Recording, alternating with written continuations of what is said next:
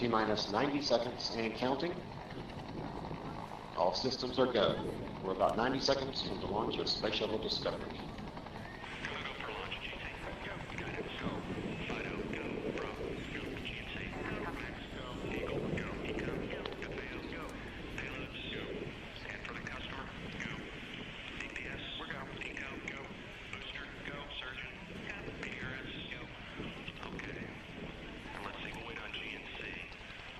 T-minus 60 seconds and counting. We are transferring to orbiter internal power at this time. Discovery is now running off its 3 onboard fuel cells. Coming up on a go for auto sequence start.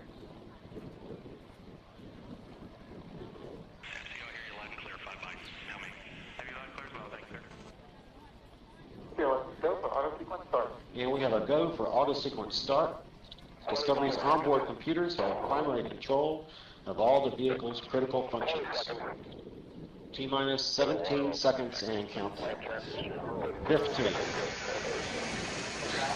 12, 11, 10, 9,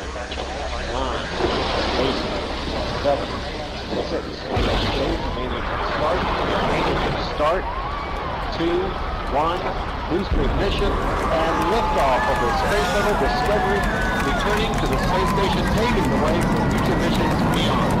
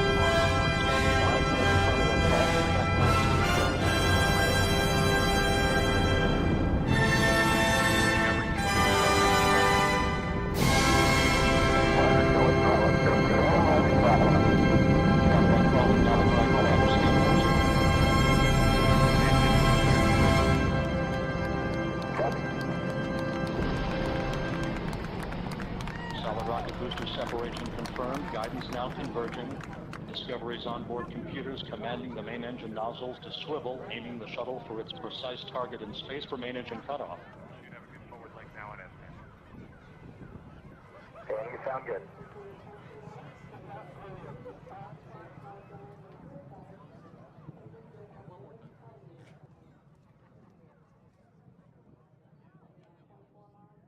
Discovery Houston, negative return. Copy, negative return.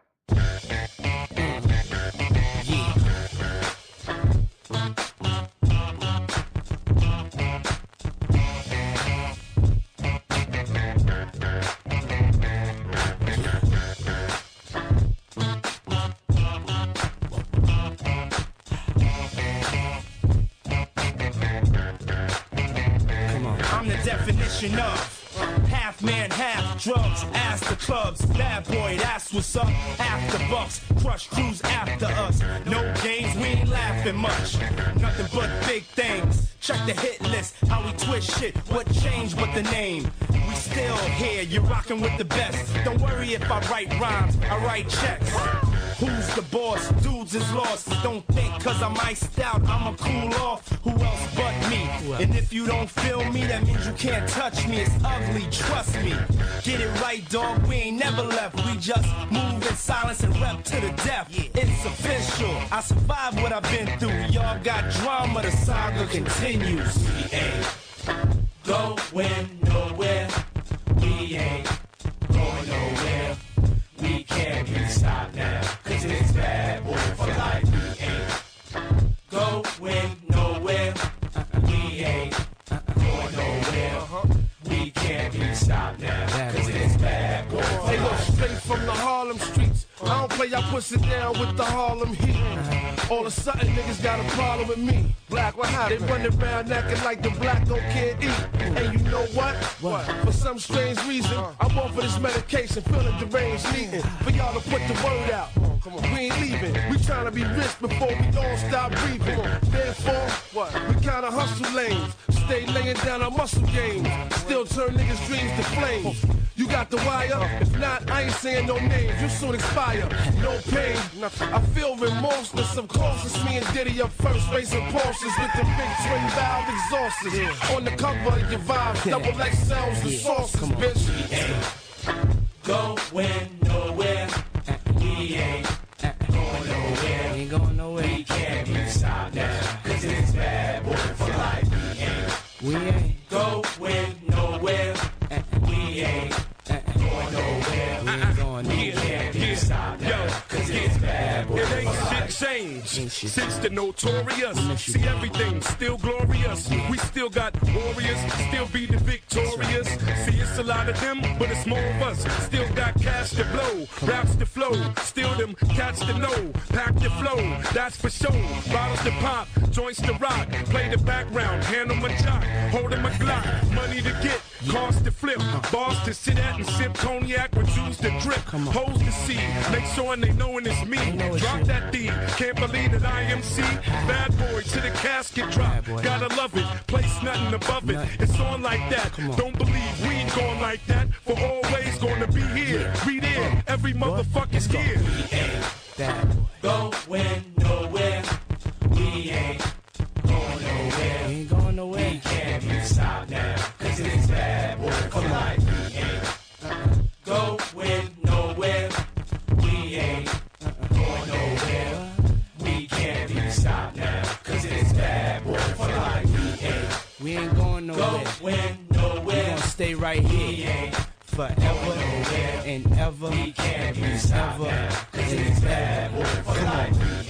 We ain't going nowhere. We gon' stay right here. We ain't going nowhere. We can't be stopped now. We gon' stay right here for life.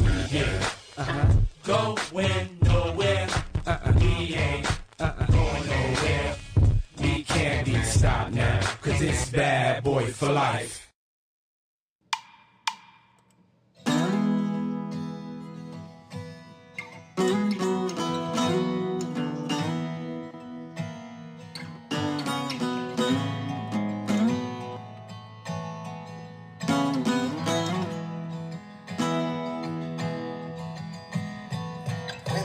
Getting cold, you need in a shoulder, puff out your chest, and be a little bolder. We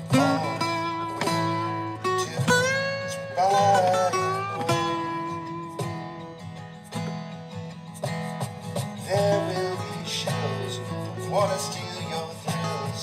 There will be friends who hold till the end. There will be doubt, fear and cloud. But it's all in your head. Those hedgies are dead. Panic and fear really are near. It's not ours to own. We have shown that all we do is rely. Oh, there will be shills who wanna steal your thrills. And there will be friends who hold till the end, and there will be doubt, fear and cloud, but it's all in your head. Those hedges are dead. So when the night's getting colder, you need in that shoulder. Seems got your back. We got each other. All we do is we ride and hold.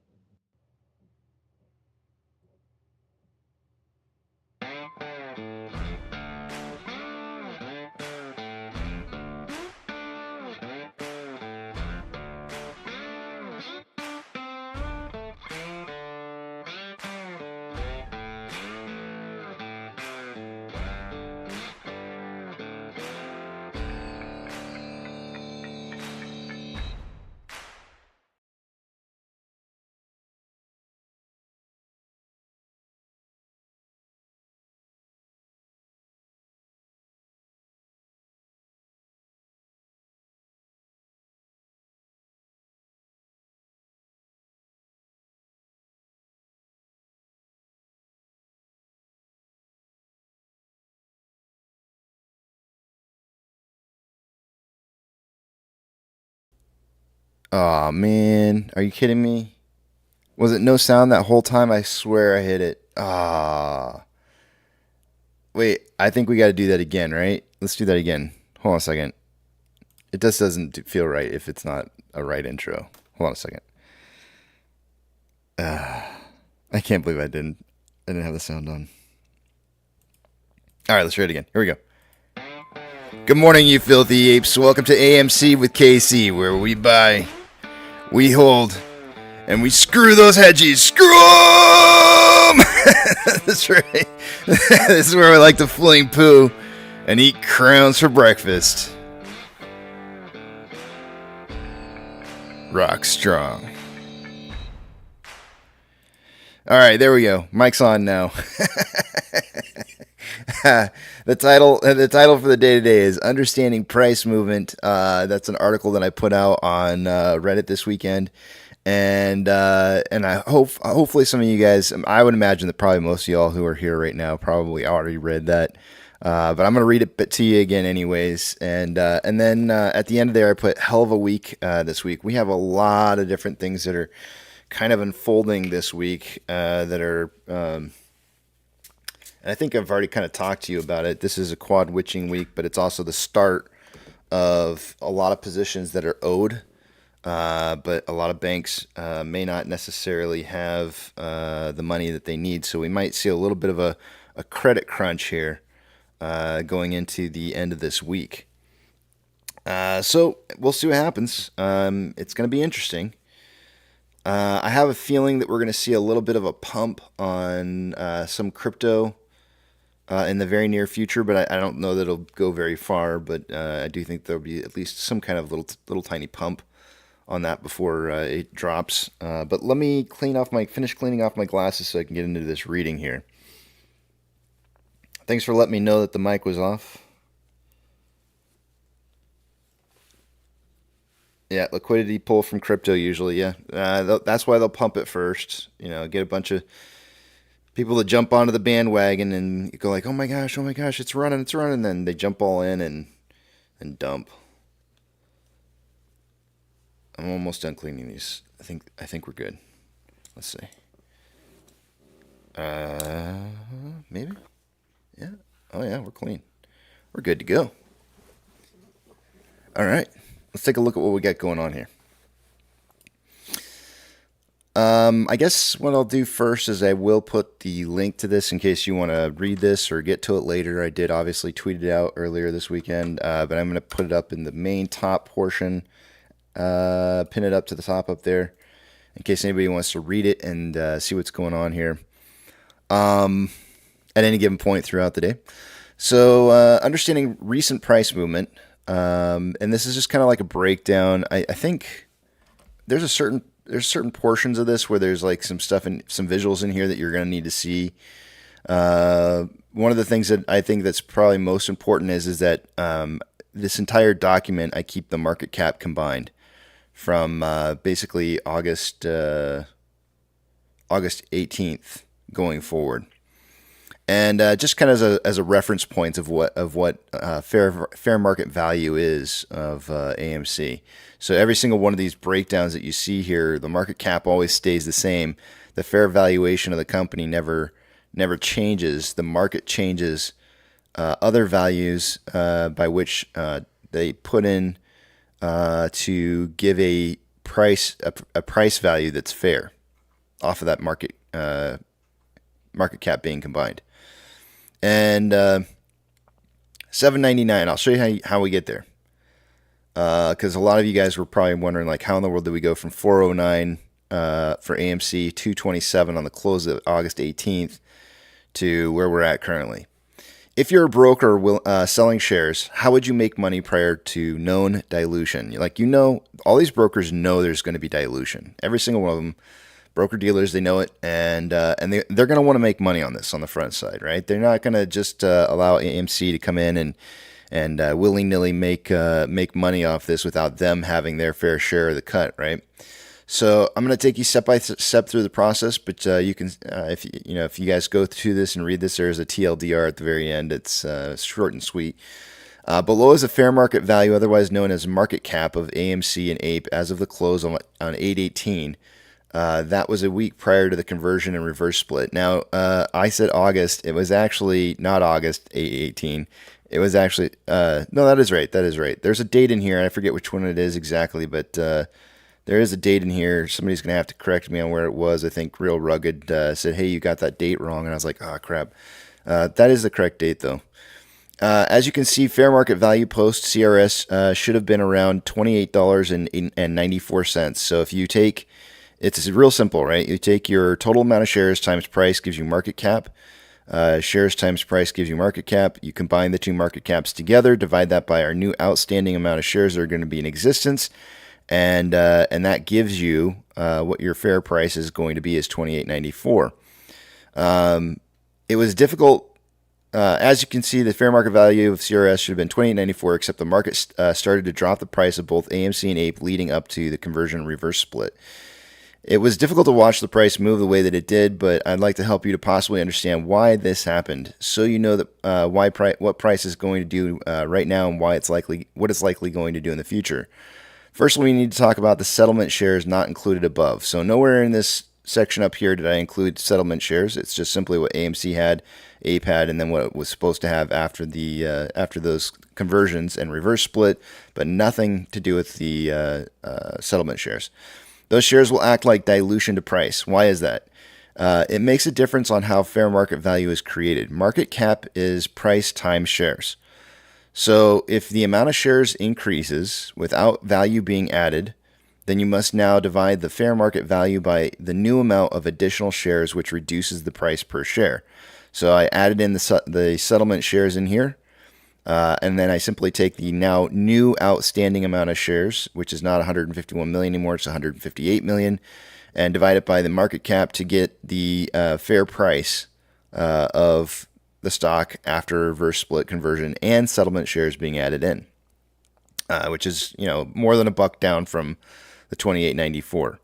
All right, now that we know what the fair price should have been around $27.67 after CRS and settlement shares being issued based on the fair market value, the market knew that CRS was an attempt by AMC to raise capital.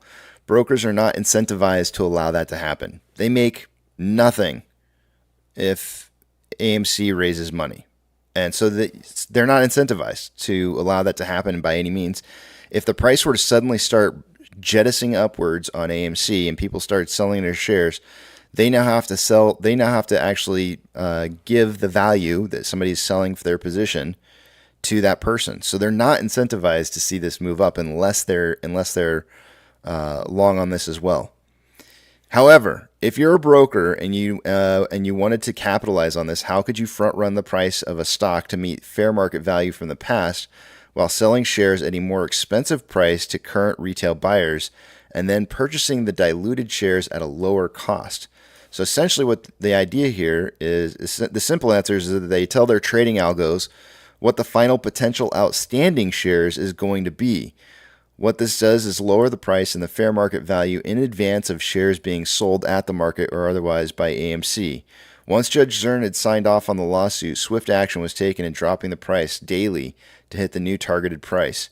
Here's a breakdown of the 550 million shares that were held and distributed upon CRS. AMC's outstanding shares were supposed to be 151,459,880 shares. Settlement shares were supposed to be 6,922,566 shares. Set aside for the equity incentive plan was 1,283,131 shares, and the shares left for dilution by AMC was 390,334,423 shares. It's this very last number that's the most important. If I were to add that total amount of shares outstanding, what would that do to our share price, assuming the August 18th fair market value needed to be maintained? So you can see the market cap has been maintained. Nothing has changed. What would they need to drop the price down to price in any kind of dilution AMC was going to do before they did it? So I add in the dilution of 390,334,423 shares into the total amount of shares that are outstanding currently. And what do you get? Lo and behold, $7.99. Now what you have to remember is that algos are constantly reevaluating that what a fair market value is. Like this market cap right here, anytime any kind of news comes out, they're going to adjust their numbers appropriately based off of whatever news happens. So if Adam Aaron sneezes wrong, they'll go in there and they'll modify what fair market value is. And now all of a sudden you get a new, price starts moving in a certain direction, right? Everything is done in a way that they're going to adjust price to meet an expectation for market cap. So these different factors kind of leave a little bit of room for leeway as to where market cap really should be right now. But what I'm trying to show you is that the recent price movements were based on brokers attempting to eat from the table early. They're essentially pricing in all of the dilution, even though Adam Aaron hasn't sold a single share into the market yet. And I say Adam Aaron, I want to say AMC. AMC has not sold a single share into the market yet, but yet they've priced it in, and you can see that from where we're at in price right now, just by adding in the shares and seeing what it should have been based off the market cap off the 18th. By front-running the price down to what would be the equivalent of what was pre-CRS would have been 80 cents, the market can now absorb any shares sold by AMC into the market at a rock bottom price, scalp retail for the higher cost shares that you're currently buying on the way down, to pocket any value difference between their at-the-market purchased shares that AMC sells in the future. So every single share you've purchased since the 18th of August are shares that are being purchased at a price higher than where the dilution is going to occur at, or at least that's what they're counting on. Meaning they get to collect on the difference. They get to pocket any kind of, like, if anybody sells a position between that point in time and later on down in the future, and they've sold that person a share, they get to pocket the difference. To summarize, what you're seeing is that the plan all along by financial institutions was to drop the share price, and this is financial institutions across the board. There is nobody left out on this. Everybody's making money on these price movements. Short hedge funds are making money on this. Market makers are making money on this. Our dealer brokers are making money on this. Everybody's making money on these price drops, except for us. To summarize, you're seeing that this is their plan by all of these financial institutions was to drop the share price to the price in the old fair market value to a pre-planned amount to make the most money on events that are going to unfold eventually. But wait, there's more. The market had started to settle on a price that was higher than $7.99 by the end of last month, on 8/29. This happened to be the day after the institutions had to start buying shares to deliver to retail since they didn't have all they needed for the settlement delivery, and we started seeing the price go back up. Then suddenly, on the morning of 9/6 in the pre-market hours, 1 hour before market open, AMC filed I think it was an 8K if I remember correctly. AMC was released stating that they were increasing the previously stated dilution amount of 25 million shares to 40 million shares. And immediately, the price started dropping over the next 3 days until resting on $7.20 in the after hours of, and this is the date that I got wrong here, 9/8/2023. Are you curious as me to know where the 40 million or what the 40 million shares added to the math that we had done from above would have looked like? Instead of $7.99, when you add in the additional 40 million, now of course we all know that they didn't add 40 million shares into what they have to dilute with. That didn't happen. But the news came out saying that they were going to dilute for 40 million. And if you add that into the calculation, it would have put us down at a price about $7.45. Oddly, this is only 25 cents from our closing price of 8.8. I think that's supposed to be 9.8. 9.8. That's supposed to be 9.8. That was this last Friday. Now, of course, we all know that there wasn't an additional 40 million added to the total number of shares that could be used to dilute with, but the market still reacted based on the new filings anyways. Remember, for every penny down that the market pushes the price, brokers get to profit from the spread, so it's incentivized to move the price on news. So where are we heading to next? The market is going to have to continue to drop price so long as retail continues to buy to complete orders. Why is that? In order to make a market with shares that don't exist, SSR has to be tripped, allowing for the creation of short-exempt volume that can be used to fill orders. Those shares ultimately must be found at a later date of T plus 35. I don't know when AMC will authorize the sale of the shares into the market, but buying pressure from filling retail orders with short exempt volume is going to start kicking in towards the end of September. So it doesn't matter if AMC, doesn't matter when they start diluting. I know that there's going to be buying pressure that's going to be applied because of the T35 dates. That these shares that they've been, the orders that they've been filling have not been actually filled. They need the liquidity that's supposed to be coming by AMC in order to fill the orders. And if that money never, if those shares don't ever show up, then they're going to be in big trouble, and that buying pressure is going to start anyways. Am I suggesting that retail not buy? Not at all. That's not what I'm saying to you guys. Buying applies pressure to the market to find shares. The more buying pressure there is, the riskier it becomes to continue to push the price down.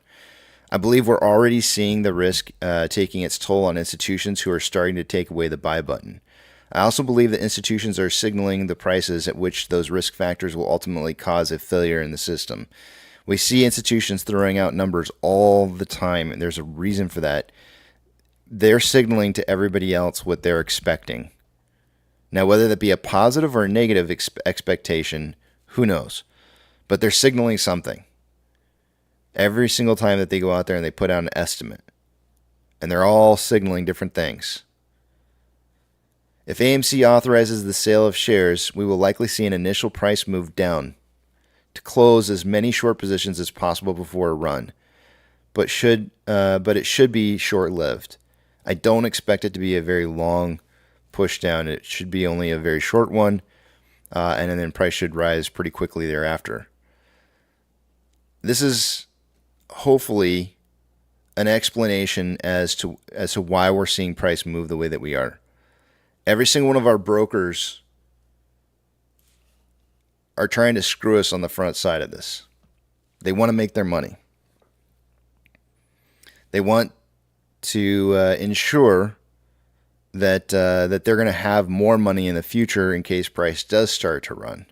If price does start to run, they're going to need that money pretty heftily for anybody who decides to sell a position as price is moving upwards. So that's all I got for you guys. It is well past time for numbers. And how to stress a position. Wait. Okay. Let's see here.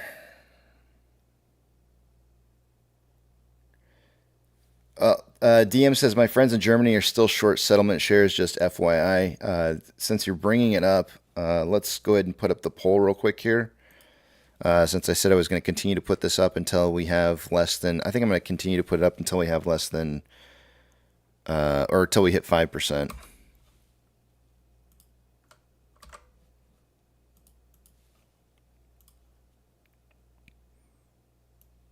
Give me 1 second.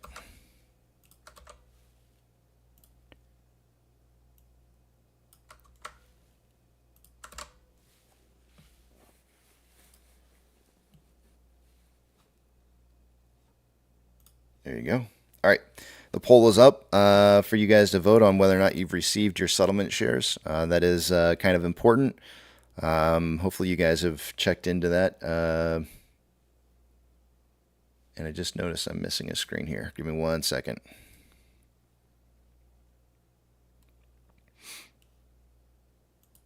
Hope you guys had a great weekend.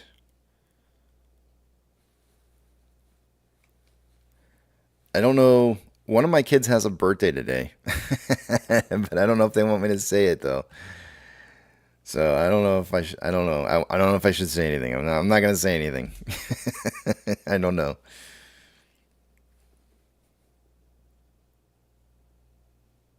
If you hear me lean around and say happy birthday to somebody, you'll know. Let's see here.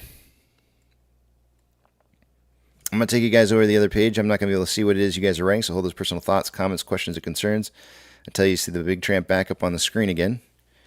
Two-factor authentication, you may want to get it as it could prevent somebody from getting into your account that shouldn't be in your account. When you do sign up for that, if your broker allows you to put in a secondary device to receive that access code, probably not a bad idea, as you know, you never know when something's going to happen to your primary phone device.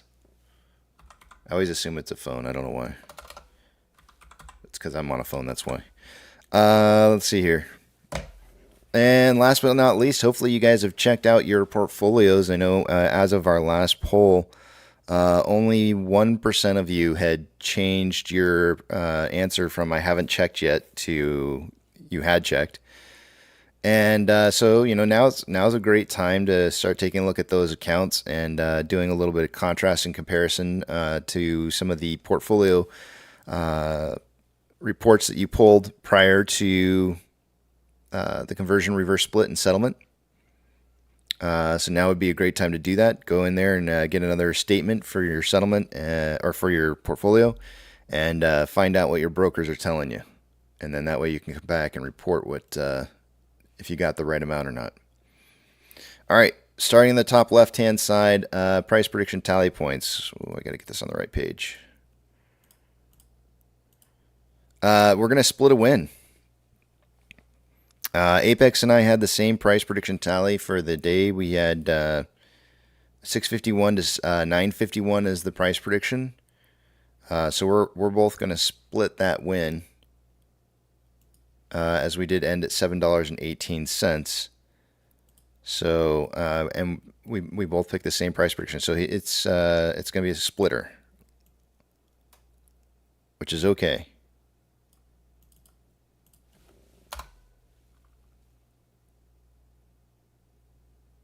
I'll just put 1 point in there. There's no point.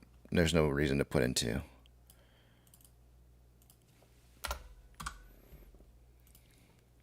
And we did miss one day. All of us missed one day last week, which is why our numbers are so low. That and we didn't have Monday for trading. Short exempt volume from Friday. Let's see what it was. Short exempt volume 47.8. Very high numbers.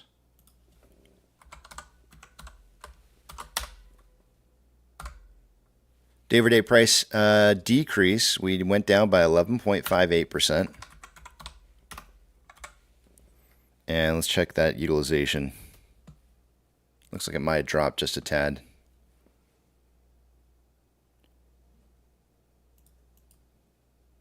$72.95. Just a little bit of a drop there. We'll find out here in a minute why it dropped.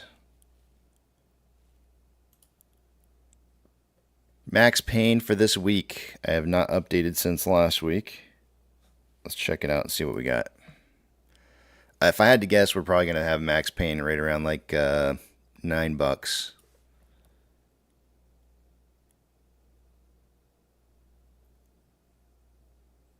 Ooh, $7 for max pain. Looks like the market really is targeting that $7 price range. Off exchange final numbers for last week. Let me give this a quick refresh. 59.26% going through off exchange.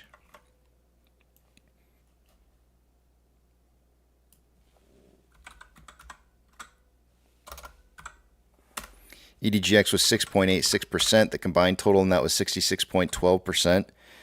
So even with SSR being tripped, a normal day for us should be about 64%. We were 2.12% higher than where we should have been. The total amount of volume going through CHX was 26.8 thousand shares, which is not a whole lot. What gets me excited is over 30,000. And what I have to say about that is the lower the CHX volume for this week, the sooner that we'll probably be towards seeing a turnaround in price movement. So what I really want to see happening for this week is a stoppage of delivery of shares. And so if we see CHX volume starting to dip to where it's always less than 30,000 shares or lower, anything lower than 30,000 shares, then that means we may be returning to some buying periods of time again. So, and I'm looking forward to that. So, hopefully CHX volume stays low. GME CHX volume from Friday, final number was 2,039 shares. Not very high. 30,000's a good number for them as well. And then taking a look at options.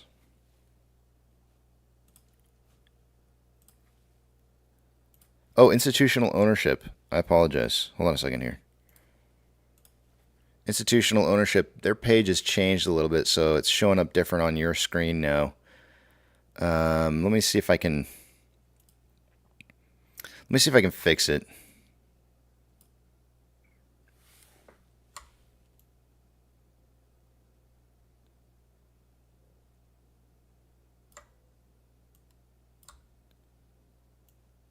Trying to.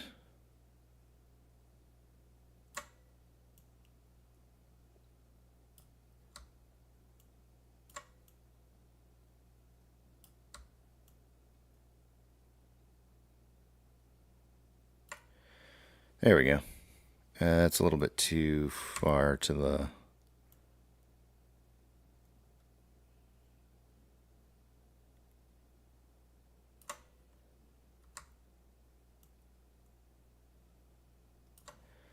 There we go. Institutional ownership this morning. What do we got going on here? 154.089 is the same value from last week, so no changes. Options. Let's see what this week looks like in open interest.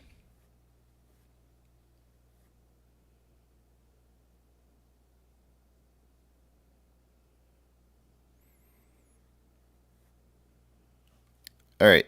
I'm going to document where the highest amount of open interest is on the call side and put side, but do note that there might be some values in here that are not very close to where our current target price is. So the highest amount of call volume is showing up at a $12 strike. There's actually some $3.50 call volume in here as well, which is kind of in the money calls, which is kind of interesting. But let's see here. Let's put in highest amount of open interest is at a $12 strike. 33.3 thousand contracts at a $12 call strike. And then highest amount of puts appears to be at a $10 strike. Nope, that's not the case. There's a $2.50 strike.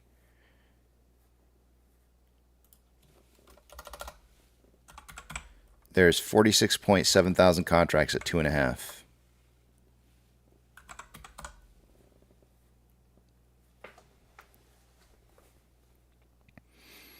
I'm going to make a quick comment about this. There may have been voices in this community in the past who have flipped their narrative. And I want you to think about the two different things there's two different narratives that they're pushing. Options and a negative outlook on AMC. And I want you to think about that real hard and think about the idea that there may be people here who flipped and decided to try and make back their money by going short on AMC. Not short in the classical sense of borrowing shares or whatnot, but they may have decided to actively take out put positions, and so anytime price moves up, their voice gets louder. You're going to hear their voices getting louder and louder and louder because they stand to lose some of the money that they were trying to. And this is the problem, guys. This is the inherent problem. It's greed, right? This is the classic tale of what everybody wants retail to do, is to be classic retail. Everybody wants us to react the way that we are supposed to react, which is to take out long and short positions against a stock. And not necessarily just buy and hold. And by playing the game, I I guess the best thing, and this is the thing that I've always said, if you want to beat a grand chess master at playing chess, the chances of you not already being not being a grandmaster chess player doesn't mean that you can go out there and become suddenly a grandmaster chess player to beat them. It's to sit down at a table with them and never start playing. That's the only way you're going to be able to beat them, because you can't lose if you don't play. But the thought process here is there's going to be a lot of people out there who are trying to tell you to step in and cow patties. And the whole reason that their negative outlook and position towards AMC. Otherwise, think about this for a second. If you were retail and you sold off your position, I want you to think about this very carefully. If you were retail and you sold out of your position, would you still stick around and make comments? Why would you stick around and still make comments? Unless there was a reason. There's always a reason behind why people are still in this community that we recognize and we know who they are, and they're making comments. So I want you guys to think about that. Think about the idea that that not everybody who was on our side is still on our side. Unfortunately, greed gets the best of a lot of people, and it is what it is. It's a crazy market, and sometimes people fold to greed. But it wouldn't make sense for anybody who sold off their position to still stick around and continue to make comments, unless they had something to gain from making those comments. I just want to throw that out there. No, not pointing any fingers. I'm just telling you why it would make sense that they're making comments, the comments that they are. All right, let me give you guys a little bit of music, and I'll take you over to the other screen here in just a second.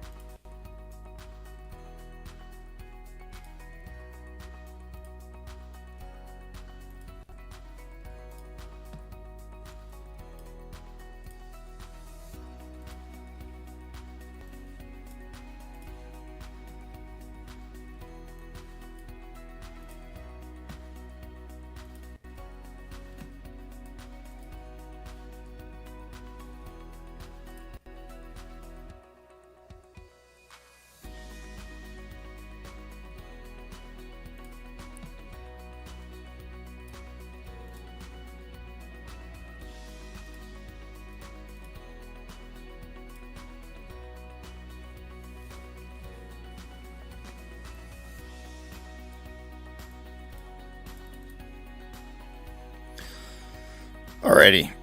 Short share interest of the free float showing up at 11.57 or 51%, and you can see our utilization drop ever so slightly from. Are these? You know what? I don't think this is today's numbers.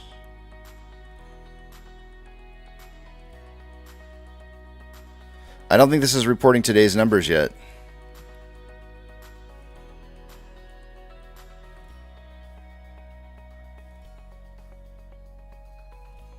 Maybe it is. All right, I'll keep reading them as if it. Yeah, it is yesterday. Okay, it is. This is correct. All right, my bad. Shares on loan increased day over day from 25.65 million shares to 26.45. So we're looking at like 800,000 shares increase.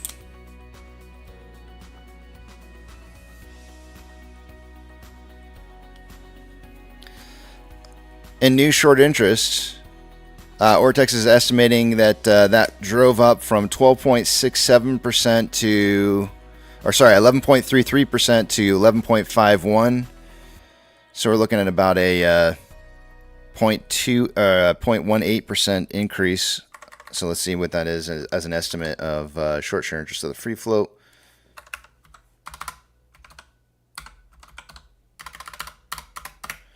284,000 shares in new short interest is what Ortex is estimating.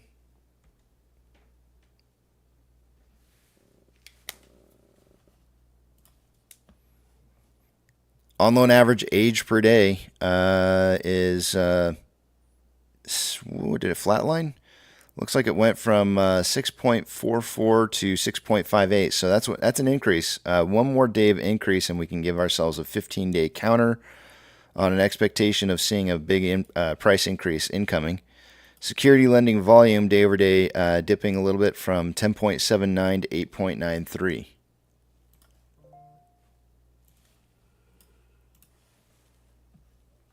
How's the markets looking this morning here?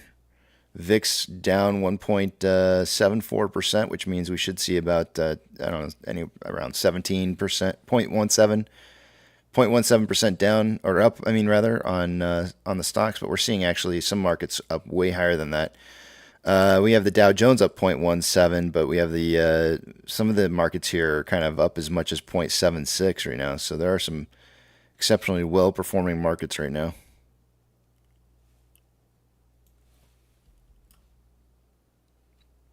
Hold on one second.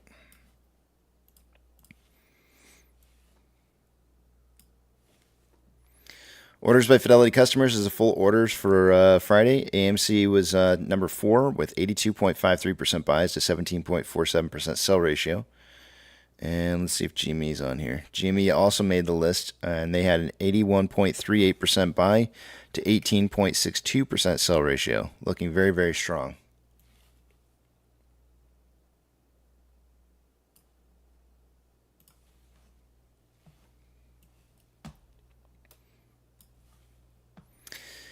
SSR is tripped today from being on from last week, and then we would trip again today at $6.46. Shares available to borrow has gone down to 75,000 shares this morning. I think they got it up to about 1.8 million shares available to borrow, and have borrowed almost all of it. I'm just going to call it 1.75 million shares borrowed for the day today. That's more shares than was borrowed, that we saw borrowed on Friday. Fees are at 4.2%. There's currently, let's see, what are we at here? 9.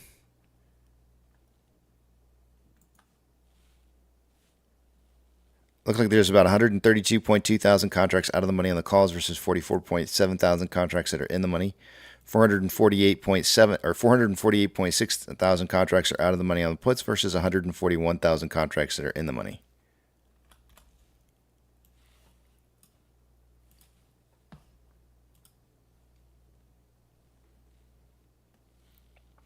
Let's look at banks. Pre-market bank movers. I'm only going to read 2.75% or greater.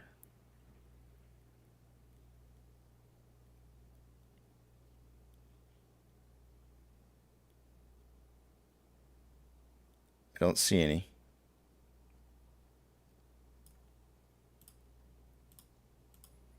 Ethereum Classic is down 2.74 and about ready to break past this bearish triangle that I've got set up here. Looks like it's retesting the bottom side of this. I've got a breakout date for 9/22, which is still a little bit of ways away here. So this is, I do expect to see perhaps maybe one more run upwards before seeing this breakdown. But if we go to 1 minute here and take a look, we are trending down on Ethereum Classic right now. US dollar is down 0.34 and trending up. Oil in the pre-market's up 1.9%. And looks like it's not traded. It's traded 5 shares so far, but it's up for the 5 shares it's traded. Pre-market on the SPY is up 0.41.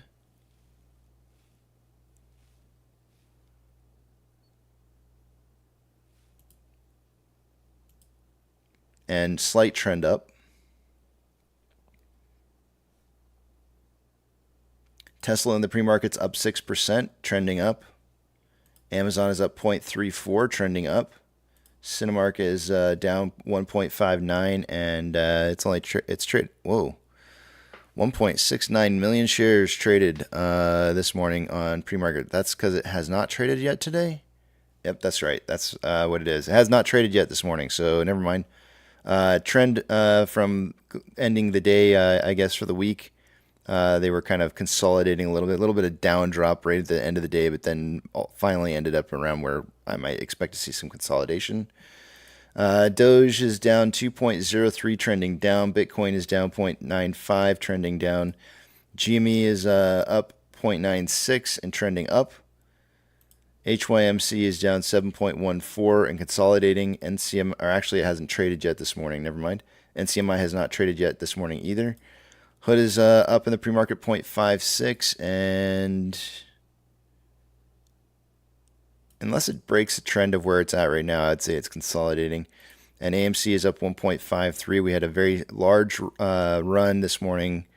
Well, it's not very large. I mean, we only went from like 718, 720 to 788, but we had a quick jump up to 788, and then a quick fall back down again to 729 is where we're trading at currently. On Friday, we had approximately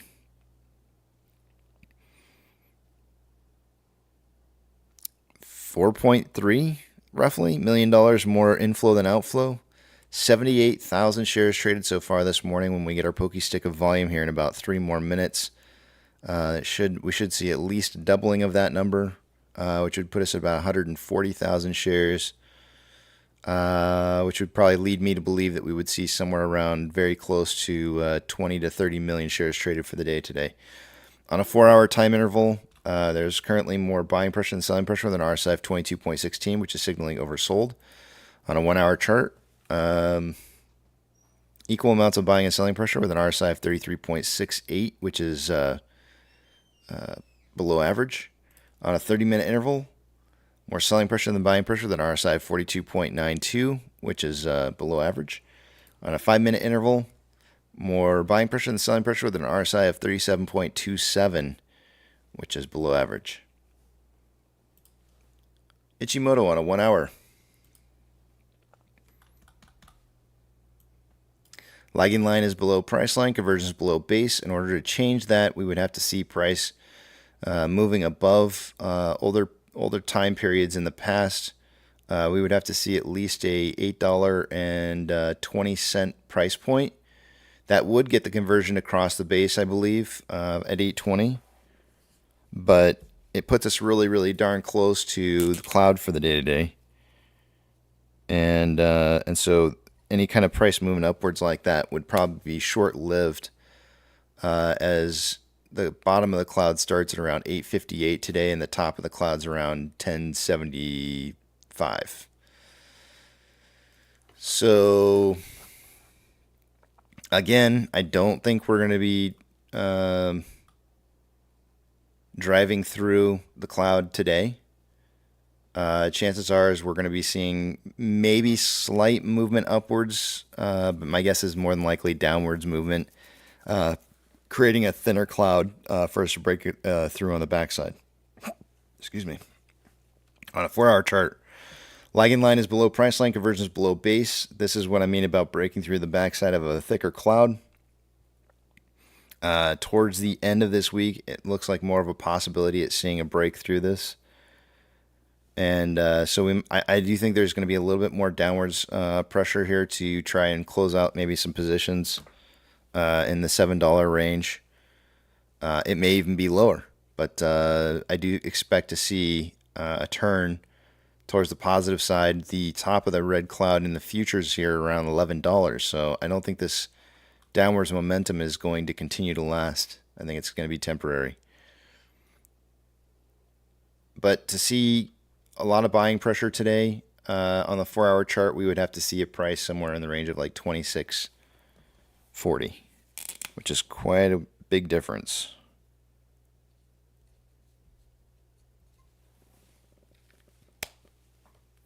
From where we're at. Here's our pokey stick of volume kicking in.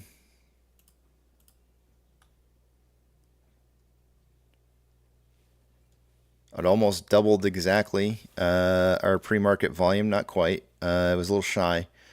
Nope, never mind. I take that back. It just kicked in. It doubled its volume. It just doubled. It went from 60 something thousand shares to 120, so it like doubled itself. We just got to 124,000 shares, giving us a total of 200,000 shares. That's about a 40 million share traded day. So I'll probably say 30 to 50 in volume. Now I do expect that's probably on the high side as what do we have for volume last Friday? We had 32.3.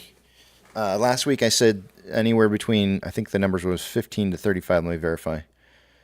Last week I said 15 to 35 million shares traded for the day, and we ended up doing 32.3. So we're really close to those numbers. I say for today, I'm going to stick with those numbers of 20 to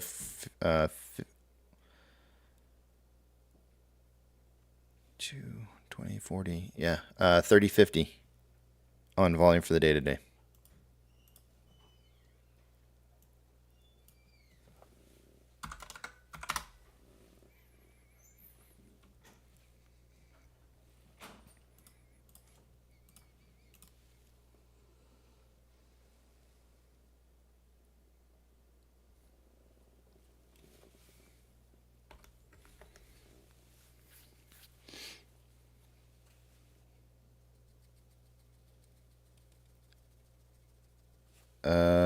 I see Food Dog saying DM.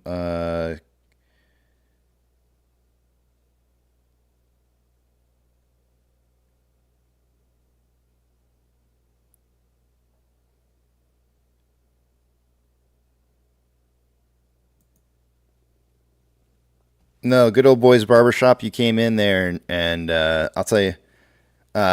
Send me a DM. I don't really feel like airing this out on here. You can send me a direct message, and in any place you want. But it's not that. You came in there hot and heavy, and you were, I'm not going to allow that to happen.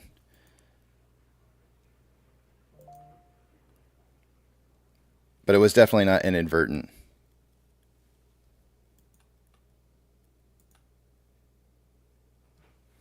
And the idea, and here's the other thing too.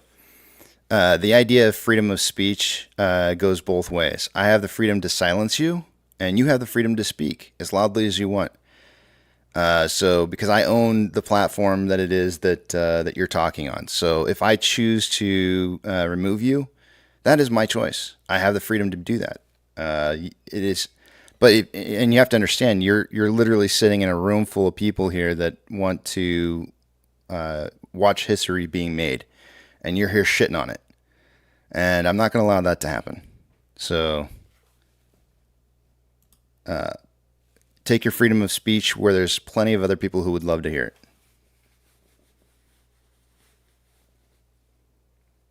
Which the crowds are kind of small, by the way.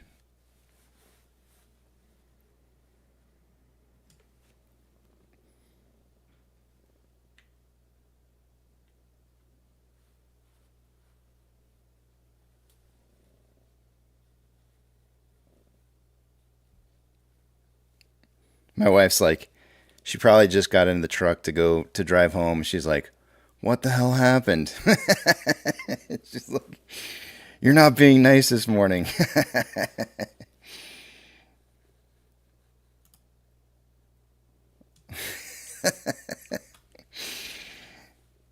Yeah, just send me a DM, good old boys barbershop. I'd be happy to take it off offline and talk to you about it.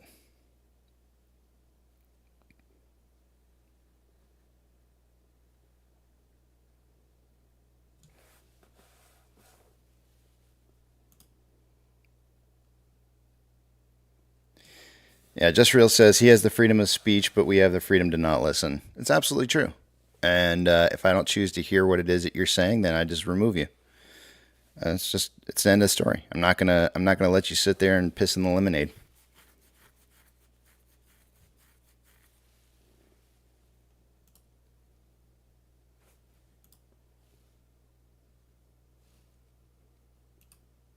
There's a couple different things that I posted up on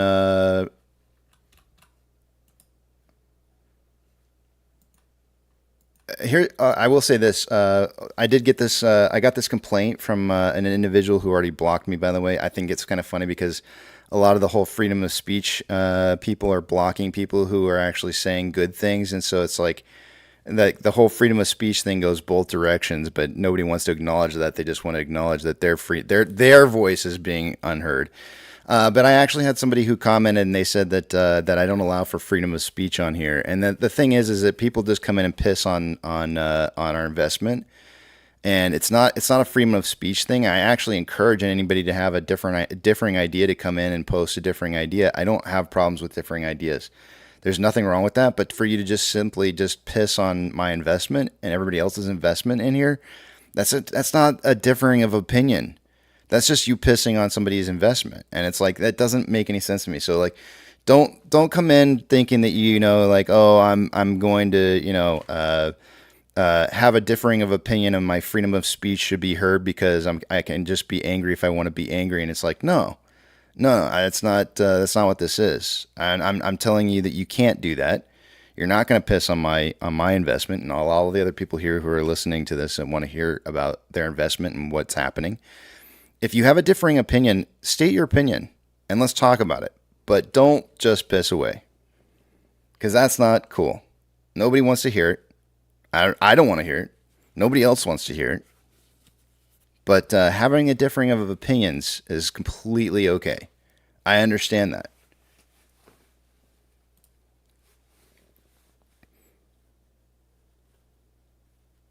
And I encourage anybody who has a differing of opinion to bring it up.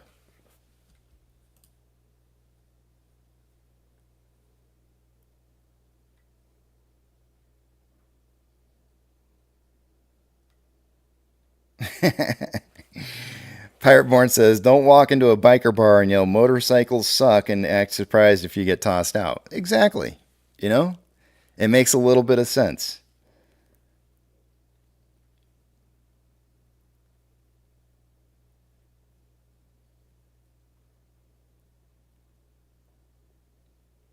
But the interesting thing, though, is that a lot of people who are against what it is that I'm doing and what I'm saying, they're saying that I don't allow for freedom of speech, and that's the only thing that they have to be able to say. They say that there's two different things they say.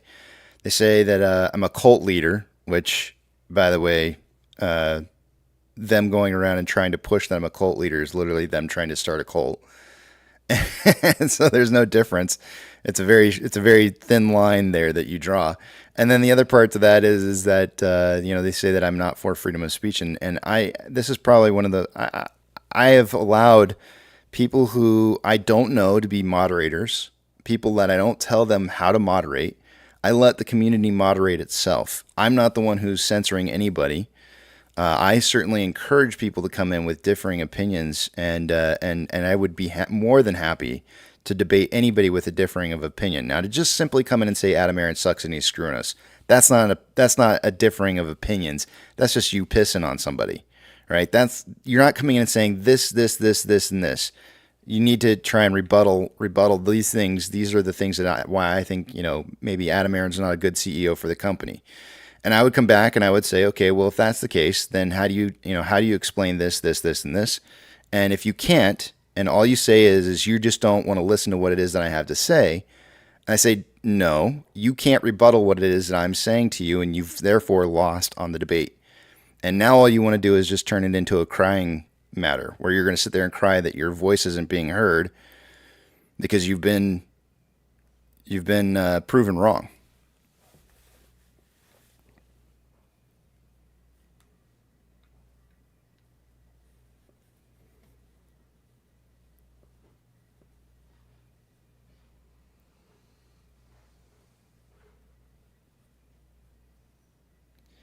Cult, that's a big stretch. Well, I know it's a big stretch, man, but it's the one that's been made. There's been a couple different things that have been people are kind of trying to pin on me. But the idea here is that we're all individual investors and we all get to make our choices. This is the most insane part to it to me is that there's literally people out there that are making the assumption that you can't have the freedom of choice to choose to buy and hold. They're telling you that you're stupid for it. And it's like, wait a minute. why do you care? Why in God's name would you care whether or not I hold or I don't hold a position? What do you stand to benefit from convincing me otherwise that my position is not a good position to hold? And it's, every single one of us gets to make this choice for ourselves. We all get to decide this. Like, I'm not sitting here telling anybody what to do with their money. Everybody here gets to decide that, but there's people out there who are literally telling you, you should not hold this position anymore. If you want to make money, you should do something different. It's like, okay, yeah, that's how the market works pretty much. If you do want to make money, yeah, there's definitely a place out there for you to make money. This is different. This is something different here, and some people choose to be a part of this, and some people choose not to. But the people who have left and have chosen, quote-unquote left, by the way, quote-unquote left, are trying to tell you that you should think differently. They're coming back and telling you should think differently. Why? Why would they do that? What do they stand to gain from that? You have to ask these questions to yourself about the people who are fraudulent individuals in the community who are coming back to tell you that you should change your mind about what it is that you're doing. What do they have to gain from it somehow? Because nobody else cares otherwise. They just don't. Jason says money. It is money, Jason. It's all about money. It's always been about money. It's never been about anything else other than money. So, how specifically are they going to benefit monetarily? And you have to ask yourself those questions. Review dork is back. Oh God,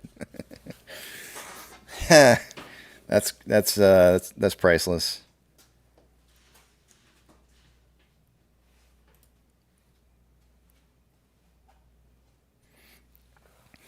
Andrew says, "Oh, I wish someone was in the chat with me last night. I fought a brave fight." You know what? There may have been people there that saw what it is that you were writing. It's really interesting. I had a particular individual who's been banned twice from the chat in here in this comment section, who's asked to come back a third time, or actually, I guess it's really asking to come back a second time. And I was thinking about it. I was mulling it over, trying to decide whether that was going to be the case. And some of the places where I do my research is by watching what other people are saying. And last night I was able to see that person pay somebody to speak poorly of the company. They literally paid somebody to speak poorly of the company, and they want to come back into this chat. And I I took a screenshot of it and sent it to him and said, no, I was right the first time when I got rid of you. I was wrong the second time. I won't let it happen again. But you know what the funny part is that I actually know that they're still here anyways. One way or the other, they're creating other accounts and they're still here.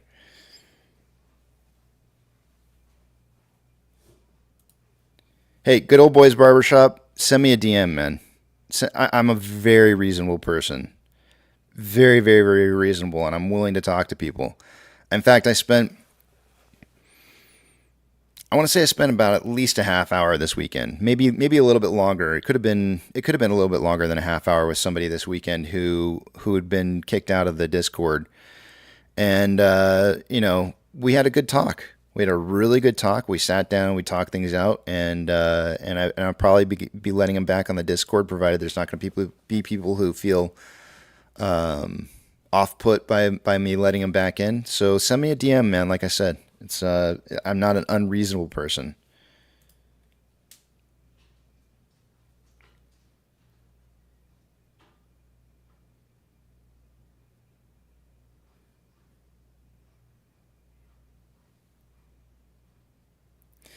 I did not catch Bigham's live yesterday, 1796. I unfortunately was unable to at the time. I kind of wanted to. I saw it up there, but I was tied up at the time, and I was unable to do it.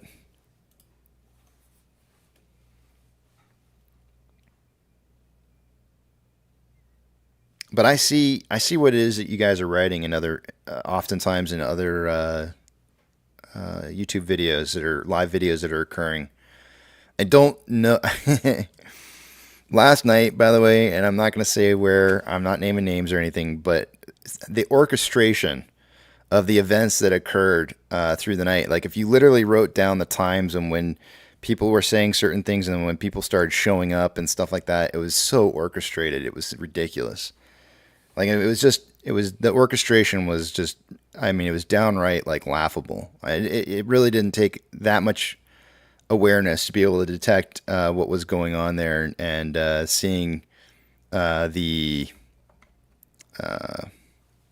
see exactly what was happening. It was just crazy.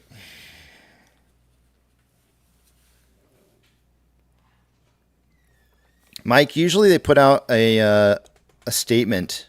I think we are waiting for an S3 filing before they start diluting. But after they finish selling off the 40 million shares that they've talked about, they would put out a statement letting everybody know that those shares have been sold into the marketplace.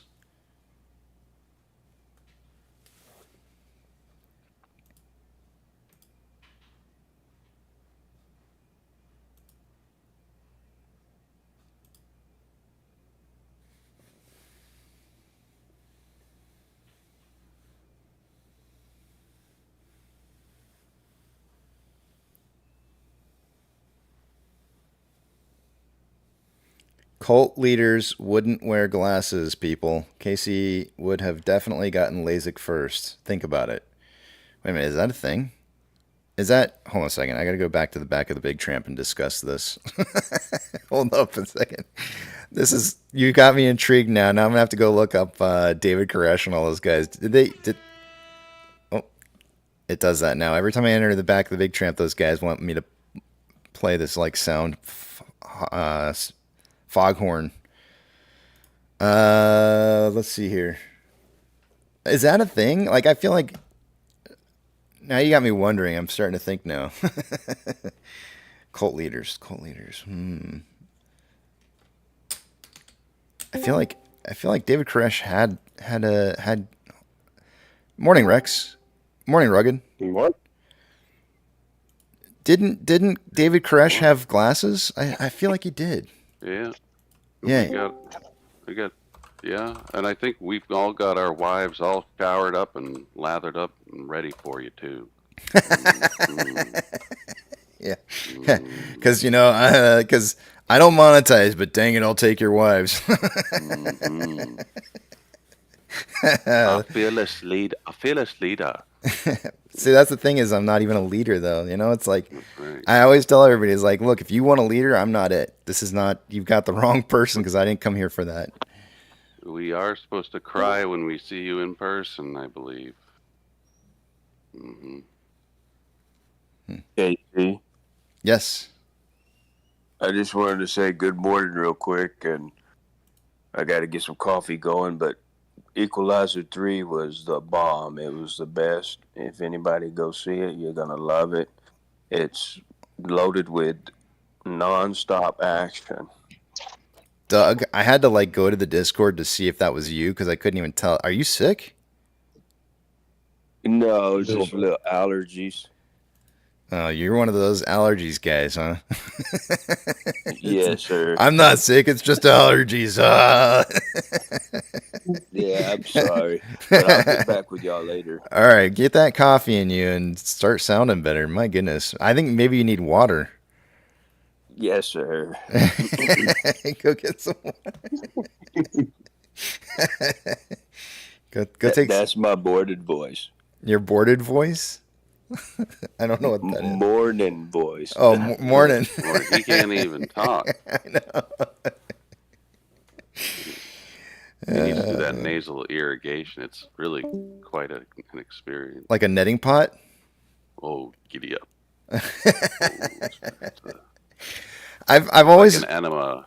I've wondered, I've seen them, those netting pots, and I've always wondered. But then I hear these people who get these brain eating amoebas, and I sit there and I go I really just don't.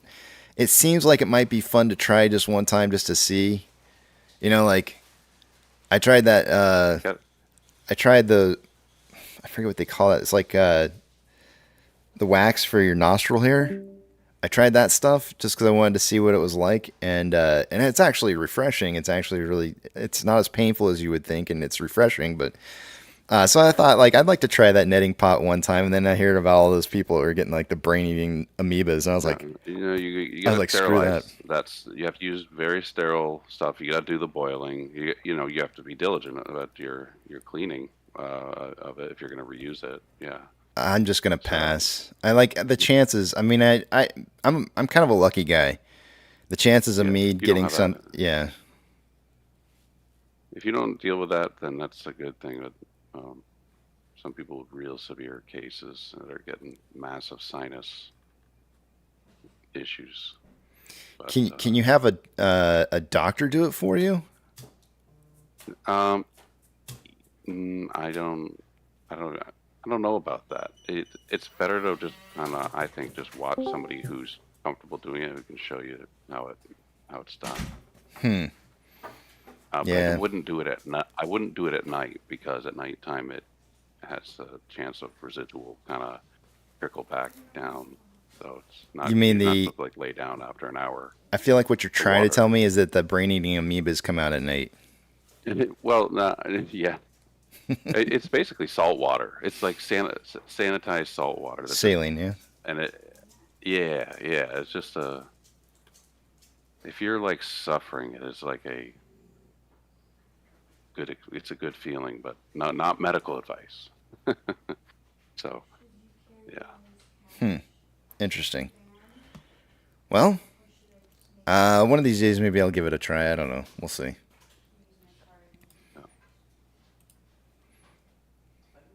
Did you see one of the big things that's happening this week is there's FTX is likely to get approval to liquidate its assets on the 13th of this week.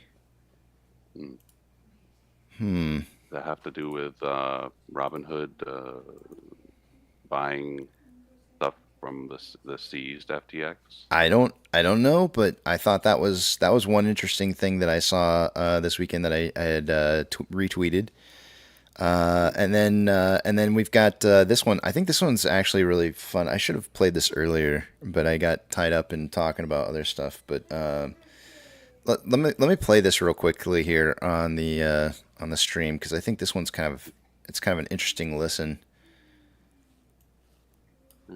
Give me 1 second.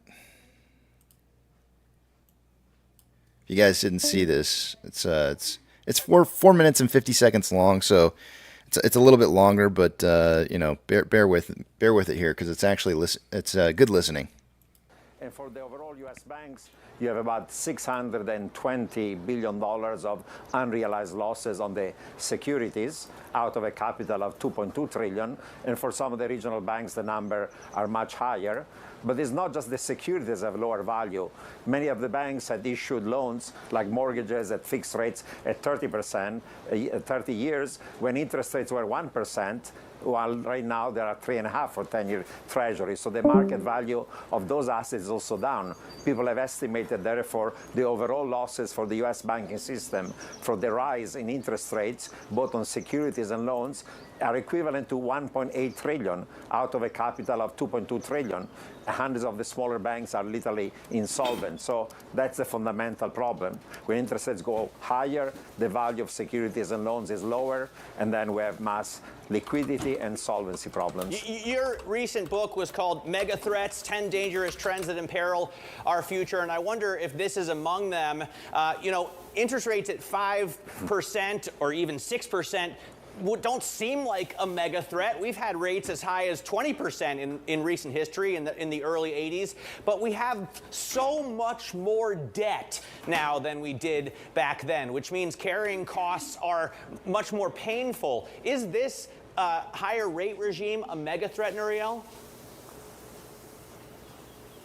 It is because in the 1970s, when we had the stagflationary shock that led to inflation and recession, debt ratios in advanced economies were only 100% of GDP, private and public debt. Today, there are 420. So we have the worst of the 70s in terms of negative supply shock, reduced growth, and cause inflation, and we have debt ratios that are much higher than after the GFC crisis. And during the GFC crisis, we had the debt problem, housing debt, mortgages, bank debt, but we had negative demand shocks and a credit crunch that led to deflation, so we could do massive monetary, fiscal, and credit easing. Now we're entering a recession and financial instability, having to raise interest rates because the inflation is too high. So we get inconsistency and a trilemma.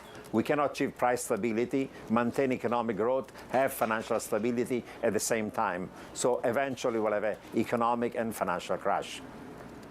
I mean, central banks say they can do those two things. Good morning to you, Nouriel. They say that they can have financial stability and they can control monetary policy because they're different levers dealing with different problems. You doubt that? Yeah, there's this separation principle that says we're going to use the interest rate policy for price stability, and we're going to use liquidity to backstop the financial system and have financial stability. But that occurs only when the problems of the financial system are purely liquidity and limited to individual institutions. When you have a systemic problem and there is a risk of insolvency, and by the way, an economic recession is going to lead us from duration and market risk to credit risk, you cannot essentially lose liquidity support of the banks as a way of backstopping the system, and there's an inconsistency between price stability and financial stability. And we're headed towards a hard landing, a credit crunch, and significant amounts of losses, both for debtors that are facing much higher nominal and real rates, but also for savers and creditors, because rising interest rates reduces the market value of their creditors' assets. So you have financial instability, price instability, and economic instability. Nouriel, you used the phrase credit crunch, and we all threw around the term credit crisis in the late 2000s. We know that that led to the financial crisis and everything that followed. How bad do you think this credit crunch gets this time around? We heard the Fed uncertain, and many voices uncertain about how much we see a pullback in the offering of credit. Well, most of the financing to SMEs and to households in the U.S. occurs not from the large money center banks, but from these regional banks. And these regional banks are in trouble. There is deposit flight, there are uninsured deposits, there are fundamental security losses. There'll be a tightening of credit and credit standards. They have to be more cautious, they'll have to raise capital, so they're going to lend more. Credit growth is going to probably go from 10% annualized to closer to zero, and therefore a good chunk of Main Street and Middle America is going to be subject to a significant credit crunch. That's going to exacerbate the risk of a harder landing of the real economy. So, wait, hold on a second. Let me go back to the back of the big tramp and fix this here. I had to pump up the volume and deafen myself. All right, there, I'm back on there. All right, let's see here. So the other part to this that was posted up here is Charles Schwab owes 130% of their total equity capital to short duration FHLB loans that have to be paid back soon. Total assets $350 billion. There's your September Lehman Brothers. They're suggesting that with this chart here that you can pull up and look at it. And I retweeted this out, so if you want to go see it, you can pull it up here. But my bank's on the top three, one I bank with, and so that kind of scares me a little bit on these this FHLB as a percentage of their equity. That does definitely scare me a little bit, and so if your bank's on this list on here and they're high up on this list, maybe the first top 10 or so, be careful. Be very, very careful. But anyways, there's a credit crunch coming here.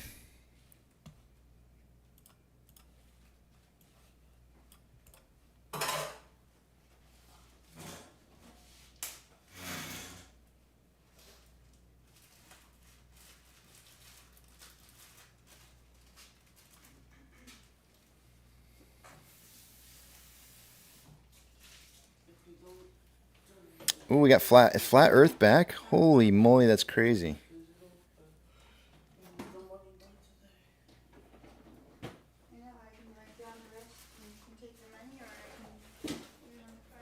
I post FGCV. If you go to Twitter, you can look at the I actually posted it up for there. I'll try to put it up there again for you. Oh no. Top bank, Signature Bank, Charles Schwab, USAA Federal Savings, Silicon Valley Bank, Key Bank, First Republic, PNC Bank, Northern Trust, Truist Bank, Ally Bank, it's probably Ally Bank, and First Citizen Bank. I think that's the top 10. 3, 6, 9.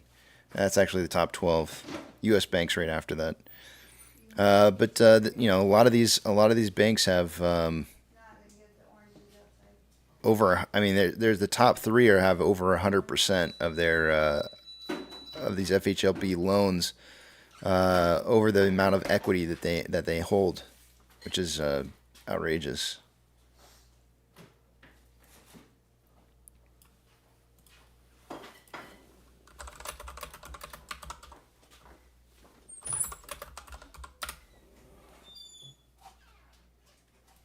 I don't know if that's going to lead to some kind of housing crisis problem again, but I mean,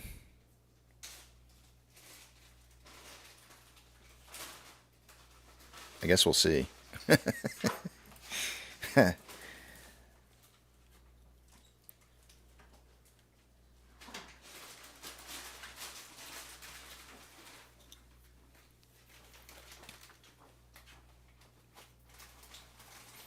Andrew says the call the other night says we're sitting on the next Berkshire Hathaway.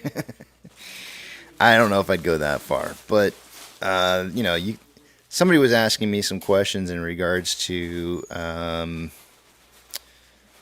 price movement of AMC with our current share position, and with the outstanding shares being lower now than what they used to be, we have a much greater chance at seeing higher prices. And the reason for that is and you can use math to kind of formulate or come to that conclusion. And the reason I say that is that if a market cap is based off of price times the amount of shares that are outstanding, then you can go to a company like Apple, which is probably, I don't know if Apple's one of the largest. Let me see which one's the largest here. Hold on a second. It might be Berkshire. I don't know who it is. Apple is the largest company in the world with a market cap of 2.96 trillion. So if we were to take Apple as an example, 2.96 trillion, and we can just pull up the calculator here, and millions, billions, trillions, and divide that by our outstanding amount of shares that we currently have, and I'm just going to round it and say 158 million, then our price per share could get to, is in order to match a market cap of what Apple is, our share price could get up to $18,734 a share. The difference between what it is that we have now versus what we had before, when we had 1.58 billion shares in existence, is you could just check out the price difference and watch this. So instead of $18,734, where can I write this down?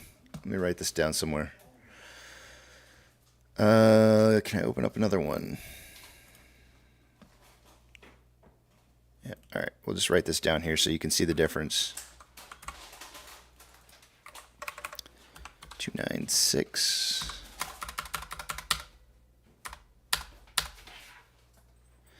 Okay, so there's the market cap, and so we're going to do this a little bit differently. We're going to divide this by the outstanding shares that we used to have to come up with a price. And the outstanding shares that we used to have was we'll just call it 1.58 billion. It's close enough. It was probably more like 1.51 billion. Let's just use 1.51 billion. Be safer. We'll be on the safe side here. 1.51 billion. That's what our share price, to equal the same market cap as Apple, that's what our share price would, if we got to $1,960 we would have been topped out at the market cap of what Apple is. Now, can market cap go to much, much higher numbers? Absolutely. Market cap is just simply a function of telling you how much value there is. It doesn't really tell you anything beyond share price, current share price multiplied by outstanding shares. The point that I'm simply trying to make to you here is that with a lower float to equal the same amount of price value as a market cap of something that exists in the marketplace currently, our price could run to 18,734 now versus 1,960 before. So hopefully that kind of puts it into a little bit of a perspective for you guys about how much quicker and faster and potential height of price could get to on AMC.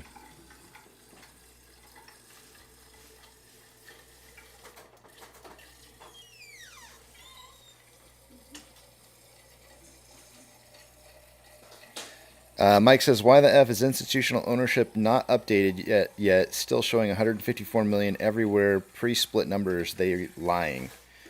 The reason for that is that Fintel doesn't report.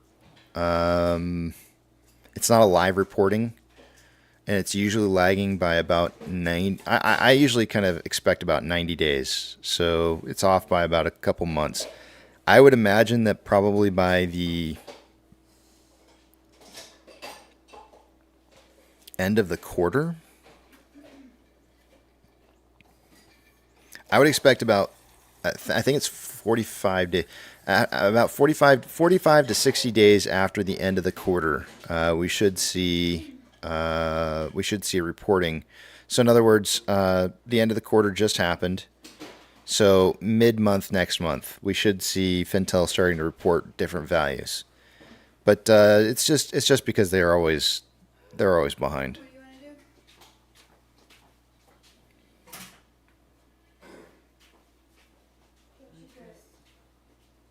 Thanks, Andrew. And I saw your post earlier about there being a space call where people were talking about it. That's kind of cool. I'm sad I missed out on it.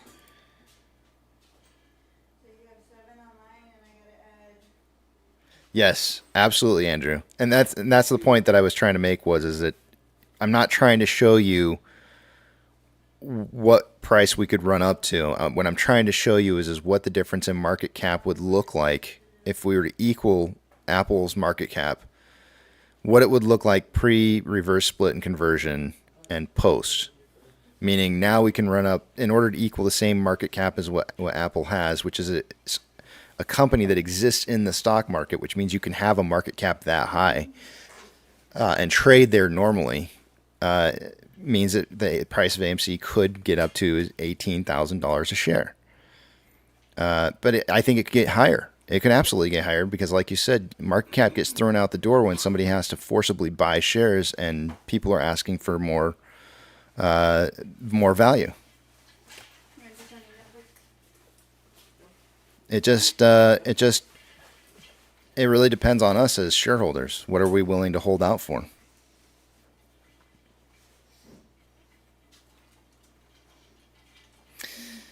Yeah, I'll have to give it if it's in regards to the bonds, him and I have discussed some things already, 1796 Patriot, but I don't know. I'd like to look into it. He might be onto something. I haven't really had a chance to kind of dive into it too much.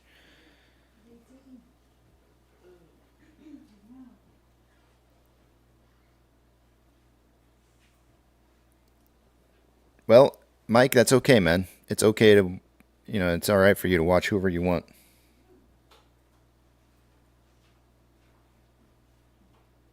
Welcome, by the way. All right, guys, it's time for me to take a break. Yeah, ice cream. I don't want to put words in Bigham's mouth. Because I don't know what he said in his live stream. So I just know that he was talking about something with me, and so I need to go watch what it is what he said in his video. But let me, I haven't done price predictions yet. I'll probably wait till the last 15 minutes before market opens for the day today and then give my price prediction. Apex is already in for the day with the same price prediction that he had last week with 651 to 951 to end the week out. So I'll give my price prediction when I come back, and I'll see you guys at about 8:15, 15 minutes before market opens.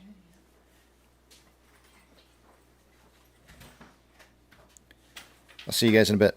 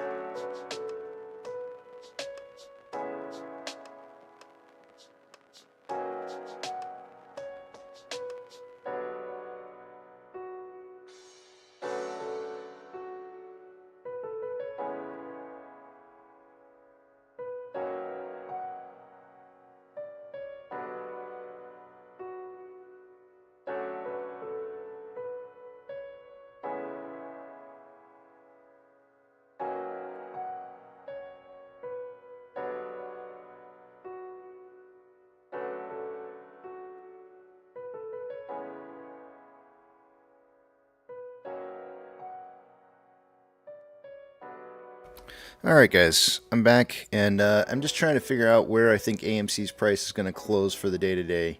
I am seeing.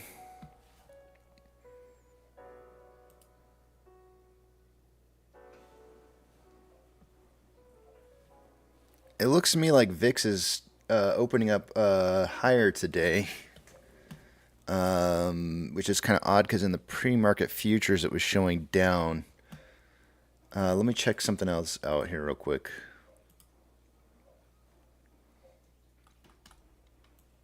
Hmm.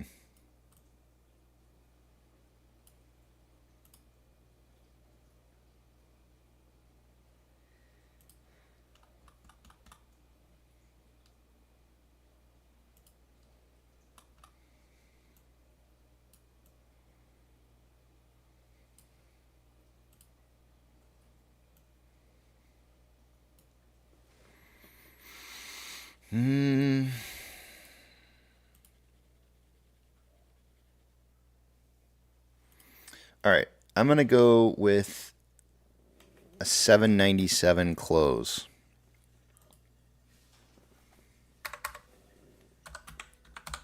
No, hold on a second. It's too high.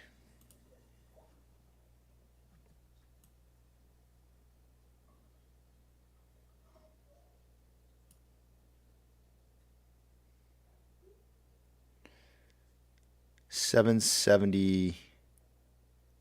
I'm gonna go for 770 close.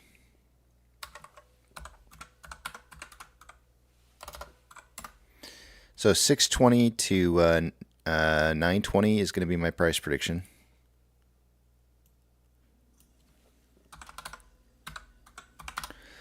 Apex has 651 to 951, and let me send a text message to Eric real quick here.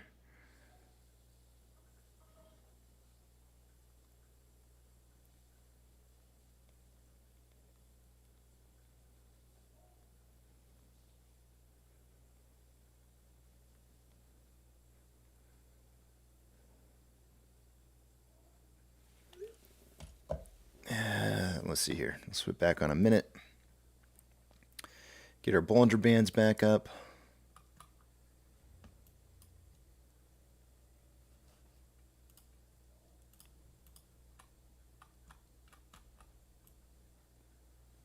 Getting a nice little pump this morning in the pre-market. Obviously, volatility went down to just basically about nothing.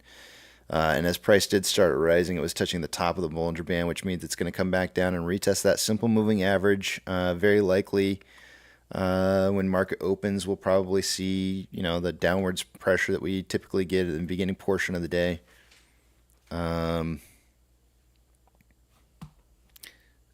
It's not too many surprising things anymore.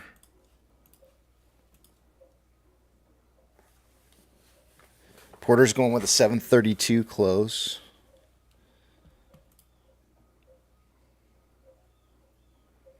And he thinks we're going to run soon.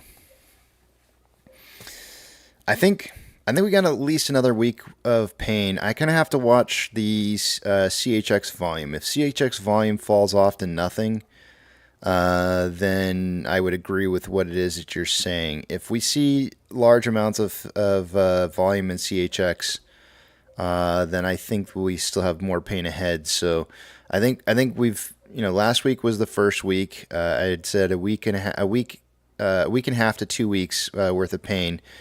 And the more I started looking at the volume on CHX ending last week, I really do feel like it's going to be a full 2 weeks. If not, it may even be 2 weeks and maybe a day or two. But it's all going to depend on today.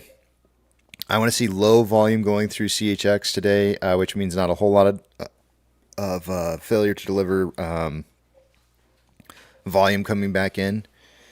So shares just basically not being delivered, which is obviously going to apply more pressure on the market to start buying shares off the market. So that's what I would like to see. I still don't see any signs of any kind of selling by AMC's part. Hey Ben, just throwing it out there. Welcome to the channel. Say hi if you're brand new. There are rules here. If you go to the description of the chat, you'll find out what those rules are, and one of them is to not throw out other stock tickers.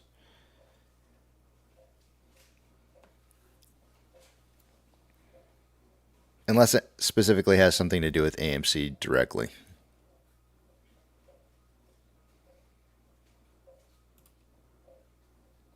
And no, yeah, like Donkey Kong said, no farting while trading. That is definitely a good rule.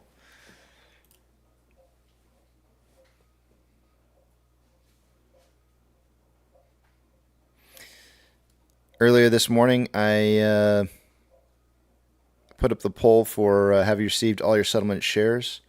So far, we got 79% of you saying yes. That's a pretty drastic difference than what we were seeing, as it was 72% before. So that's much higher. No's have gone from 16% down to 13%. Some have not. Has gone from 4% down to 3%, and I haven't checked yet. It's gone from 7% to 5%. So that's good to see that some people are checking again now. That helps.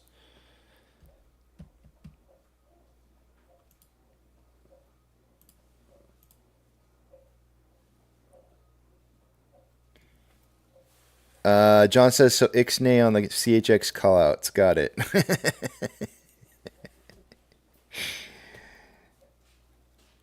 If they're AMC related, I'd love to hear them.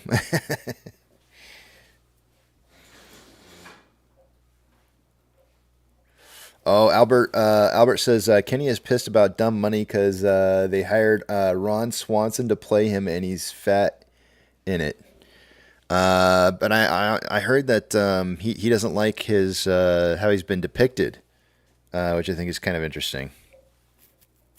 As if people didn't have the right to be able to put out be artistic and creative in their representation of telling of history.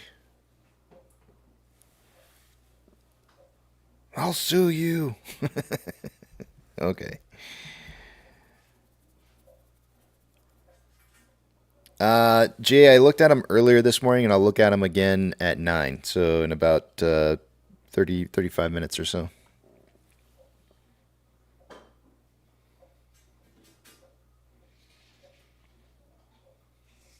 Yeah, my price prediction for the day today is going to be 620 to 920.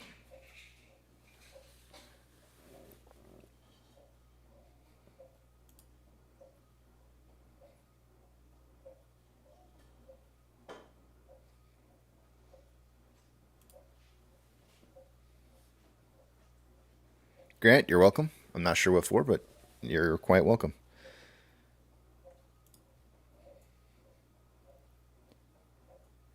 Get out of here, Mega Johnny.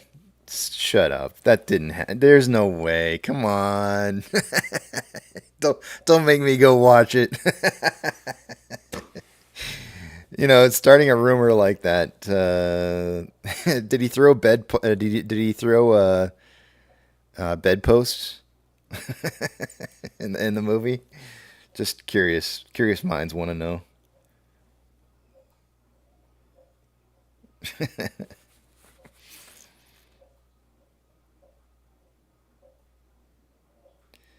Albert says Bigham's mentioned that the Rothschild. I thought it was Rothfield. Maybe I just don't know how to say it. Family is selling off personal art for the first time in history. The family that owns 80% of the world needs cash.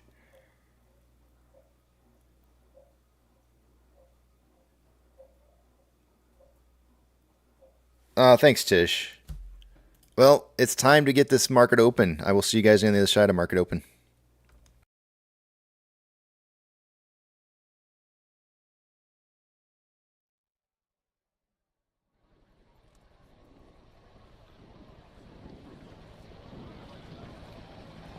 T-minus 90 seconds and counting. All systems are go. We're about 90 seconds from the launch of Space Shuttle Discovery.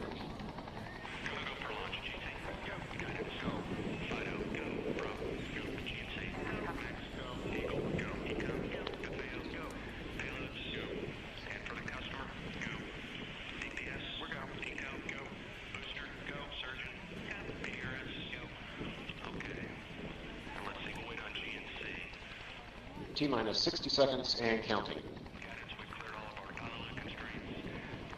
We are transferring to orbiter internal power at this time. Discovery is now running off its 3 onboard fuel cells. Coming up on a go for auto sequence start.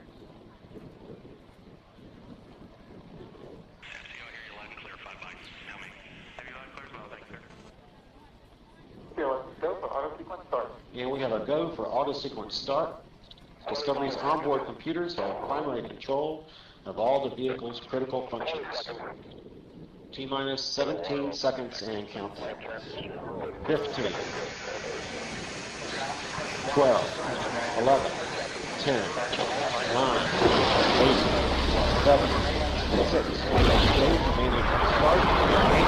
start, 2, 1, booster ignition, and liftoff of the Space Shuttle Discovery, returning to the space station, paving the way for future missions beyond.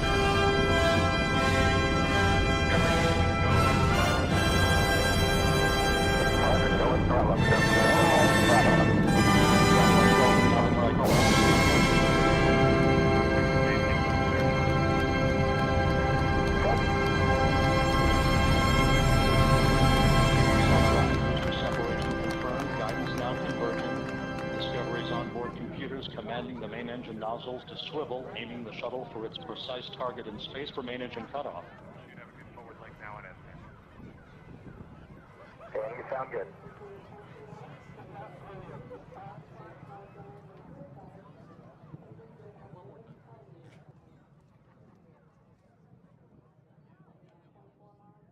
Discovery Houston, negative return. Copy, a negative return.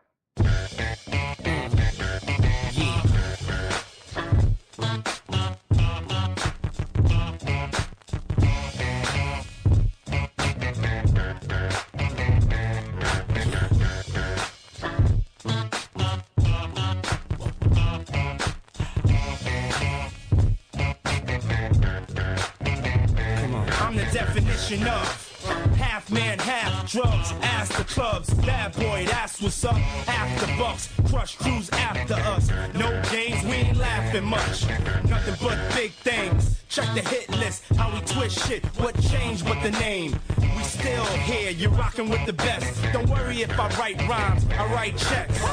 Who's the boss? Dudes is lost. Don't think cause I'm iced out, I'ma cool off. Who else but me? And if you don't feel me, that means you can't touch me. It's ugly, trust me. Get it right, dog, we ain't never left. We just move in silence and rep to the death. It's official, I survived what I've been through. Y'all got drama, the saga continues. We ain't going nowhere. We ain't going nowhere. We can't be stopped now, cause it's bad boy for life. We ain't going nowhere. We ain't going nowhere. We can't be stopped now, cause it's bad boy for life. They go straight from the Harlem streets. I don't play, I push it down with the Harlem heat. All of a sudden niggas got a problem with me. Black, what happened? They running around acting like the black don't can't eat. And you know what? For some strange reason, I'm on for this medication, feeling deranged, needing for y'all to put the word out. We ain't leaving. We trying to be rich before we all stop breathing. Therefore, we kinda hustle lanes. Stay laying down our muscle games. Still turn niggas' dreams to flames. You got the wire? If not, I ain't saying no names. You soon expire. No pain. I feel remorse. The subconscious. Me and Diddy up first, racing Porsches with the big twin valve exhausters. On the cover of your vibes, double XLs and sauces, bitch. We ain't going nowhere. We ain't going nowhere. We ain't going nowhere. We can't be stopped now, cause it's bad boy for life. We ain't going nowhere. We ain't going nowhere. We ain't going nowhere. We can't be stopped now, cause it's bad boy for life. It ain't shit changed since the notorious. See, everything still glorious. We still got warriors, still be the victorious. See, it's a lot of them, but it's more of us. Still got cash to blow, raps to flow. Still them cats to know, pack the flow, that's for sure. Bottles to pop, joints to rock. Play the background, handle my jock, holding my Glock. Money to get, cars to flip, bars to sit at and sip cognac with juice to drip. Hoes to see, make sure they knowin' it's me. Drop that D, can't believe that AMC. Bad boy to the casket drop, gotta love it, place nothing above it. It's on like that, don't believe we ain't going like that. For always gonna be here, be there, every motherfucker's here. We ain't going nowhere. We ain't going nowhere. We ain't going nowhere. We can't be stopped now, cause it's bad boy for life. We ain't going nowhere. We ain't going nowhere. We can't be stopped now, cause it's bad boy for life. We ain't going nowhere. We gonna stay right here. Forever and ever. We can't be stopped now, cause it's bad boy for life. We ain't going nowhere. We gonna stay right here. We ain't going nowhere. We can't be stopped now. We gonna stay right here for life. Going nowhere. We ain't going nowhere. We can't be stopped now, cause it's bad boy for life.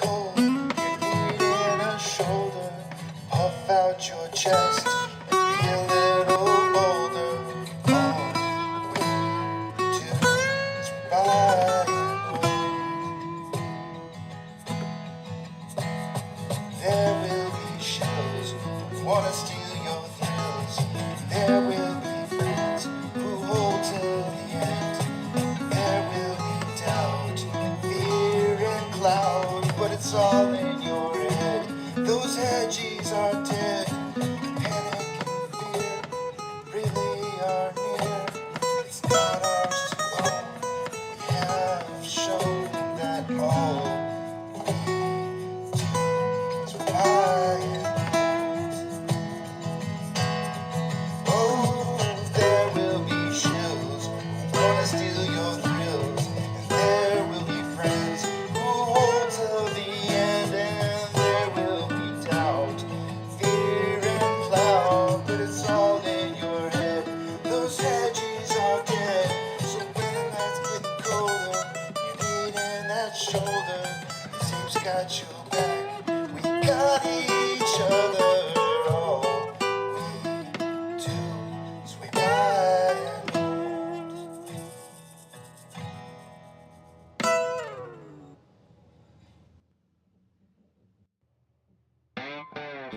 Good morning, you filthy apes. Welcome to AMC with KC, where we like to buy, we hold, and we screw those hedgies. Screw them! That's right. That's where we like to fling poo and eat crowns for breakfast. Rock strong. All right, guys, the title for the day today, this is going to be the part where I have to read to you, and I know some of you guys went through it earlier this morning, but you're going to have to put up with it. I only do it twice a day where I talk about the title for the day. Understanding price movement. I came up with a little bit of a presentation on what I think is happening in the market and why we're seeing price doing what it's doing. And I think after this presentation, it's going to make a lot more sense to you as to why things are happening and unfolding the way that they are. It's also a hell of a week for the market this week. There's about a 6-minute video that I think that we need to watch. But let's cover this real fast here with the and I have the link to the post at the top of the page here. And by the way, there is a new subreddit community called R. I don't know actually if it's new or not, but it's called R AMC Stock DD Only. And they actually took that my post and put it up in their DD only portion of their of that, and it's simply a place to talk about DD, submit DD, and then discuss whether it's accurate or not. And so I was submitted for that as well there. But I'm gonna go ahead and read this to you guys, and maybe from time to time draw the page over a little bit to show you some numbers that might help you to kind of visualize what's happening here. So understand a recent price movement. If you were a broker selling shares, how would you make money prior to known dilution? Now, none of these brokers are broker dealers. None of them are ignorant. They know what's going on. They know that AMC is going to try and raise capital, and so it's no mystery as to what is that's going on here. So they're expecting dilution to occur. So what I'm about to show you is basically the fair market value, otherwise known as the market cap of AMC and Ape as of the close on 8/18. That was a week prior to the conversion reverse split. So it was basically the Friday before the 24th. And what I'm going to show you here on the page, let's see how that shows up on the page here. Yeah, you can see that. That works. You can see right here, market cap combined. So basically we closed that Friday at around 409 with 519 million shares roughly and a market cap of 2.123 billion. Ape closed it with 995 million shares at a price at 227, which came out to a market cap. And by the way, market cap is just simply price times amount of shares. It gave you a market cap of 2.259 billion. Add the two market caps together, and you get 4.383 billion. And post reverse split and conversion, the total amount of shares was supposed to be 151 million shares. Divide that by the market cap of the 18th. And it shows you that our price should have been around $28.94 coming out of the reverse split and conversion. So let's see here. It was difficult to watch the price move down as we watched that, from I guess it was around like the 14th-ish going forward. It was difficult to kind of watch that price move down, but hopefully all this will help you to understand what's going on here. Firstly, we need to talk about settlement shares. Those settlement shares were not included in the numbers that I gave to you right here. The settlement shares, those shares will act like dilution to price. And why is that? It's because they have no value added, right? They're just simply shares given to make whole investors who had held the position up to a certain point in time. And that's all it is, right? So it doesn't have any value. So it makes a difference on how fair market value is calculated based off of that. Market cap equals price times shares. If the amount of shares increases without the value being added, then you must now divide the fair market value by the new amount of additional shares, which reduces the price per share. So market cap combined stays the same and never changes throughout this as I give this presentation. Never once does market cap change, so that you can see how it affects price. So by adding in the additional settlement shares of 6.9 million shares into the total amount of shares that are going to exist after reverse split and conversion, you have $27.67. Okay, now that we know that what the fair share price should have been around $27.67 after CRS and settlement shares being issued based on fair market value, the market knew that CRS was an attempt by AMC to raise capital. Brokers are not incentivized to allow that to happen. They get nothing for seeing AMC come in and sell shares into the marketplace. However, if you're a broker and you want to capitalize on this, how could you front run the price of a stock to meet fair market value from the past while selling shares at a more expensive price to current retail buyers and then purchasing the diluted shares at a lower cost? The simple answer here is that they tell their trading algos, the calculations, the formulas that they use by which the market trades the price, what the final potential outstanding shares is going to be. What this does is it causes the algorithms to lower the price in order to get to a fair market value in advance of shares being sold at the market or otherwise by AMC. So once Judge Zern had signed off on the lawsuit, swift action was taken in dropping the price daily to hit the newly targeted price. So here's a breakdown of what the shares look like. We had outstanding shares issued by AMC, 151 million. I'm just going to round here and not say the full number, even though it's on the page. Settlement shares, 6.9 million. Set aside for equity incentive plan was 1.2 million. And shares left for dilution to raise capital. This is the number that is the magic number here that I'm talking about that they were using to drop price.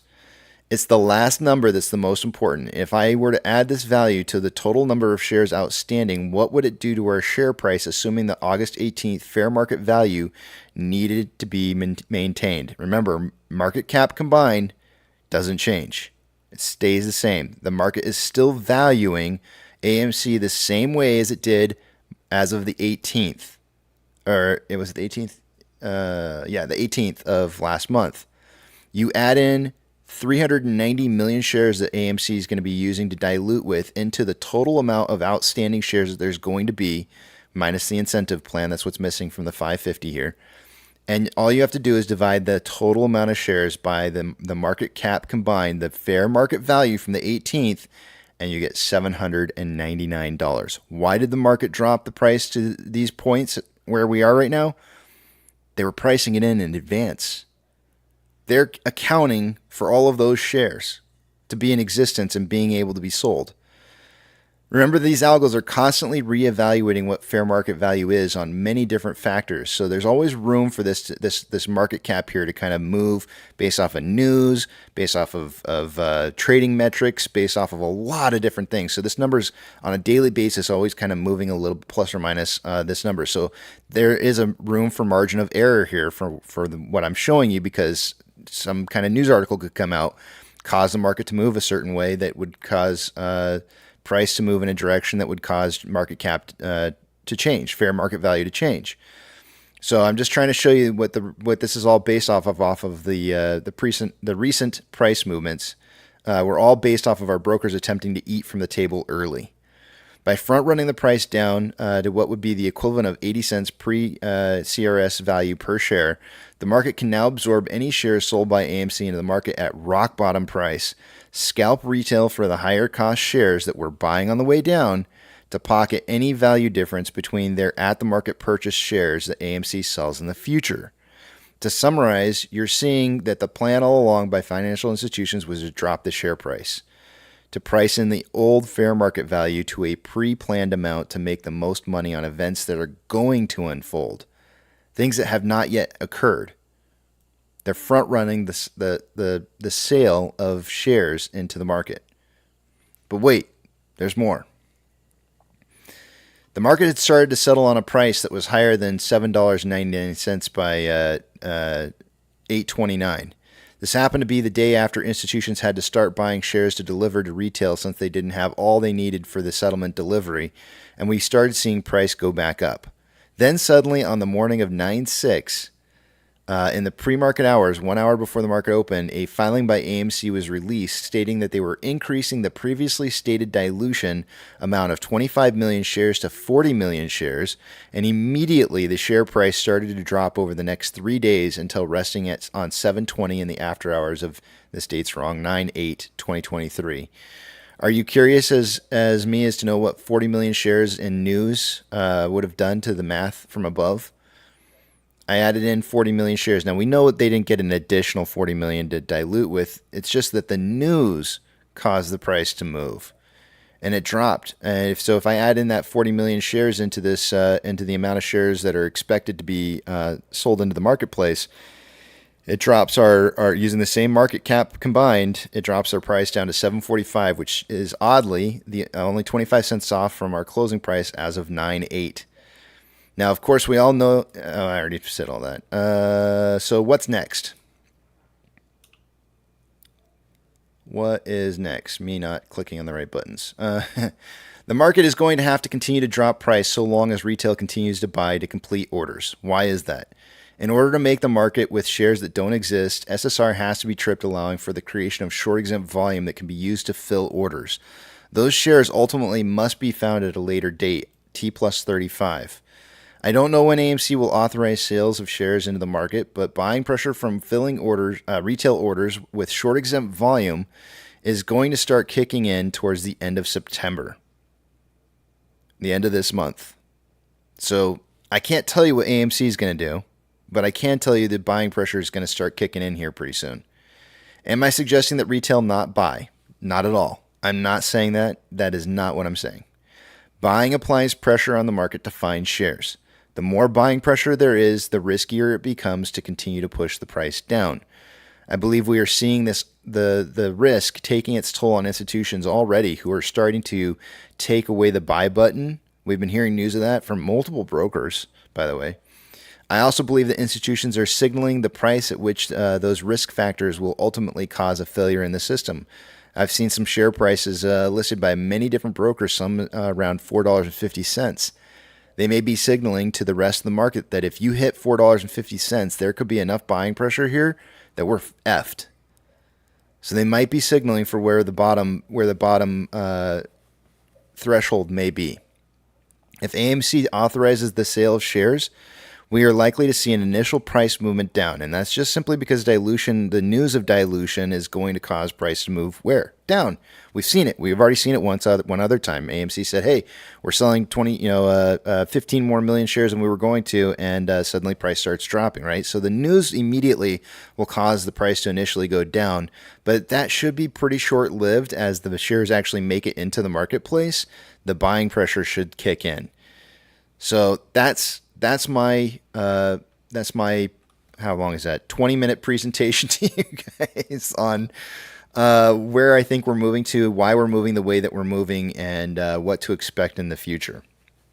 I think these are all really, really important things to acknowledge, and I'm not afraid to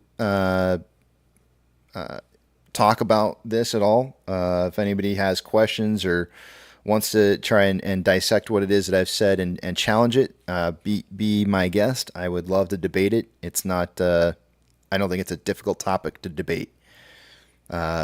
Institutions are making money on this price movement across the board, whether it be our broker dealers, whether it be market makers, whether it be hedge funds, they're all making money on this, and they want to make money. That's their job, is to make money. So it only makes the most sense that they're going to front run the price when they know that there's going to be dilution that's occurring in the future. So only other thing I kind of want to take up like 6 more minutes of your time before I go back to the back of the big tramp, and it's almost just enough time to get right into the numbers. So I'll probably go do this video and then the numbers and then go back in the back of the big tramp again. But I think this is a really, really, really important video to watch. I think that this is, and I again apologize to those of you who saw this already earlier this morning. We're going to cover it again. It's just what I do. Not everybody can always be here all the time, so I gotta get this out when people can see it. So let me turn up the volume really, really loud on this because I have to. Otherwise, you won't be able to hear it.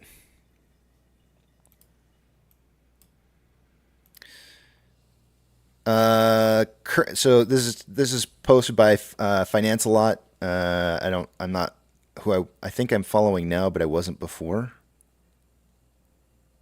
Anyways, current unrealized losses in the U.S. banking system is negative 1.8 trillion out of only 2.2 trillion capital. With corporate taxes due September 15th, which is right around the door, possible government shutdown on October 2nd, the general public has no idea that the banks are already insolvent, entering a nightmare liquidity scenario in October. Oh, that didn't work. Helps to have his sound up. And for the overall U.S. banks, you have about $620 billion of unrealized losses on the securities out of a capital of $2.2 trillion. And for some of the regional banks, the number are much higher. But it's not just the securities have lower value. Many of the banks had issued loans like mortgages at fixed rates at 30%, 30 years, when interest rates were 1%, while right now they are 3.5% for 10-year treasury. So the market value of those assets is also down. People have estimated, therefore, the overall losses for the U.S. banking system for the rise in interest rates, both on securities and loans, are equivalent to 1.8 trillion out of a capital of 2.2 trillion. Hundreds of the smaller banks are literally insolvent. So that's the fundamental problem. When interest rates go higher, the value of securities and loans is lower, and then we have mass liquidity and solvency problems. Your recent book was called Mega Threats, 10 Dangerous Trends That Imperil Our Future, and I wonder if this is among them. Interest rates at 5% or even 6% don't seem like a mega threat. We've had rates as high as 20% in recent history in the early 80s, but we have so much more debt now than we did back then, which means carrying costs are much more painful. Is this higher rate regime a mega threat, Nouriel? It is, because in the 1970s, when we had the stagflationary shock that led to inflation and recession, debt ratios in advanced economies were only 100% of GDP, private and public debt. Today, there are 420. So we have the worst of the 70s in terms of negative supply shock, reduced growth, and cause inflation, and we have debt ratios that are much higher than after the GFC crisis. And during the GFC crisis, we had the debt problem, housing debt, mortgages, bank debt, but we had negative demand shocks and a credit crunch that led to deflation, so we could do massive monetary, fiscal, and credit easing. Now we're entering a recession and financial instability, having to raise interest rates because the inflation is too high. So we get inconsistency and a trilemma. We cannot achieve price stability, maintain economic growth, have financial stability at the same time. So eventually we'll have an economic and financial crash. I mean, central banks say they can do those two things. Good morning to you, Nouriel. They say that they can have financial stability and they can control monetary policy because they're different levers dealing with different problems. You doubt that? Yeah, there's this separation principle that says we're going to use the interest rate policy for price stability, and we're going to use liquidity to backstop the financial system and have financial stability.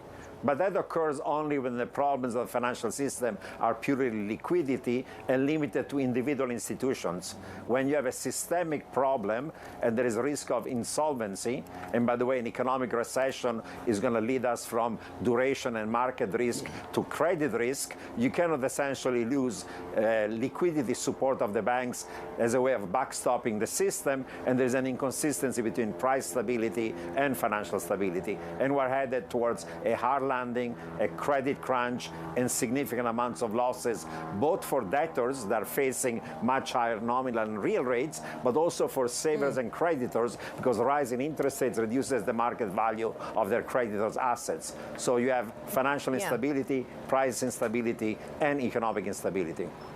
Noooo, you used the phrase credit crunch, and we all threw around the term credit crisis in the late 2000s. We know that that led to the financial crisis and everything that followed. How bad do you think this credit crunch gets this time around? We heard the Fed uncertain, and many voices uncertain about how much we see a pullback in the offering of credit. Well, most of the financing to SMEs and to households in the U.S. occurs not from the large money center banks, but from these regional banks. And these regional banks are in trouble. There is deposit flight, there are uninsured deposits, there are fundamental security losses. There'll be a tightening of credit and credit standards. They'll have to be more cautious, they'll have to raise capital, so they're going to lend more. Credit growth is going to probably go from 10% annualized to closer to zero, and therefore a good chunk of Main Street and Middle America is going to be subject to a significant credit crunch. That's going to exacerbate the risk of a harder landing of the real economy. That's some scary shit. I don't know. You can't just say scary shit, Casey. You gotta explain it. It's scary shit. There's a lot of banks out there that are really over leveraged here, and I mean, so let's just take a look here real quick. There's so many different things going on here, but so this. Let me go back to the post actually. And for the overall U.S. banks, Charles Schwab owes 130% of their total equity capital to short duration FHLB loans that have to be paid back soon. Total assets $350 billion. There's your September Lehman Brothers, and this is I'm pretty sure this is. I remember seeing this a while ago. I think Bigham's might have been the one that might have posted this up where I saw it originally. But there's some banks on here. Hold on one second.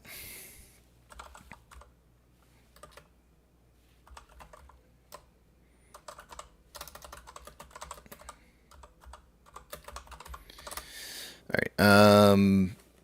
There are some banks in here that, but I would say probably the top 10, at least the top 10. So 3, 4, 5, 6, 7, 8, 9, 10.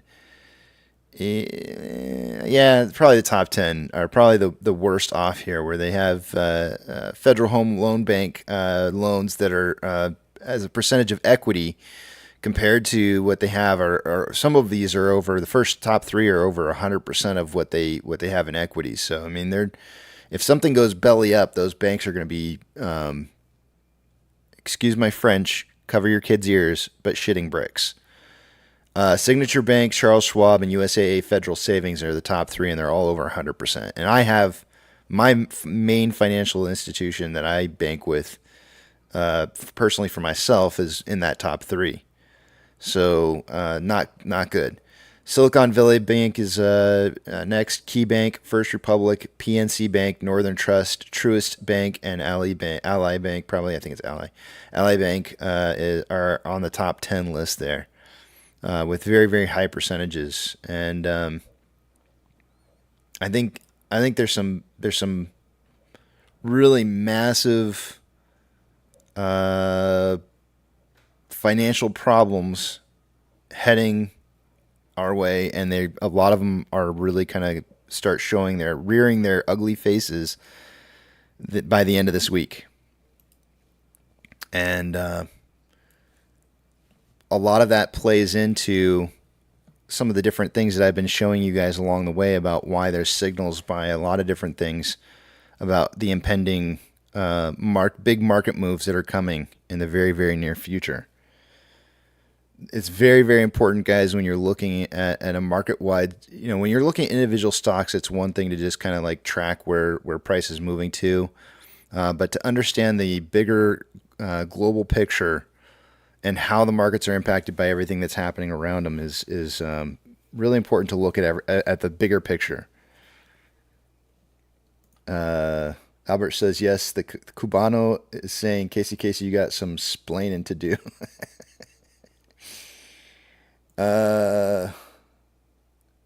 So what you're saying is there might not be a soft landing. I think by trying to generate a soft landing, I kind of feel like they kind of did get a little bit of a soft landing, but ultimately it's still going to fail pretty hard.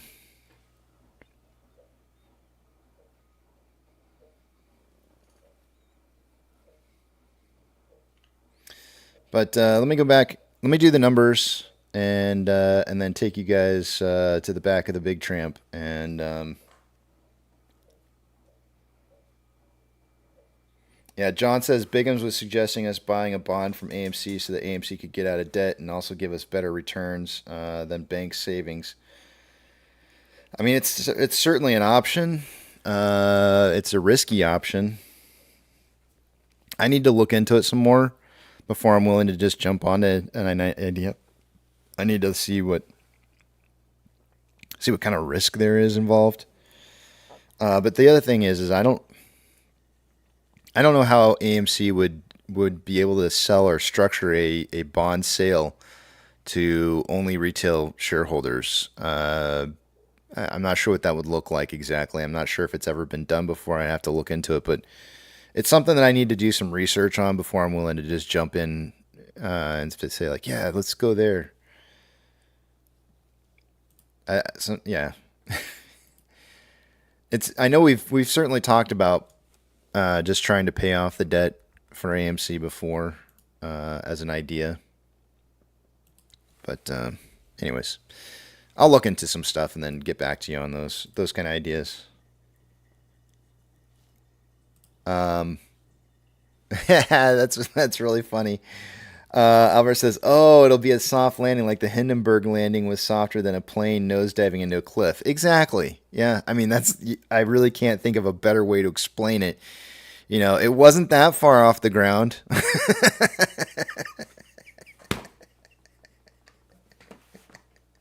Oh, the horror! The horror! It sure did go up in flames, though. Gosh, it wasn't too far off the ground, but it sure went up in flames. That's a really good description. I can't think of a better analogy. Soft landing, the Hindenburg. That's a good one. Point. 2 points. Let me take you guys over the other screen here. I'm not going to be able to see what it is you guys are saying still.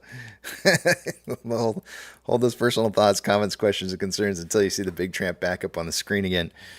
Let's take a look at what we got going on here.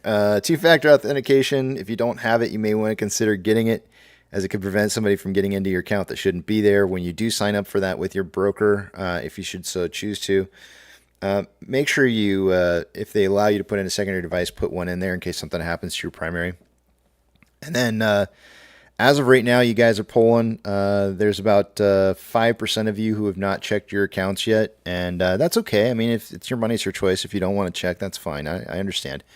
But if you, at some point, you should probably go out and get a statement. Download a statement of your portfolio from your broker or brokers, and do a contrast and comparison and see if you at least got the shares that you were supposed to get. That's probably pretty crucial, just to verify everything. Let's see what we got going on here. Starting in the top left-hand side for the day-to-day. Let me see. I think Eric's going with the same numbers. Yeah. All right. Price prediction. This is not meant as to be any kind of financial predictions by any means, guys. It's just three apes trying to figure out where we think price is moving to and trying to stay sharp on that. So Eric missed out last week. Me and Apex got the points, and we actually took an exact pricing that was the exact same number. So we split the win for the week last week. Short exempt volume. And we did miss one day last week, guys, as a group entirely, which doesn't happen very often. It's very, very rare. Short exempt volume from Friday was 487.8 thousand shares. Utilization 72.95. Day-over-day price increased from Friday. We were down 11.58%. Max Pain for the day today is at $7. We're starting the week off here with Max Pain at 7. Let's take a look at off exchange. By this time of the day, what I'd usually expect to see about 44% going through off exchange, EDGX to be somewhere around 10 to 11. Right now we got 43.54% going through off exchange, EDGX at 10.67. The combined total 54.21%. It's like 0.21% higher than it should be. It's really, really close to being on target. CHX volume for the day today so far, 0 shares. Oh, son of a gun. I'm looking at GME, guys. This is all GME's numbers. Sorry. I don't know why, but I left it on that page earlier. Those were all GME's numbers. Okay, our numbers. Sheesh. Let's see here. 51.66% going through off exchange. EDGX 9.77. The combined total 61.43%. That's about 7.43% higher than it should be by this time of the day. CHX volume 305 shares. Nothing unusually large. Taking a look at what's next. Institutional ownership.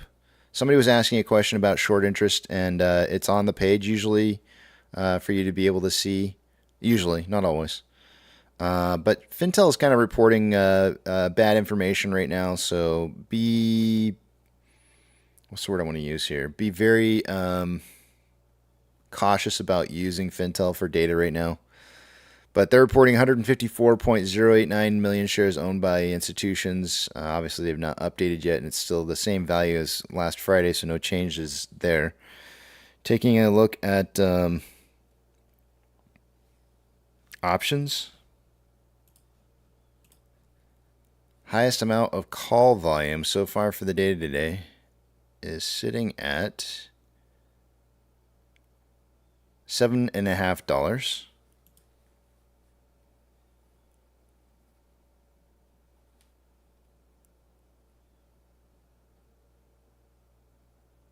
Sorry, I'm trying to find out where I'm on my page here for my notes. $7.50.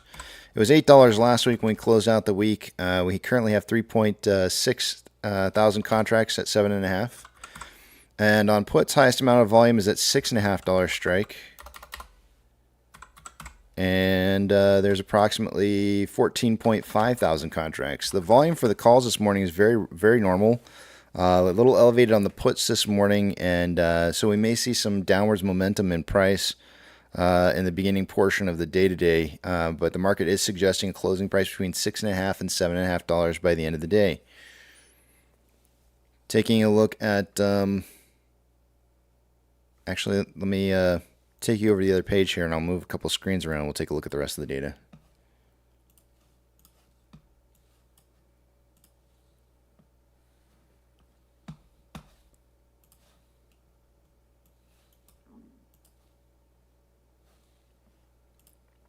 All right, starting with the Vortex.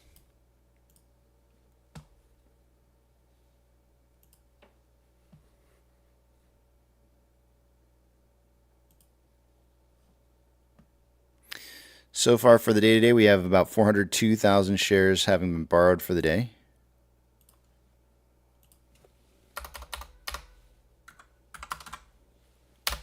That's going to cause the estimated short share interest of the free float to rise to 11.6%. Cost per mens at 5.82. Average is 7.51. Max 7.93. Utilization sitting at 72.95%. Day over day, that's a slight decrease from 77.29 to 72.95. On loan amount, day over day increased by 800,000 shares from 25.65 million to 26.45. I was a little surprised by this because at the end of the day on Friday, when we had last looked at the numbers, we were showing about 7, I think it was like 5 to 7 million shares that were showing up under borrowed change amount. But then we only increased by 800,000 shares on loaned amount. So it was kind of a weird situation. I can go and look at the data here, which I might do a little bit later, but I might go look at the data and see why it changed the way that it did, because there should have been more borrowed shares than that showing up. In fact, let's just do it now. Give me 1 second. So on loan new was 4.75. and returned was 4.18. They must have returned some shares way later in the day because they did not have that many returned shares in the earlier portion of the day. I'm gonna have to go back. This is where I'd have to go back now in the live stream to see what we were at on returned shares for the day. So that's the reason why it was only 800,000 more. Interesting.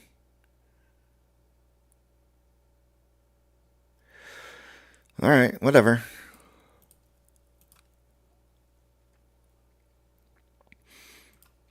That's obviously with new shares going on loan there. We're going to have higher estimated short share interest of the free float. It rose from 11.33 to 11.51. That means Ortex is estimating that about 284,000 of the 800,000 was in new short interest. On loan average age per day did slightly increase from 6.44 to 6.58. And security lending volume day over day slightly decreasing from 10.79 to 8.93. Remember, the on-loan average age per day is the number that I look at, where when you see a big dip in this, when it starts rising back up and you see 2 days of it rising back up, you use the date of the bottom as a 15-day counter from that point in time and before you're about ready to see a pretty large increase in price. So we're not there yet. We need one more day of this rising, which means we need to see less shares being loaned for the day today.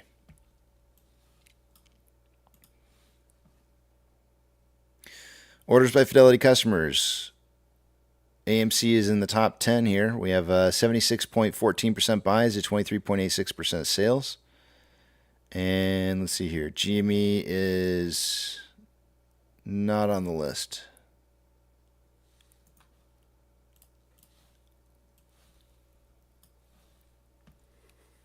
SSR triggered last Friday, which is why it's on for the day today. It would trigger today at $6.46. Shares available to borrow. All the 1.8 million shares this morning that were available did get borrowed. Well, not all. All but 65,000 of them were borrowed, and then it looks like they did return back up to about 100,000 and borrowed another 5,000 shares here. That's not enough for me to count, so I'm just putting in about 1.75 million shares borrowed so far for the day today. Fees last seen at 4.7%. And currently there is 172.1 thousand contracts out of the money on the calls versus 41.7 thousand contracts that are in the money. 207.9 thousand contracts are out of the money on the puts versus 141.2 thousand contracts that are in the money.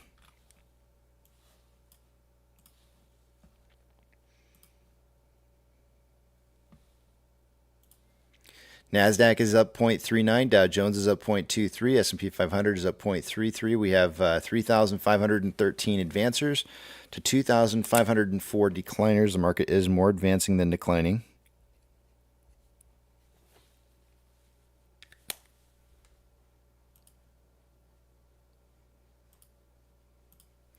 Big bank movers right now. Let's see here. Give it a second to update. Looks like I should have rebooted the computer this morning. I'm only going to read off things that are plus or minus 2.75% or greater. FRC is down 3.85. Silvergate down 35%. Let's see here. What else?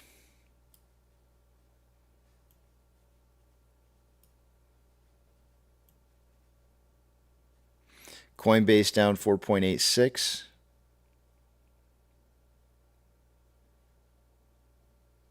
Those are the biggest movers. Ethereum Classic is down 2.54 and trending down. DXY, or the US dollar, is down 0.51 and trending down. Oil is down 1.43 and trending down. Mortgage-backed securities are pretty much breaking even and consolidating. And SPY is up 0.33 and trending down. VIX is up 3.18, trending up. VBR is up 0.41 and trending, looks like it's kind of consolidating. VB is up 0.29 and consolidating. Tesla is up 5.91 and trending up slightly after initial down run. Looks like it's, I'm going to call it consolidation. Amazon is up 1.47 and trending up. Cinemark is up 2.54, trending up. Doge is down 1.75 and starting to trend up as it's broken the trend down. Bitcoin is down 1.64 and starting to, looks like it's trying to make a move back up here. GME is down 2.03 and trending down. HYMC is up 1.67 and starting to break a downtrend from the day, start of the day. NCMI is up 4.1 and consolidating. Hood is up 0.7 and trending slightly down. AMC is up 1.88 and trending down. Inflow versus outflow for the day today. We have approximately $2.4 million more inflow than outflow. 7.73 million shares traded so far after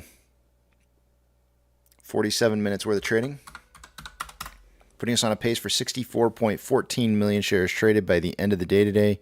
I suggested somewhere between 30 and 50 million shares. So far, I would say that pace is good for meeting my expectations. On a 4-hour chart, we've got more buying pressure than selling pressure with an RSI of 23.15, which is signaling oversold. On a 1-hour chart, we've had a divergence in the vortex indicator showing more buying pressure than selling pressure, and an RSI of 36.03, which is below average. On a 30-minute interval, more selling pressure than buying pressure with an RSI of 44.04, which is slightly below average. And on a 5-minute interval, more buying pressure than selling pressure with an RSI of 43.71, which is slightly below average. Taking a look at Ichimoto.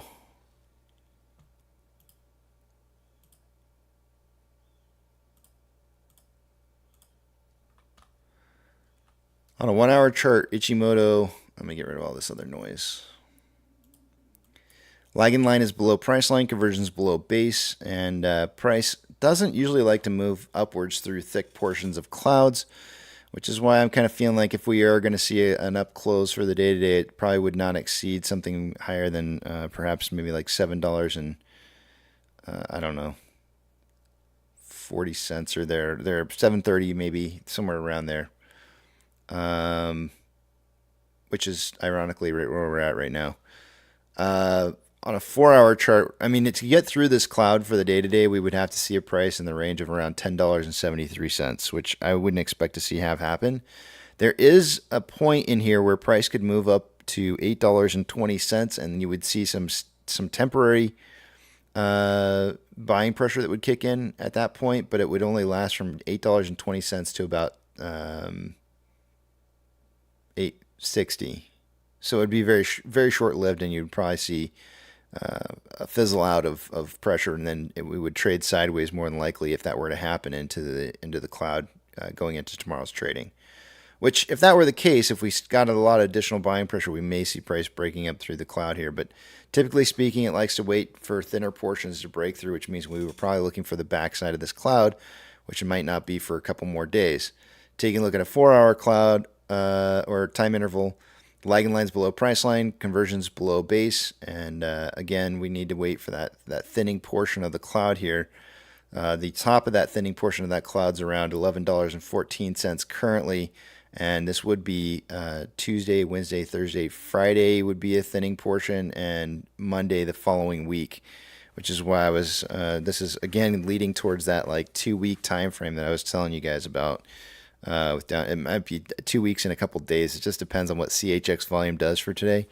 If we see CHX volume stay really, really low, then I would say that there's a very strong possibility that we start seeing that upwards momentum starting by Friday of the end of this week.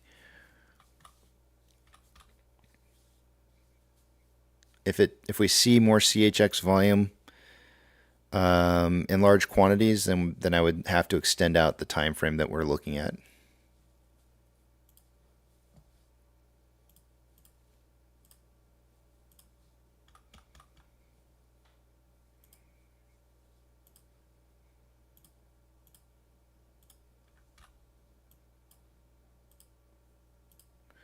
All right, with that, I will take you guys back. Well, actually, I'll go back to the main page here, and then that way I can see what you guys are writing.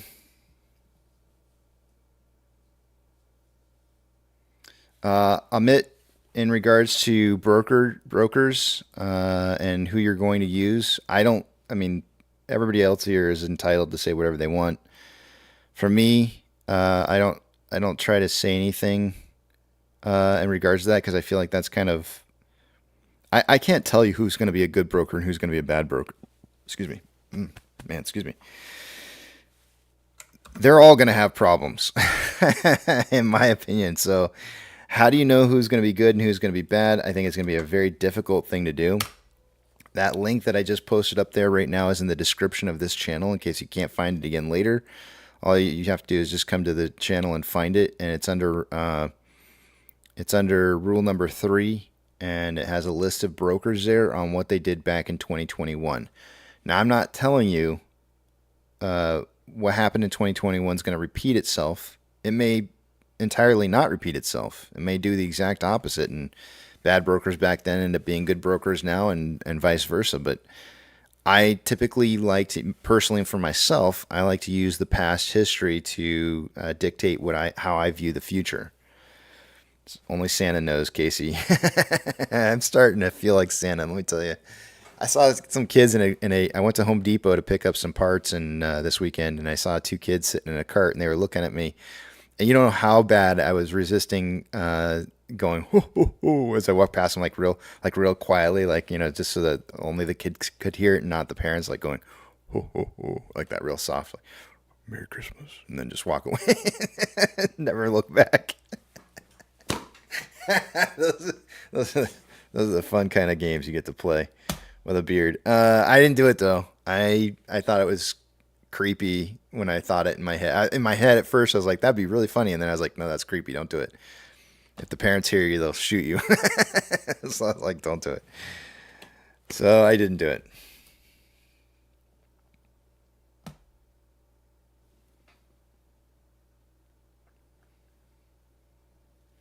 Jeffrey Jones, good morning to you.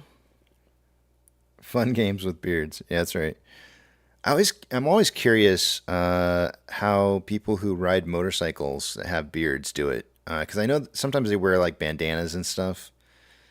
But other times I'm wondering, like, for the guys that aren't wearing bandanas and they just got that wild beard hair flowing in the wind, like, those have got to be catching bugs. And so it just makes me wonder, like, what kind of bug catching they're doing exactly.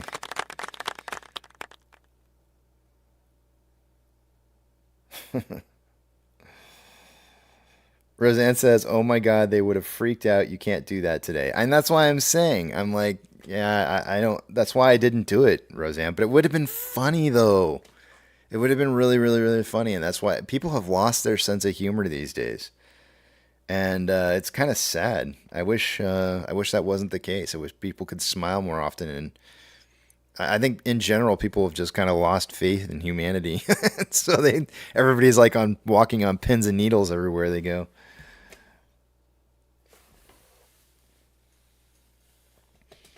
Petrifier says,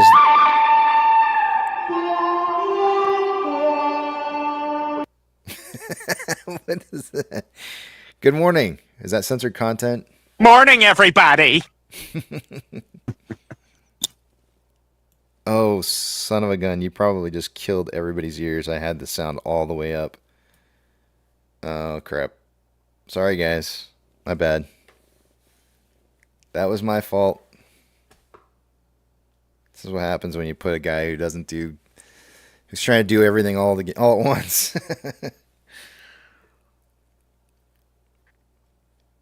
Bondi says, people are losing control in their lives, so they try to take any type of control they can. Is that what it is? That's, I feel like, yeah. I mean, now that I'm sitting here thinking about it, it does seem like that's the case, right? Like they want to snap over. I saw this one. I think it was last night before I went to bed, and this dude parked in front of these people's house, and the lady came out and put a note on his car saying, like, please don't park in front of our house. And then he went and knocked on their door or something like that to ask him, like, why, what the deal was or something. And they were just, like, extremely rude to him. And then they got in this, like, big, like, TikTok filming war of each other, like, yelling at each other and stuff. And I was just, like, sitting there going, like, really? Why? What is up with people, man? Like, I mean, I get it. Nobody really likes anybody parking in front of their house, but I mean, it is public property. It's a place where people can park. You have to get past it, but no, I don't know. Thank you for posting that, Casey. You're welcome.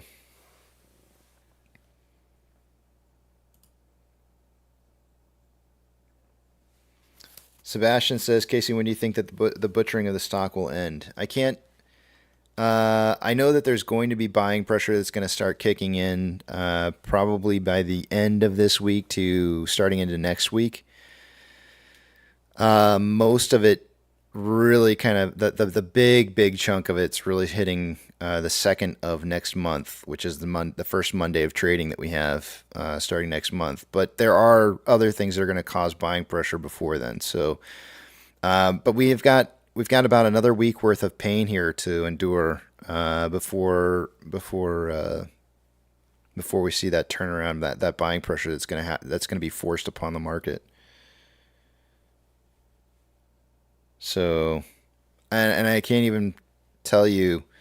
Somebody had asked me, like, do you think they could make it to $4 before the end of this week? And I said, well, if you did 10% every single day, if they trigger SSR every single day between now and Friday, you take 10% off each day, we could be at 420 something. I think it was 426 or something like that by the end of the week. So I think it really kind of just really depends on how many shares are needed in the marketplace as to how much pain we're going to see.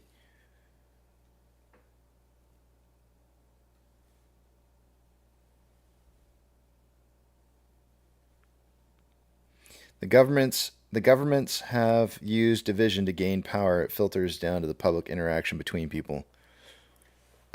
People just need to be kinder to people, man. I mean, it's so hard to do. I know it's so easy for me to say, but it is. It is really tough to be nice to people, and sometimes you just got to take a deep breath and realize that maybe somebody's going through something for the day and just smile. You know what? We should all do that. We should all just practice on smiling to people that are around us and saying hi, or how are you doing, or just being in general polite. What happened to politeness? Where did that go? Like nobody's ever polite anymore. Nobody says nobody opens a door for anybody else, or gosh, man, that can just make or break somebody's day. Just a simple opening of a door for somebody. It's craziness. But no, I gotta open the door for myself and screw everybody else, Albert says, Casey, I think AMC is looking green for Q3 and Q4. I think Adam Aaron waits for the impending market crash and lick squidity. What's up with you today, Albert? You're like on a roll, man. Lick squidity? Is that like the trilemma? Lick squidity crisis before he even thinks of diluting. I mean, it would make the most sense to wait for them to squirm in needing the shares before before offering them. To me, it would make sense.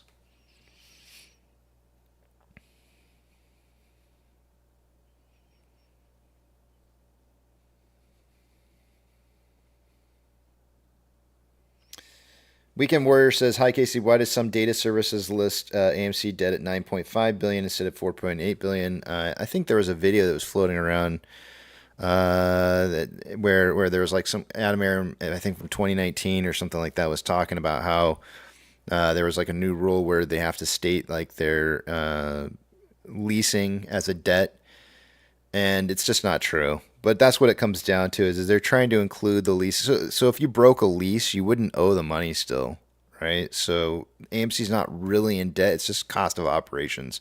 You can't count cost of operations as part of your debt.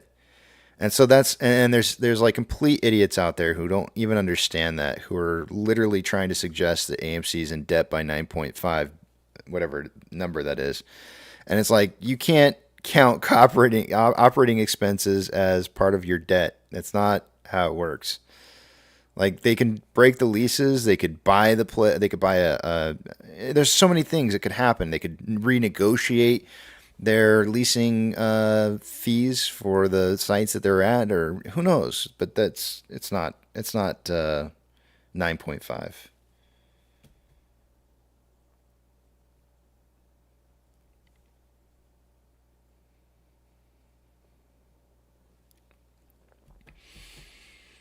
Amit, there's not really a. Here's what I would do, and you don't have to agree with me on this, and that's fine. And it's just this is a ballpark figure for you if you want to try and figure this out. And I'm going to try and break this down as fast as I possibly can. So I cover this quite a few times, but I would use a gold standard in regards to a company who's not heavily shorted to determine what a normal float trades on a daily basis. Like, for example, Amazon is not heavily shorted, or Apple is probably not heavily shorted. Any of the companies out there that are not heavily shorted, take their average 3-month volume, divide it by the free float, and multiply by 100 to find out how much of their daily, on average, over a 3-month period of time, how much of their daily volume is traded on a daily basis. And when you get a number that's under 1%, you can do that same math with AMC and find out what percentage of our float's trading that's different than what they're trading in regards to short interest. And it might give you an idea. If you know how to use math correctly, you might be able to figure out or extrapolate from that data, find the ability to be able to figure out how much shares are outstanding on AMC if you to make for a correction for us to have like less than 1% shares traded on a daily basis.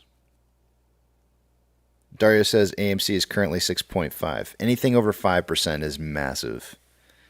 5% of a daily float on an average 3-month volume is insanity.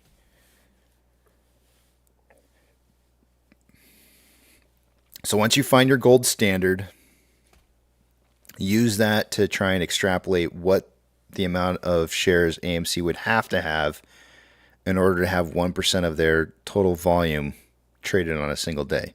Like, keep the average 3-month volume still the same value, but change the amount of shares we would have to have outstanding, or of the free float, not outstanding, sorry, of the free float in order to come up with less than 1%. And that's your answer. That's your answer. It's going to be a ridiculous number when you see it.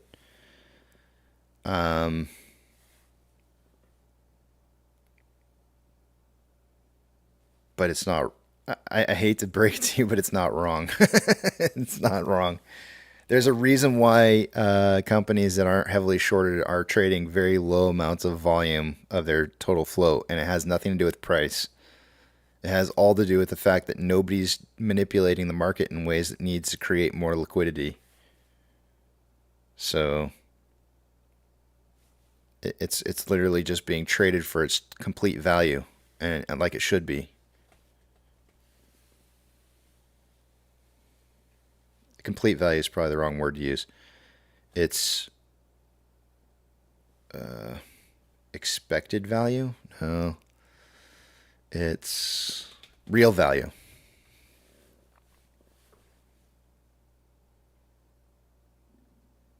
Real or perceived value, I guess, is probably the way I would put it. Have the new reported short interest numbers been released? Today is the 11th. I don't think so. Not yet. No. I think you need to wait until. Oh, maybe they. I haven't looked. I think they get released a couple more days.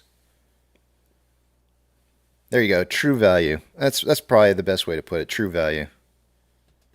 I like perceived value because that's, everything is a perception. Like, we all trade based off of perception, right? So what everybody perceives as a value should be what the value should come to center around, right? So If some people are perceiving the value as high and some people are perceiving the value as low, then the market should trade based off of perceived value, which is somewhere in the middle.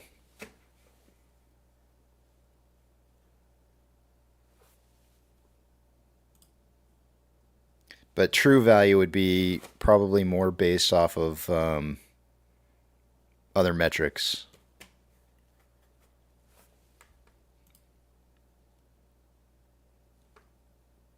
REL says, is that the same as as enterprise value? Let me look up the definition just so I can look and see.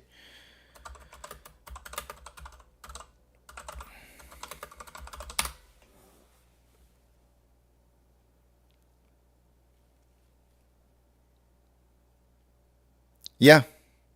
Yeah. Enterprise value. Yeah. EV. I would agree with that.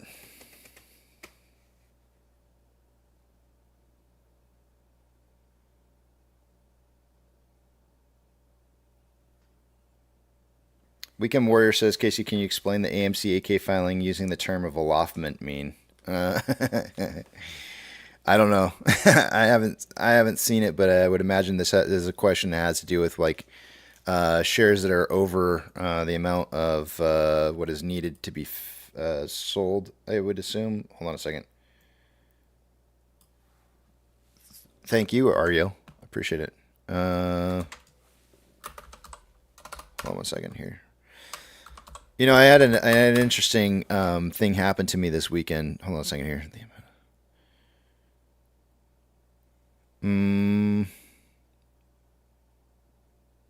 I don't know. I'd have to go take a look at it. It's not showing up as a it's not showing up as a real word. So I don't know if it was a misspelling or what, but I'm not finding anything on looking that up. It's possible it's a misspelled word. I don't know. I'd have to go see it in reference to where it's at.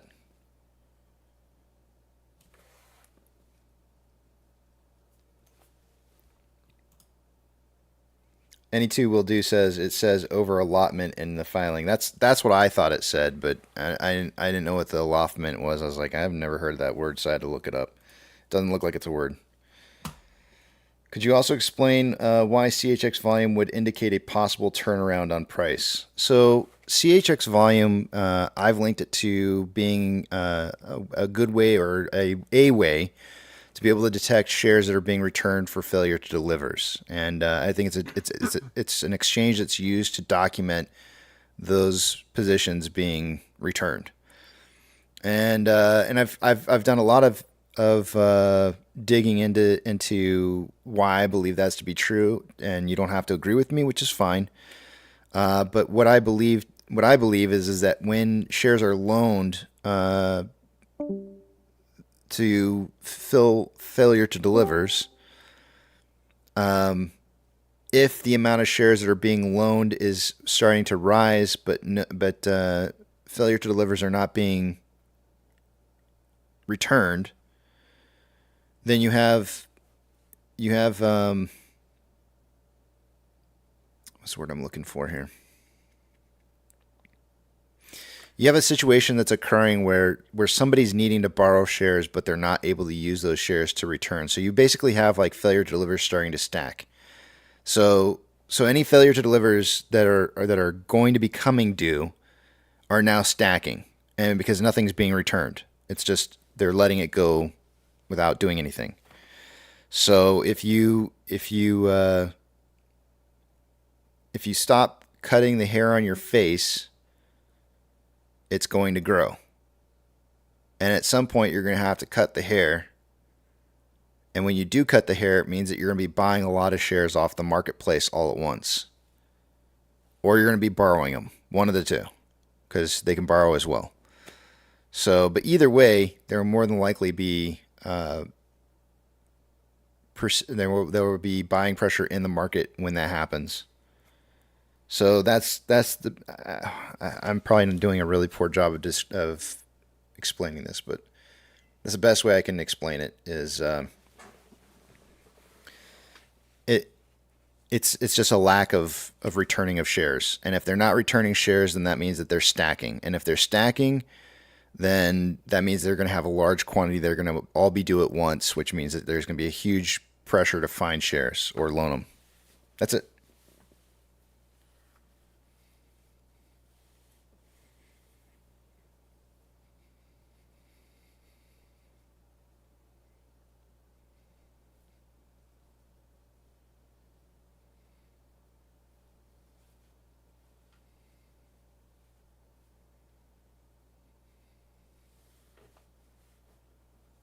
Yeah, Casey? Yes, sir. That was a good presentation this morning. I don't agree with it. Okay. All right. What you got? For my reasons is after you sell the shares, the book value totally offsets all that nonsense. Because there's an increase in book value. Where? At what point? What do you mean? If you make a sale of shares, and it adds up to $4 billion, you've increased the value of your company by $4 billion.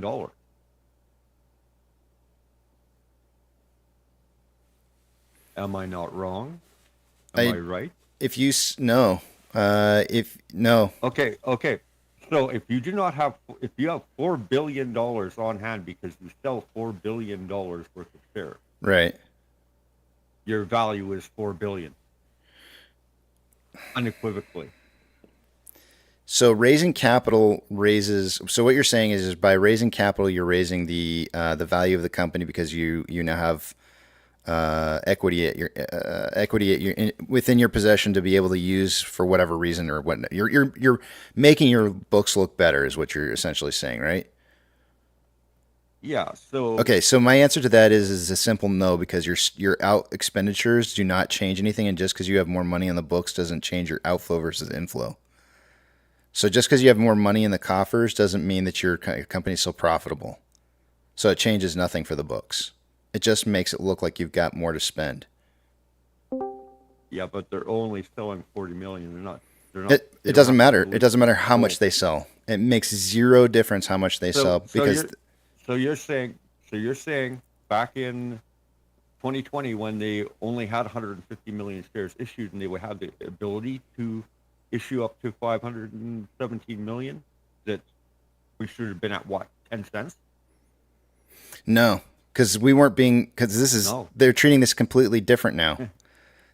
So the argument that you're making here is that this is being treated differently than any other instance that you would find in the marketplace. And I would say yes, absolutely. They're treating this differently right now because they need to. They absolutely have to treat this differently because they can't allow this to trade at its current prices or they get screwed. So if your antithesis to this is that this is acting like nothing else in the entire marketplace, and how they are managing the positions that are being held in shares by companies, I would say yes, you're absolutely right, and it doesn't destroy the thesis at all. If they allow the price right now to be at around a $30 or $27 or even $30 price range, our brokers are effed in the butthole, like beyond with sandpaper and dry, because what ends up happening is that if AMC is able to reduce their debt and become profitable, you've ruined the short thesis, right? And now all of a sudden price starts rocketing up because institutions are forced into buying. And then they have to start paying their customers for all these extra shares that they've got on the books. They would get absolutely screwed. So they got to make money on the front side of this. And that's why they're treating it differently than anything else that you see in the market. Okay, I accept your explanation for that. But that was my point. My point is that's not the way it works. It was a good explanation as to and a good way for them to justify pushing the price down, but it's not the way it's supposed to work. You're right. Any other company. I totally agree with you, and I would make the statement that I would concede to that and say that yes, you're right. That is not how it is supposed to work. But in this particular situation, ironically, our price is supposed to be running around $7.99 based off the 18th market cap value. And where are we sitting at? A $7.32 change. We are damn near close to what it was as if they're targeting all those shares to be calculated for. And you're absolutely so do right. You anticipate. You're absolutely do you right. Then anticipate that if the 40 million dilution is completed and Adam Aron makes a statement saying we're not going to sell any more shares until 2024, that there would be a big move or no? So let me explain to you how I came to this conclusion. When you go back and you look at the history of Ape, and this is going to be homework for you to do, but bear with me here. When they created Ape, Or you done my homework. when they created Ape, it was supposed to get half of the market value, right? But it didn't. It got a little bit less than that. It was like I'm trying to remember off the top of my head how much it was. It was like 40. I can't remember the numbers off the top of my head. But anyways, it got a part of the value, not all of it. But the reason for that is because of this. They were calculating in the total amount of shares that Adam Aron was going to dilute for, and they were calculating that in, and that's how they came up with it. And go back and look at the numbers, because they didn't give us, if you can actually go to your broker. Actually, I don't know if you can go to your broker, but I can go back to my broker and I can look and see, and it told me exactly how much they calculated it got for the value, right? And there was a very specific number, and Menjit's probably in here. She probably remembers what it is because she came up with the same number I did, but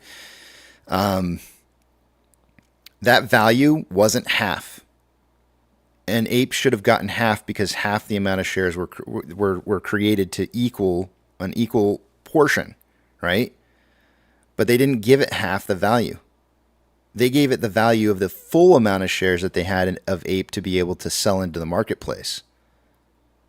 So now you know where the fuckery came from Ape, from the first place, to push down the price. Because now they can devalue the price of Ape instantly as soon as it started trading in the marketplace, because there was twofold the amount of shares available to be sold into the market.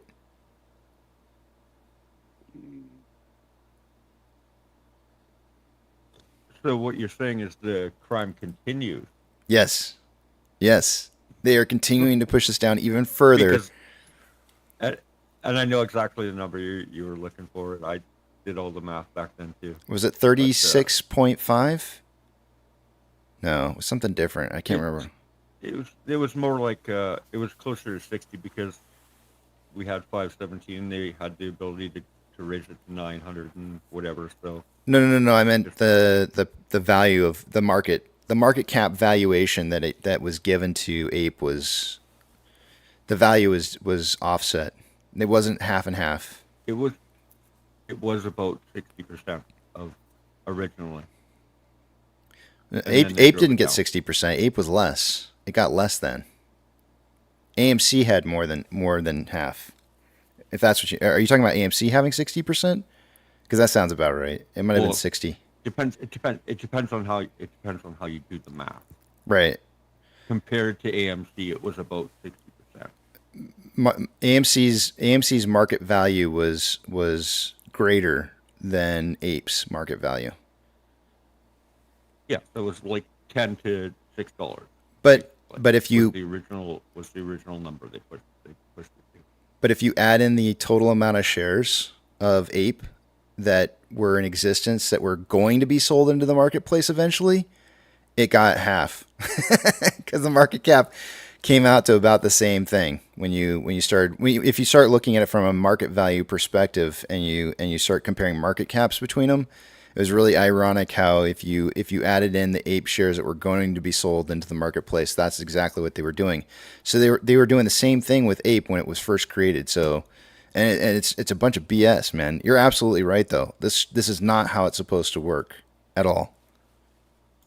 No, because there's companies like GME who have 300 million worth of basically marketable equities that they could sell into the market, and they're not devalued by 300 million because of that.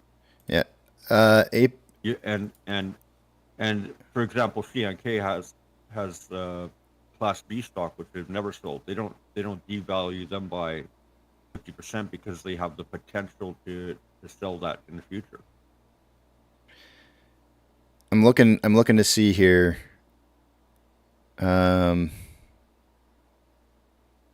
I thought for sure I had it in my notes written down somewhere because I always wanted to be able to remember it, and I thought I put it down, but apparently I didn't. But any two will do said it was sub 40. I want to say it was 36.5, and the only reason that I could remember the number way back in the day when I was trying to remember it was because it was basically 365 days in a year, and so I was like, wow, that's kind of irony, and I was like, that'll make it easy to remember, and that's probably why I didn't write it in my notes because I was like, oh, I'll just remember that forever. But I think it was something close to 36.5% of the total value was given to Ape when it should have gotten 50.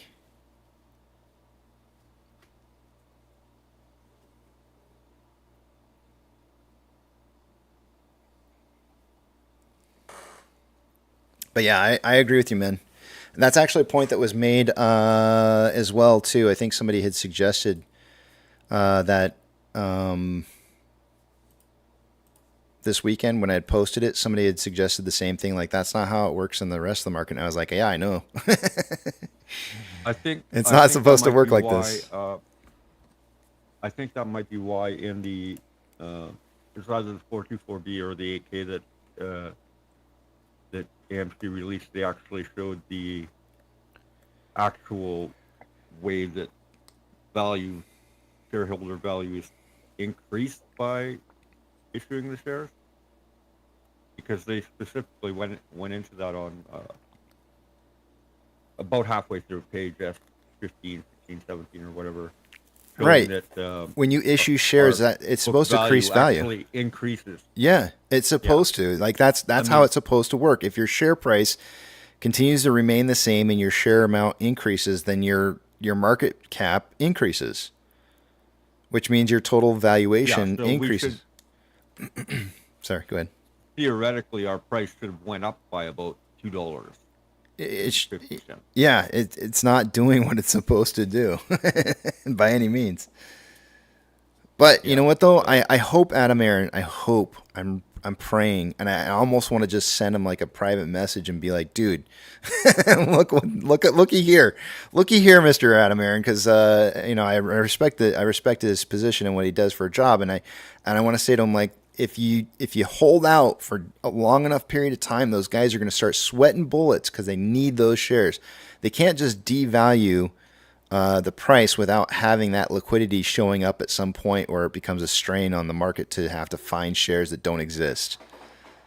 That's what they've done. New investors are taking on the risk by buying new shares, and they're taking on, like, the fact that AMC shares are actually worth negative. Exactly. Books, right. Exactly. Yes. So new investors are taking on that risk, so that should remove the risk for current shareholders. Yes. Right. So I think that's correct. The value of the shares should go up. Yes. But we're in the position where, on the books, shares are actually worth less than zero because of the debt, right? Because of the debt. I guess because of the debt. If you wanted to throw that, what do you look at? No, you're right. You're right. In general. Yeah. In general. Yep, you're right. No, you're absolutely right because of the debt. If you wipe the debt out and say the debt doesn't exist, then that's not the case. But yeah, you're absolutely right. Yeah. And the fact that we're running at a deficit right now, but yeah, that's not the way it works. It's not. It's not how it's supposed to work at all. And but it makes. I think it's okay to feel frustrated right now. I think it's okay to feel frustrated too. And I don't have a problem with people feeling frustrated. It's just don't take your frustration out on the right people. AMC is not at fault for this. Adam Aaron's not at fault for this. The board's not at fault for this. We aren't at fault for this. And so if you're going to take out your frustrations on anybody, you take them out on your broker. You take them out on Gary Gensler. You take them out on the Fed. You take them out on our government for not stepping in to fix this damn system, and you take it out on FINRA or somebody else like that. SEC or whoever. Those are the people you should be taking it out on. But taking it out on AMC, the shareholders, or the board, or Adam Aaron is ridiculous. It's absolutely asinine and does nothing to help us whatsoever. I think you should actually pull that page up. I pulled it up now. Cares? What's that? I think you should pull that page up from the and show people. Which one? From the 424. Okay, hold on a second. The 424B5 and go to page S17. It shows how our actual value is should have went up with dilution. You said S what? Page S17 on dilution. 17. Let's see here.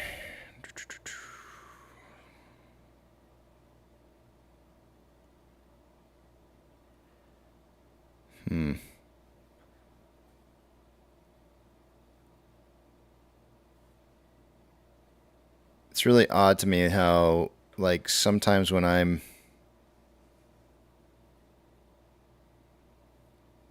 looking at it right now, and on 17, I don't see anything on that whatsoever. Hold on, maybe I need to read more carefully. Hold on.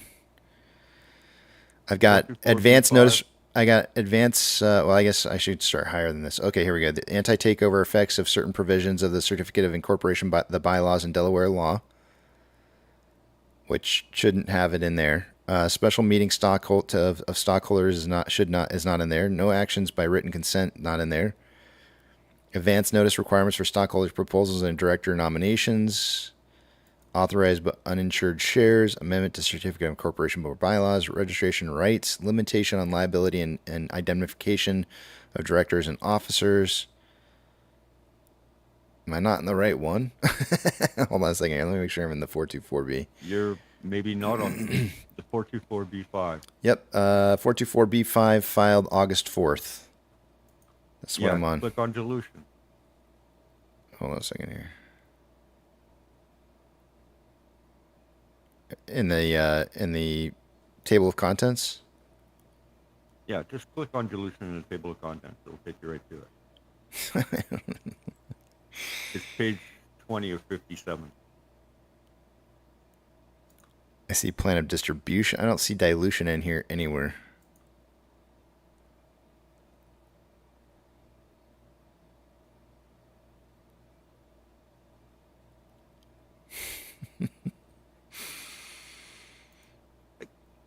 I think switch back. Okay, you don't have it on your screen, so. Oh, here. It's the prospectus supplement up to 40,000 shares, right? You're on the same thing as me, right? Prospectus supplement, yeah. Should be the same. It says about the prospectus, blah, blah, blah, use of proceeds, dilution. You just click on dilution, it takes you right there.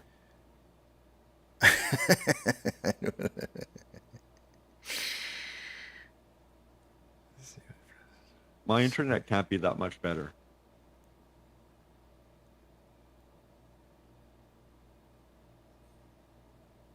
I'm not seeing it.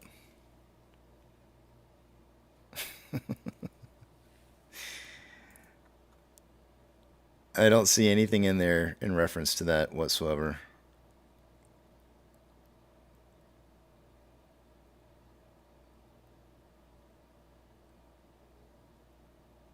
Oh, here, I'll just type in, I'll do Control F on it and see. 5 references to dilution.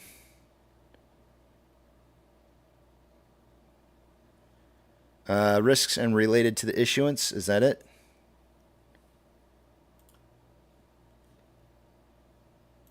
Oh boy.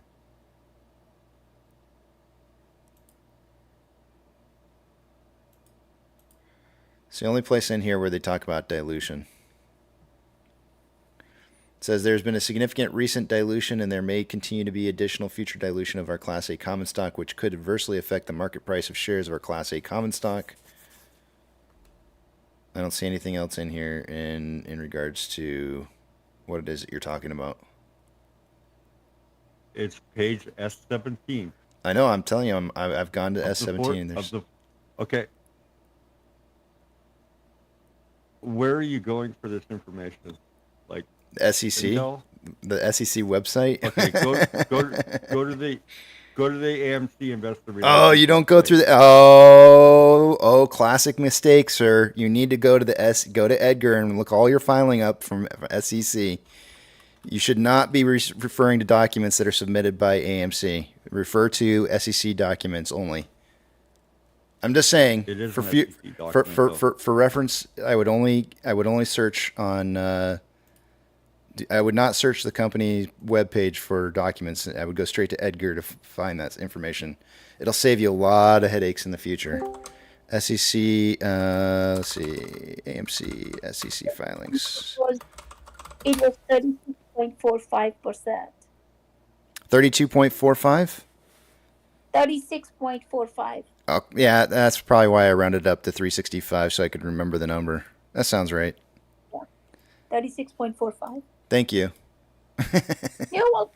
I knew you would remember because we talked about it. It was funny how you came up with the same exact number I came up with, and we went completely different routes about figuring it. And but I verified the information through my broker that that's what it was after I came up with the actual amount, and then you confirmed later at a later date that that was the case. So yeah. I knew it was around there. I wanted to be sure that that was exact. That's why it took me a little bit. It was 36.45 exactly. Yep.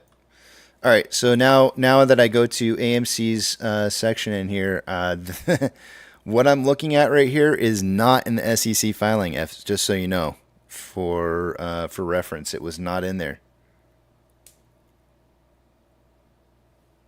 Yeah, it's not in there. Sometimes I feel like lots of information is left out.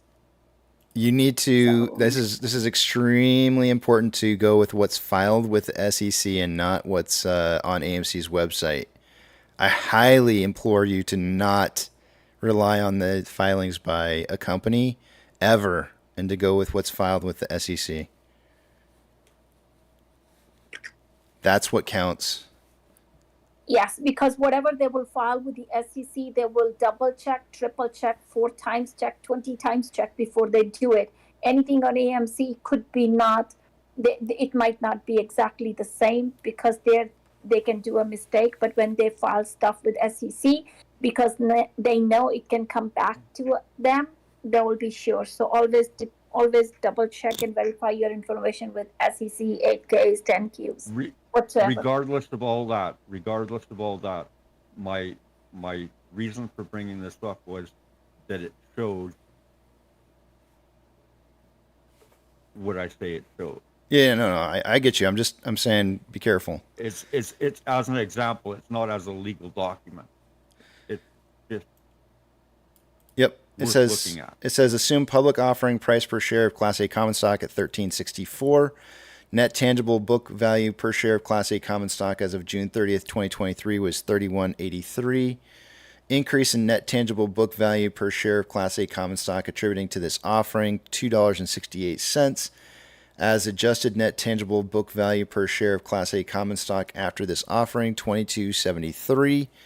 Dilution per share of Class A common stock of new investors in this offering, $36.37.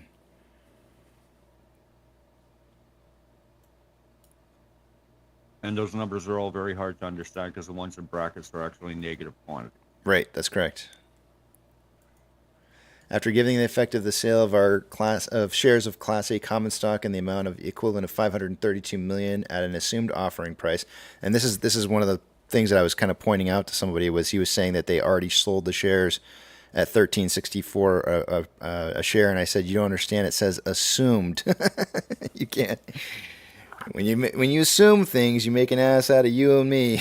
So they did not sell the shares yet. It's an assumed price, and they're just giving a breakdown here of what it would look like, which is the last reported sales price of the Class A common stock on the New York Stock Exchange on September 5th, 2023, and after deducting commissions to the sales agents and estimated offering expenses payable by us are as adjusted net tangible. Anyways, it's all here if you want to go read it.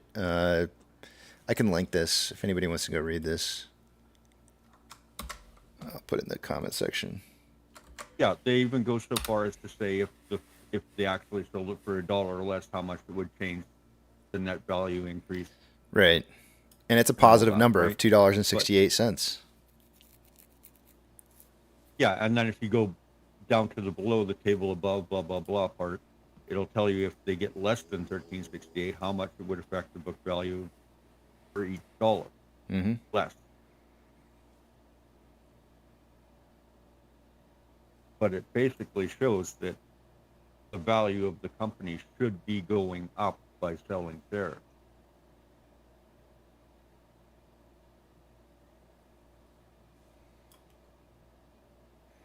So that's just why I didn't agree with what you said this morning. I got you. Although I agree with it. Although I agree with it. It's okay. It's like I said before. I certainly don't have any problems with people disagreeing. That's not. It's things. You can figure things out way better in life if you debate stuff. You know.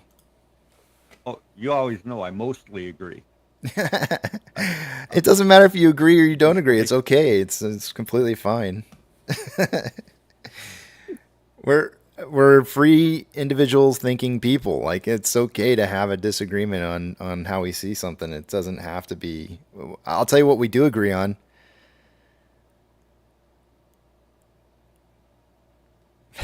You didn't say anything. I thought for sure you were gonna say it. I thought you were gonna finish. Black pepper is good on strawberries. No, it's that AMC is a damn good company. Oh man, and that's why we're holding our shares. That's what, cracked black. What was it? Cracked black pepper on what? Strawberries? Yeah. I've never tried that. Are you serious? I'm serious. It's so good. Got to be fresh cracked black pepper though. Huh. I might have to try that. I might have to have my kids try it first. See what they say. You can just full on go for it. It's worth it.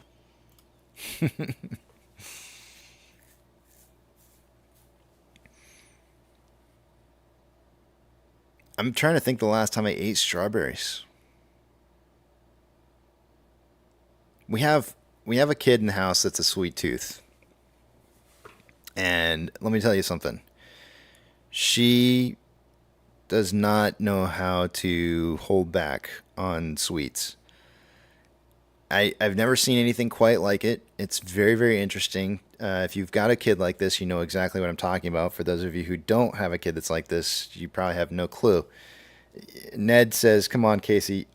I'm telling you right now, it's like, it's beyond normal. It's very, very, very weird stuff. Anyways, so she's got the sweet tooth, and every week, I don't think there's not a week that goes by that we don't probably buy at least 2 of those packages of strawberries that they sell in the grocery store. And I'm not talking about the small square ones. I'm talking about the big rectangular ones, size ones. We buy 2 of those a week. And they disappear every time. And I never see her eating them, ever. They just vanish. It's incredible. Let me tell you a story about fresh black pepper.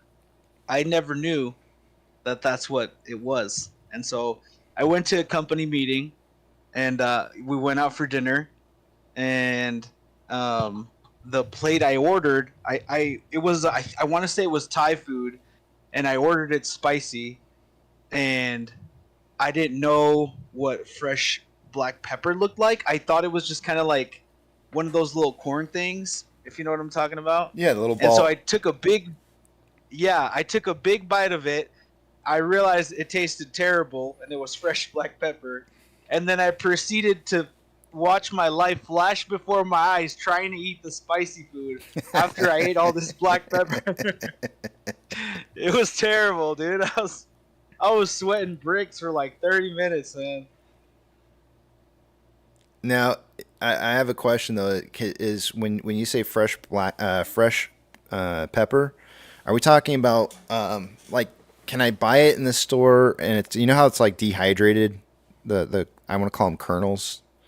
I don't know what they are. Yeah. Are those dehydrated? No, that's just the way pepper is. Okay, it's so Really, because what I ate was like they were like little green balls, and they were like all attached to like the vine. Oh my god, dude! so you ate the fresh off the vine pepper, or I don't even know what it grows. I Dude. don't even know what pepper grows on. Damn it! Hold on a second. I'm looking it up. I'm looking pepper growing. I have no idea what I'm talking about here. Like zero knowledge whatsoever. Okay, so it does. I kind of figured that it was going to be like a vine, but let's see here. Oh, that's not what I wanted. I'm imagining like something off of a tree or something. Yeah, okay, yeah. That's I see. It's like red and it turns black when they dry out. Peppercorn. That's what it's called, peppercorn. Yep, I see it. Yeah, I never knew what that was. I took a big bite out of it, realized what it was. It was too late.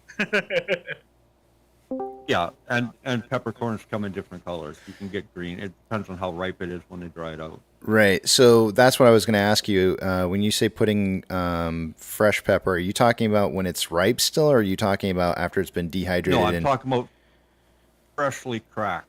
Okay. Pepper. Okay. Because it releases the oils when you do it. That's why, like, you got regular table pepper that you can get in a bag, but it's not quite the same. Right. As when you get fresh cracked black pepper on a salad or whatever, right? Right. Pepper falls out of the sky. Like the difference. It's the difference between using fresh garlic in your meals and using dehydrated garlic. What are you going to choose? Mm-hmm. Give them the choice. Rasmussen says, Casey, what do you think that is a realistic market cap for AMC? Let's say after all this is done, market cap for AMC is about 1.2 billion at the moment, while Cinemark is around 2 billion with a lot less cinemas. I personally think, I mean, so I did a deep dive into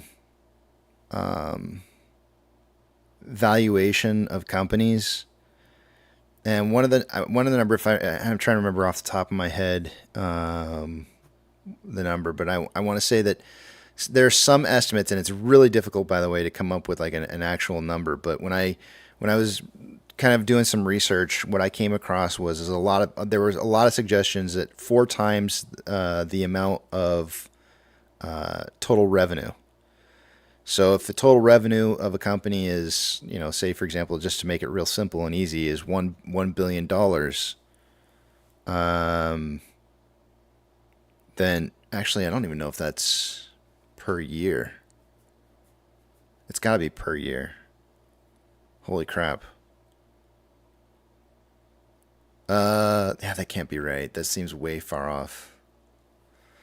I guess I was assuming it per quarter at the time when I was looking at the numbers. Because if that's the case, then our market cap should be much. I mean, if we were to do like let's say we did 4 billion this year, then we'd be looking, at 16 billion market cap. So, I think that might be. Let me just do some quick math here just to see. Going with 8.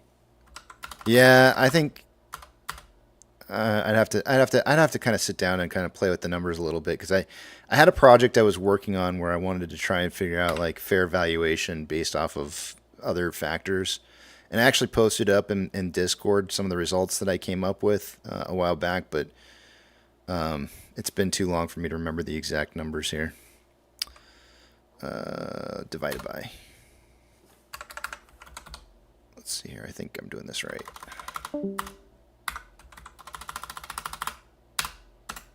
Nope. Did it wrong.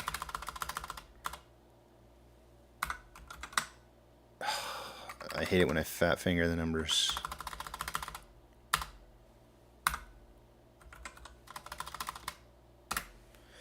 Yeah, that would be $101 a share. That's too high. Half that would be 8. I would say somewhere between 4 and 8 billion would probably be accurate.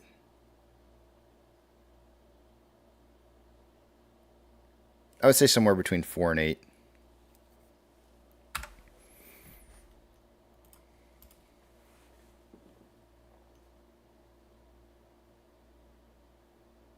Oh yeah, dude, Rasmusus. Or I'm saying your name wrong. I'm sorry, Rasmus. I'm sorry about that. I'm really bad about those kind of things. Rasmus, we are way undervalued right now. Extremely undervalued. So you're not wrong. But hopefully that link that's in the top of the page here will help explain why that is, or at least why I think it is. How low do you think AMC goes before we turn back up? There's so many factors involved here. It's such a trick question. I don't know. I really don't know. I think because there's so many factors involved. When Adam Aaron, I keep saying Adam Aaron. I want to say AMC instead. I'm tired of people blaming Adam Aaron for it because it's not his fault. When AMC decides to sell shares into the marketplace, we should see an initial downwards momentum in price, but it's only because anybody who's short will want to close out as many positions as they can prior to seeing the price run. So it would be a very temporary drop, and it's very difficult for me to say how much that would be by, but very likely shortly thereafter you would see price rising as the market was trying to gobble up those shares as fast as possible. So I don't know. It's so difficult to try and guesstimate. I'll say this though. There are a lot of different financial institutions who are giving estimates on what the price of AMC should be. And I personally think, and this is just an opinion, I personally think that they're telling the rest of the market what would cause a market failure. Meaning, if you go this low, we're screwed. Because the buying pressure is going to be too great before the dilution occurs. So I would look at what some of those institutions are putting out for prices, and I would suggest that we probably won't dip too much farther than that. Because I think it's actually the opposite. I know a lot of people see their price targets as being forecasting where price is going to be. And I think in this particular situation, it's different. I think they're forecasting where the problem starts.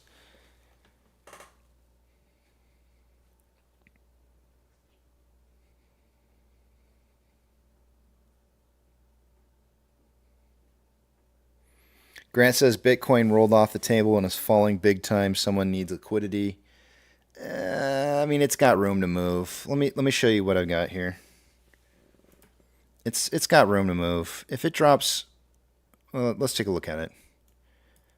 I think it's going to find support right here at this Fibonacci retracement around 24.7. If it does break through earlier than my boxes that I've got for the breakout on this, I would be surprised, but you're going to see the exact mirror opposite almost of what happened over here, right? So you're going to see big moves like this that are happening just before the very end, before it starts to move. But you can see here it's going to be the exact opposite. I think some of these price movements were, this one was closing high, this one was closing low. There's just going to be some big swings in here. It's going to happen. But I don't think we're there just yet. And while I wouldn't disagree with what it is that you're saying, but they need to move this price down first before they can run it up a bunch to, because the most they're going to be able to run this up from 24.7 is going to be around 27. So if they want to try and get a lot of investors in between 24 to 27 before dropping the crap out of this thing, they got to run it down first. So pull liquidity now, right? Like you're saying, pull liquidity now and then allow people to buy in and let the price rise back up naturally on perhaps expectations of price moving. Because I mean, if you go out there and you just look around, all you have to do is open your eyes, and everybody and their brother is pushing crypto right now. So you know what that means. Somebody's trying to take risk off the table by getting somebody else to hold the bag.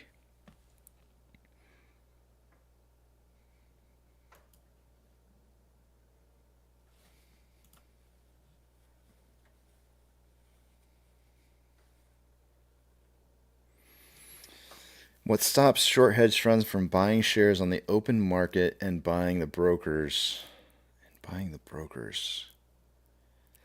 I'm not sure. Like versus like buying broker shares, or you mean lending? Because they don't buy shares from brokers; they lend shares from brokers.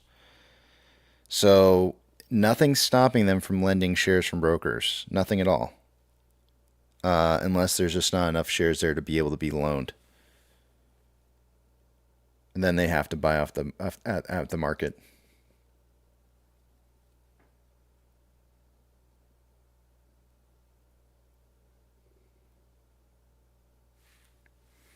All right, it's 10:22, guys. I actually forgot to do the numbers because we were having a really good conversation. And by the way, censor content, thank you for that,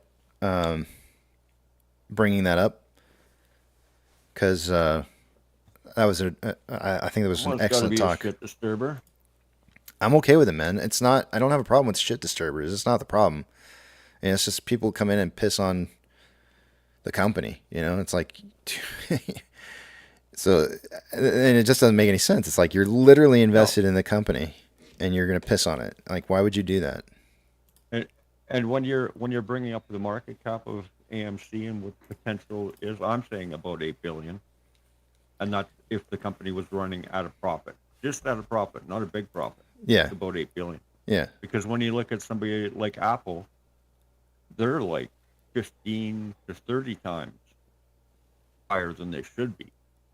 On yeah, just the numbers, right? Yeah. They should only be a $17 stock. Well, there's a reason why that is, but I mean that's, I don't want to go into it because I got to get numbers done, but there's a good reason why that's the case, and a lot of it has to do with institutions who are long on the positions not wanting to lose value on something that they're holding for collateral. That's a lot of it. Yeah, that might be the reason why Cinemark is actually holding better value right now, since they're 133% owned by institutions. Yeah, it's a major factor that has to be, you have to take that into consideration for stock when you're looking at it. So some of you guys sell your shares to the institutions so we can get some price stability here. Come on, guys. No, don't do that. Do whatever you want. Take one for the team. Do.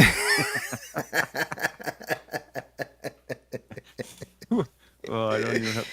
What? We need some of you to leave. God, this is an outrage. We need some of you to leave. Who's going to do it first?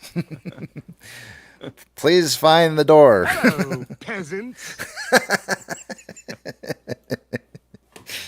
Come on, we need somebody. All right, let's do these numbers here because I'm late. I got another one, but it's got bad words in it. Oh, let's do it. Just do it real quick. Let's hear it. You need people like me so you can point your fucking fingers and say that's the bad guy. Dude, I really like that one. All right. That's pretty good. All right, here we go. Let's do numbers. What am I doing again? Numbers. I forget. Off exchange by this time of the day. You've only been doing this for like two and a half years, Casey. How do you not remember what you're doing? Off exchange by this time of the day, I would expect there to be somewhere around 49%. We're well past 10 o'clock, so it should probably be closer to like 60 something percent. Going through off exchange EDGX somewhere around like 10 to 11% or 11 to 12. Ultimately, it should be 60 total is what it should be around, and we got 53.47%. Going through off exchange, EDGX is sitting at 8.44. The combined total in that 61.91%, or about 1.91% higher than it should be by this time of the day. CHX volume is at 684 shares for the day today. So these are low numbers, and what I want to see, I don't want to see big numbers coming through here because I want to see somebody allowing these failure to deliver to start stacking. That's what we need to have happen. So CHX volume for the day today on GME is at 507 shares, not a whole lot. Taking a look at Ortex. My page looks all weird now. I don't know, there's something going on with my... It's weird. 7 million shares borrowed so far today. That's not, very much at all. It's only the equivalent of 70 million shares from prior to the reverse split. But that's going to raise our estimated short share interest of the free float to 13.07%. Cost of borrow mins at 5.82, average 6.15, and max 8.26. Shares on loan is at 26.45 million shares. That's 800,000 more shares on loan from Friday. And 284,000 of it is what Ortex is estimating to be in new short interest. Taking a look at the options. Highest amount of call volume so far for the day-to-day has an hour ago was at a $7.50 strike for the calls, and there was 3.6 thousand contracts. It is now 11,000 contracts at 7.5. Quite a big jump there.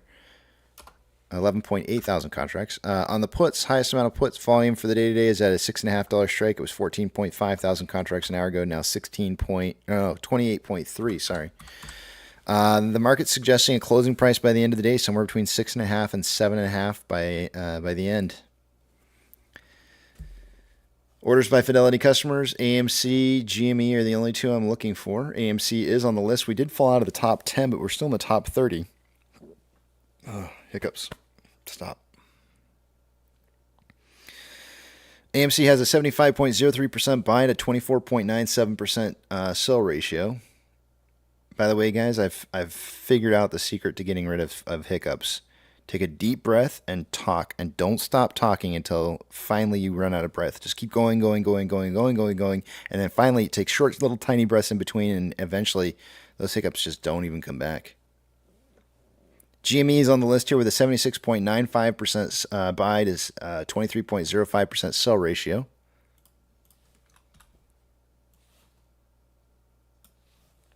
SSR trigger price is at $6.46.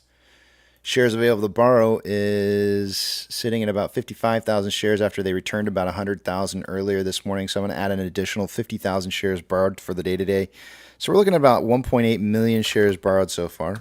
And that's the total amount that they actually had starting the day out here. So now there'll be the point at where they want to try and return shares if they can. Fees are at 5.9% now.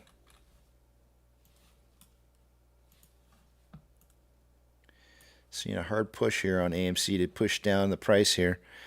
Let's see, we've got NASDAQ is up 0.73, Dow Jones is up 0.14, S&P 500 is up 0.42. We have 3,532 advancers to 2,580 decliners. The market is more advancing than it was an hour ago by a smidgen.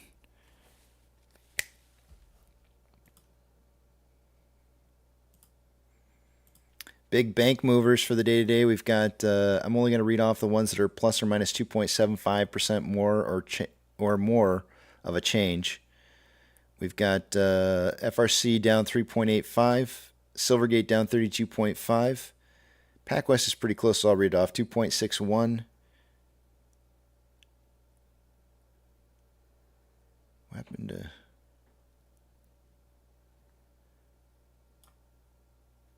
That's about it. Those are the biggest of the movers. Ethereum Classic is currently down 2.54. I'm thinking there's going to be a little bit of support found here. Perhaps really close to this 14, whatever the heck this price number is. I don't know. Wherever that white line's at, it's 14, just a little under 1450. And I do think that there's going to be one more push back up here before an eventual breakdown of this bearish triangle. DXY, or the US dollar, is down 0.52, but starting to break. No, it's not really. It is starting to trend up, but it hasn't quite broken the trend of the downtrend that it's been on. Oil is down 2.26 and trending down. Mortgage-backed securities are down anywhere from, BlackRock and Vanguards are down 0.16% and consolidating. SPY is up 0.37 and kind of consolidating after having had you know what? It's trending down. It did start to break a trend on the way up here, but I think it's going to start trending down now all of a sudden. And we've got VIX up 1.88 and trending upwards. VBR is up 0.18 and consolidating. VB is up 0.31 consolidating. Tesla is up 8.59 and trending up. Amazon is up 2.28 trending up. Cinemark is up 1.15 and trending down after having been up in the earlier portion of the day today. Doge is down 2% for the day today.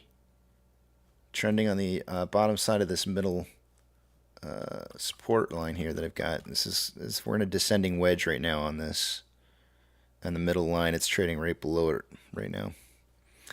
Bitcoin is down 2.73, and let's see here. Starting to stabilize a little bit. It's consolidating after the downtrend. GME is down 4.18 and trending down. HYMC is down 2.27 and consolidating quite oddly, as a matter of fact. That is weird. Okay.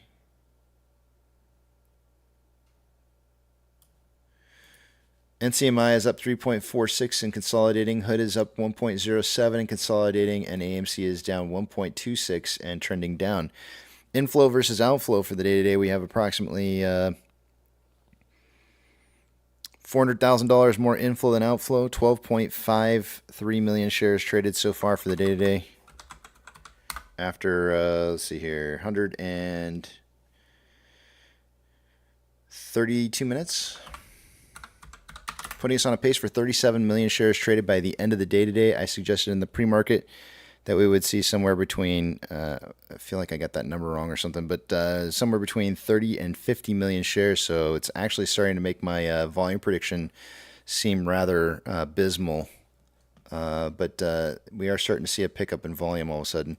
On a 4-hour chart, we've got more buying pressure and selling pressure with an RSI of 22.1, which is signaling oversold. On a 1-hour chart, more selling pressure than buying pressure with an RSI of 31.23, which is below average. On a 30-minute interval, more selling pressure than buying pressure with an RSI of 35.89, which is below average. And on a 5-minute interval, more selling pressure than buying pressure with an RSI of 28.19, signaling oversold. And on this 5-minute time interval, you can see that we're hitting the bottom side of this Bollinger Band, which usually means price is going to rebound and start heading back towards the simple moving average. And we also printed a TD9 in here as well, which also signifies a turn in pricing movement.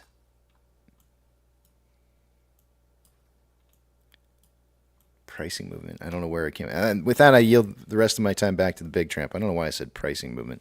Price movement. Why are you gay? Yeah, why? I have no idea. I have no idea. Because I didn't even know this. This is the first I'm finding out about it. Casey, can you hiccup and fart at the same time? I don't know. Never tried it. Why are you gay? Holy smokes. Push it again. That's what I thought. I am on my mobile. Now you can do it on your mobile, Casey. Yucca, welcome. Good to see you. Good to have you here. Welcome. Yeah. Yeah, I just opened my mobile, the Discord, and it said, hey, try the new feature, soundboard. And then the first one that came up was, why are you so gay? How did I know? It's funny because I pulled up the back of the disc, the back of the Big Tramp to see who was in here, and then as soon as I saw you down there, I was like, oh, it has to be Yucca pushing it. But I had to verify first because I'm like, I'm gonna get that guy. I'm gonna get him. I'll get you. You know what I found out today? That CPI, the CPI that we get reported, it's a year behind. Yeah, it's lagging. It's very lagging. And they say, oh, it's a month. Well, they're reviewing the month. They're taking a month to review what happened last year. But what? How does that? Yeah, so everything's lagging. Like, yeah, which is why a lot of times, a lot of people are afraid that with interest rates as high as they are right now, if they're not careful, they could go too far with raising the interest rates, and because all the data is lagging, they could ultimately so much for a soft landing anymore. I can't say the name. I want to say Heisenberg. That's not the name of it. Hindenburg. They'll Hindenburg it, yeah. They're all screwed now anyway. They got way too much debt to buy back in about a month. Yep. They got bonds coming due. never mind. I don't know how to say this first name, but Storage just said, spoken to my broker here in Spain because I am still waiting for my settlement shares. They said that they are waiting for their custodian, which is Citigroup, to release them, and will be this week.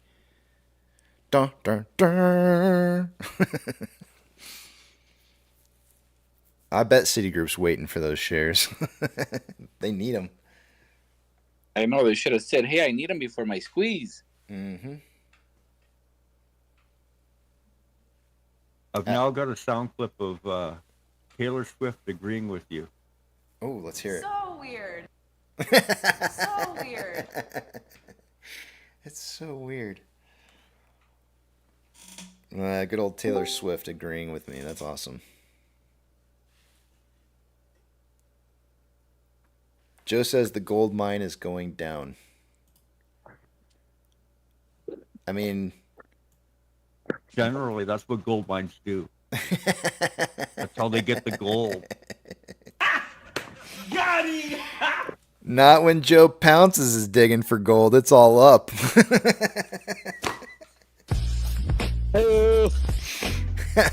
Oh man, that's terrible. I was watching you guys introduced me to Kill Tony, and I was watching like some of his worst comedians that he's had on stage, and he was ripping into some people like I felt legitimately bad for the people on stage. I was like, oh my gosh, that's terrible. Like, I don't know how they can sit there and just take that. And like I've never wanted to be a part of comedy because I'm just really not. I'm not that funny. No, I'm only funny looking, but I think that it's really strange to me that there's people that are willing to go up there on stage like that and think that they're funny, get up there and then just bomb. It reminds me of like American Idol, but worse. Yeah, what? Like female comedians. The combo, right? I would rather play a song and not have anybody clap for me than to tell a joke and not have anybody laugh. It seems so much worse. Because even as an artist, people still do sympathy claps for people playing music. You know. Good job. Get them off the stage. That just means they have a crappy sense of humor if they don't laugh, man. But you gotta. You usually don't you usually practice your set before you go up and say these jokes or stories? That's the whole point. And Tony made that point to him. He said, "I gave you that's your best joke. I give you a minute, and that's the best you got." And these people come back and they're like, yeah. And he's like, and how long did you practice that for? And it's just like, I mean, a minute. That's all they get. They get 1 minute to either woo the crowd or boo, or get a boo from the crowd. One of the two, woo or boo. And it's rough. By the way, Joe, since Joe's here right now, I just want to let Joe know. I don't know why. I know I'm subscribed to your channel, Joe, but your kids, the video that I don't know if you recently posted or not, but the Canes video with you and your kids, that was so cute, man. I'm just telling you, it was really cute. If you guys go to Joe's profile page and watch his video, we should put it up. Joe, do I have your permission to put your kids up on for the world to see? It's so cute. I gotta get his permission first. No, James, I do not do options on AMC. I think they're pile of heaping poo. I'd rather look at Hayden. He's live. He's live? Yeah, he has his mic off though. Joe's live. No, not well. He doesn't look like Joe. He looks like Hayden. I'm working out. Oh, look at him. Sorry. Man, 40 pounds. Got 40 pounds. What is that? Are you camouflage? Is that yellow with the grass and the? Look at that, man. That's the trail I'm on. you're gonna have the police stop you for wearing body armor. Yeah, I know. It looks like a bomb making Monday, doesn't it? Yeah. Yeah, and it's 9/11, so be careful. You know, I didn't even think about the 9/11 part as you said that. Hayden, I want to ask you. I want to ask you a question. You do like Middle Eastern. And I don't mean from I mean this from a perspective, from your perspective, but not necessarily your thoughts. Whenever I go into an airport, I have an undesirable urge to say words that I'm not supposed to say. Do you think other people are like that, or is it just me? Oh yeah, because I hate the TSA. Okay. I had to go through the other day. I should have sent a video of this. We went and picked up a truck in St. Louis because it was cheaper. Mm-hmm. And so I had to fly with, the people. And just going through TSA puts you in a bad mood. I try to make them laugh when I go through because I figure like they probably don't want to be there doing what it is they're doing any more than I do. So I always try to make them smile if I can. Oh, no. They love being there because they've got a government pension. They can't be fired. And they can basically say whatever they want because their supervisors won't do anything. And you're late for a flight, so you're not going to hang around to talk about it. Yep. They can be as flippant as they want. So are these TSA agents, are they potential retire IRS agents, or do they get trained there to become IRS agents? No, because they don't carry weapons. Oh. Most of them are IRS? felons anyway. Allegedly. Allegedly. Yeah, most of them couldn't pass the background check that the people in the airplanes have to pass. Wow. So I had an opportunity to apply for a TSA job once, and this was not. This is many, many, many years ago. But I didn't have any interest in it. But I wanted to know what their interview and testing was like. So I decided to apply for it just because I wanted to. I know that sounds so stupid. Like, why in the world would you waste your time like that? But I literally just wanted to know what it was like to have to interview for a TSA job. And so that's what I did. I applied for it, and then I forgot about it. And it was I want to say it was like 6 months later. I got an email saying like, "Hey, you've been selected to participate in our whatever it is that they do to filter out people, right?" So they wanted a background check, and then they wanted all this, this, that, and the other, and then they called me in to do a test where we had to sit down in front of a PC, and then they basically, it was like you were looking at like X-rayed items, and anytime you saw something that was a potential threat, you were supposed to hit a certain button, and then if it was okay, then you would pass it, and then they just went through and they would tell you like, okay, in this next group of items that are going to go through here are some of the potential items you may see. If you see these items in here, select, these are the items you're looking for.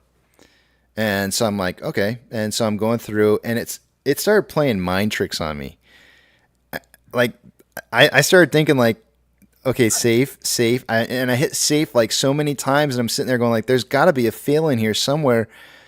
Because there's too many safe things going through. I'm going like, are they just trying to trick me? What's going on here? So I'm hitting safe.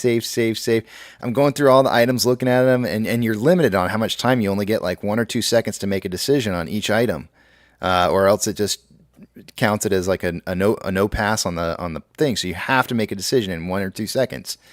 So I'm like going through this, and suddenly I feel like I start seeing items in there that aren't really there, and I don't know for sure. And I'm like, I need more time to look at it. So I started hitting the button for like, oh, there's something in there, and then I was like, oh, maybe I'm overreacting. Okay, go back to safe. Oh, wait, that might have been something. I don't. I started second guessing myself on everything. I was like, this is why I should never be a TSA agent.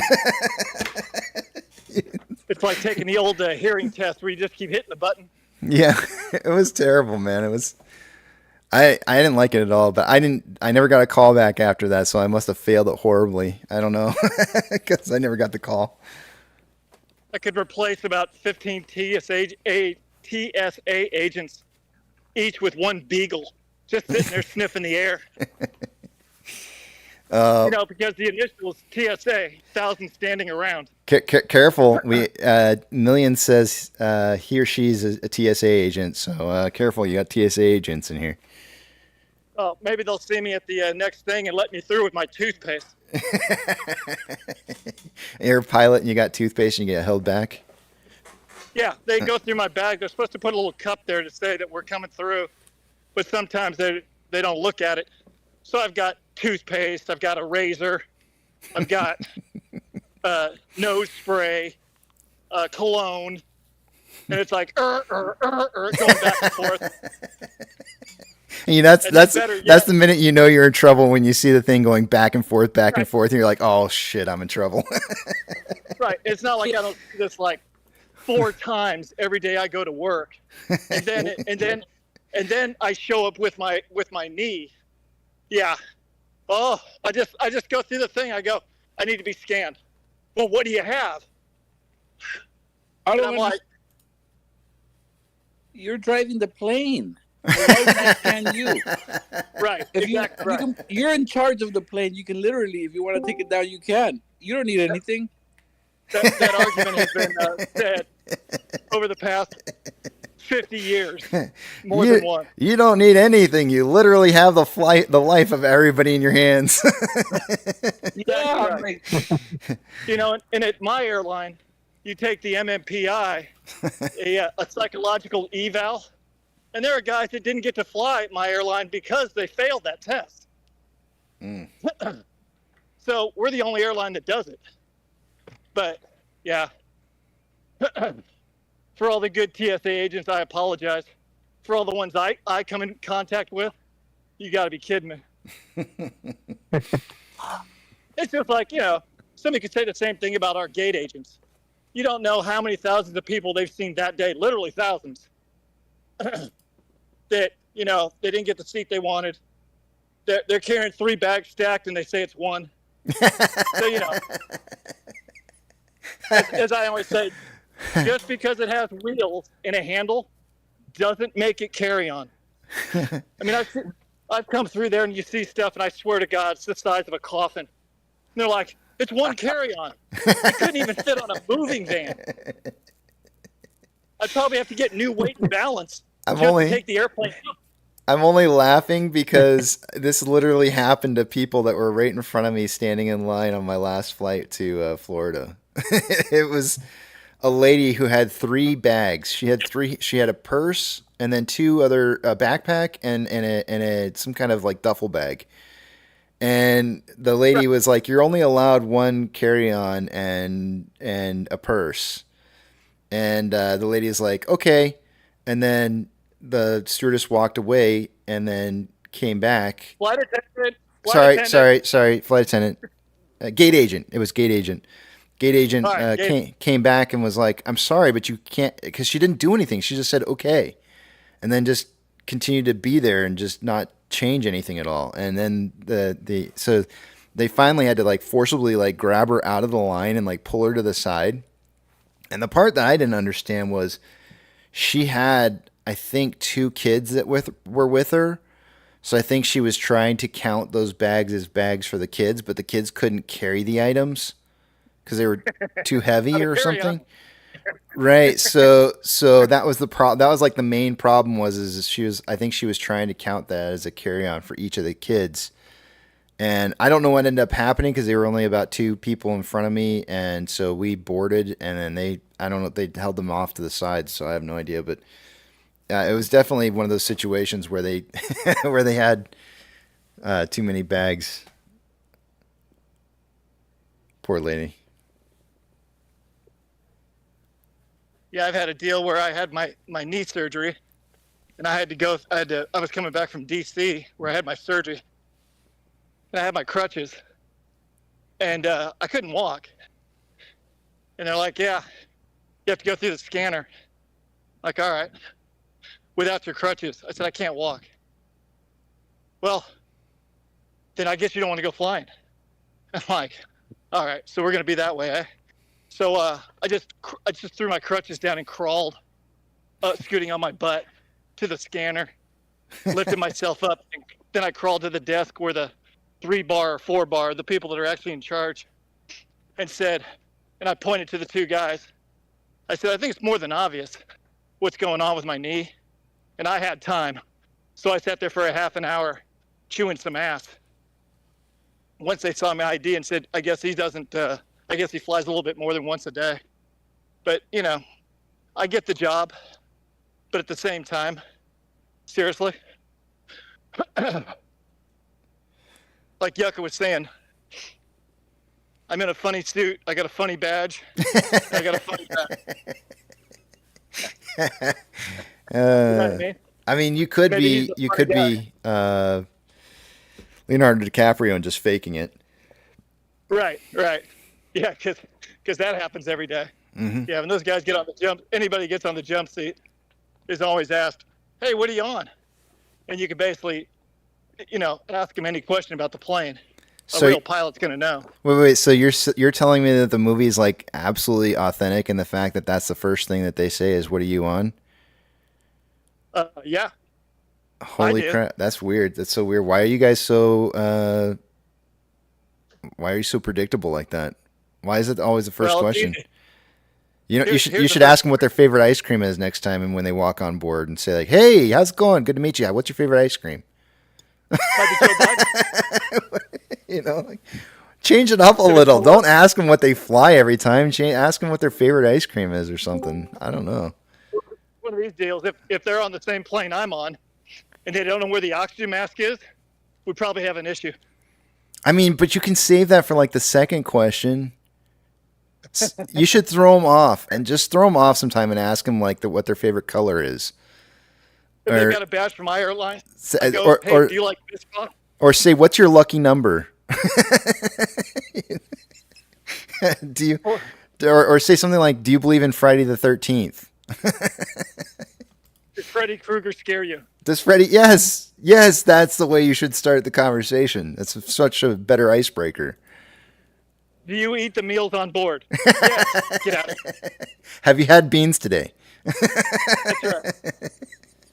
I haven't seen that video, but apparently that is horrific. How a single human being can ground or destroy a 300-person airplane. I can't even imagine the stench. I'm sure they thought it was a biohazard. JM says, one time not long after 9/11, I dropped my friend off at the airport one morning. We waited in line with him. We had some extra greasy takeout food the night before. We were discussing it, and he tapped his backpack and loudly proclaimed, I have some ammunition right here, referring to Tums. Not a smart move. My eyes got wide as he realized where he was. I've got some friends. We were going back to Jacksonville, Florida. We had a few pops running to the gate. Another guy was with me. We went head to the bathroom, came back out, got on the plane, didn't see our boys. Okay, I can't remember. Is it Jacksonville, North Carolina, or South Carolina? I don't know. Well, that's where they went. I should probably know that, but I don't know. I'm really bad. The worst part was, you know, that was before we scanned our tickets. You know, you just kind of, Jacksonville, here we go. They got on the plane, and boy, were they surprised when they stepped out of the airport, and it was not Jacksonville, Florida. Oh, no. Yeah, that was a little rough. I mean, it's... Especially when the guy's wife was supposed to pick us up, and she picked me and the other guy up. Where's Rich? Ooh. Ooh. He'll be back tomorrow. That was military. Frank said you should. Frank says your first question should be, have you ever seen a grown man naked? We all know that one. The other one is, are you a pawn in the game of life? Blazing Saddles. How about, have you ever danced with the devil in the pale of the moonlight? Nah, I wouldn't even get that one. Because that's Batman. The other classic airplane ones are, of course, I should have stopped sniffing glue. When shit hits the fan. Yeah, that was hilarious. Here's another shot of the trail. This is the cool part of the trail because it's like 90-something degrees right now. That's right. Frank got it. Where He are says- you? What's that? Where are you? He's hiking. Where are you? But where? Georgia. Georgia. Okay. Above Atlanta, place called Marietta. Keep an eye out. If you see any mushrooms, just get them and send them to me. I told you I went to a mushroom seminar, right? Or you did? Yeah, I've gone to a mushroom farm, Paul Stamets. Oh, Paul, yeah. I've met Paul. Oh, really? Yeah, I went to his farm. That's so cool. Like when you take his class, you cannot talk about psilocybins. What? Wow. The reason is, there's like a group of 16. They always ask before you start, hey, what's your favorite mushrooms? And apparently this one guy talked, and I don't know the varieties, of what psilocybin he talked about. And the guy next to him said, yeah, I like these kind. Well, ends up the guy next to him was the sheriff for the county. Oh, yeah, so you can't say anything about psilocybin. Yep. Right. They end up becoming best friends, according to Paul. But just to keep the tension down, hey, don't talk about what you can use the class for. It's good to know that you're operating a plane and you're taking mushrooms. Oh, no. I grow oyster mushrooms. Oyster. Blue oyster, usually. I wish I could put some pictures. They're actually pretty cool looking. I got some nice bunches. I was doing it for restaurants in Atlanta. East Coast flights avoid. Got it. Okay, just wrote it down. Sorry. Numbers time, guys. Numbers. Oh, for the guy that's flying a Legion Alpha Patio.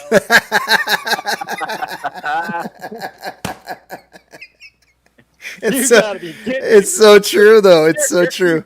You're not even kidding. Out there, do they use swamp coolers? No, they literally have swamp coolers. Yeah, I saw it out the window while I was eating my brisket, looking across the ramp And in the my air-conditioned terminal. and the gasoline that they use to fill up those swamp coolers is horrific smelling. By the way. Yeah, because you're still electricity, right? Yeah, I don't know. I guess.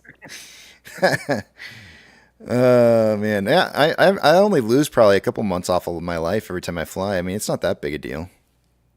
Right.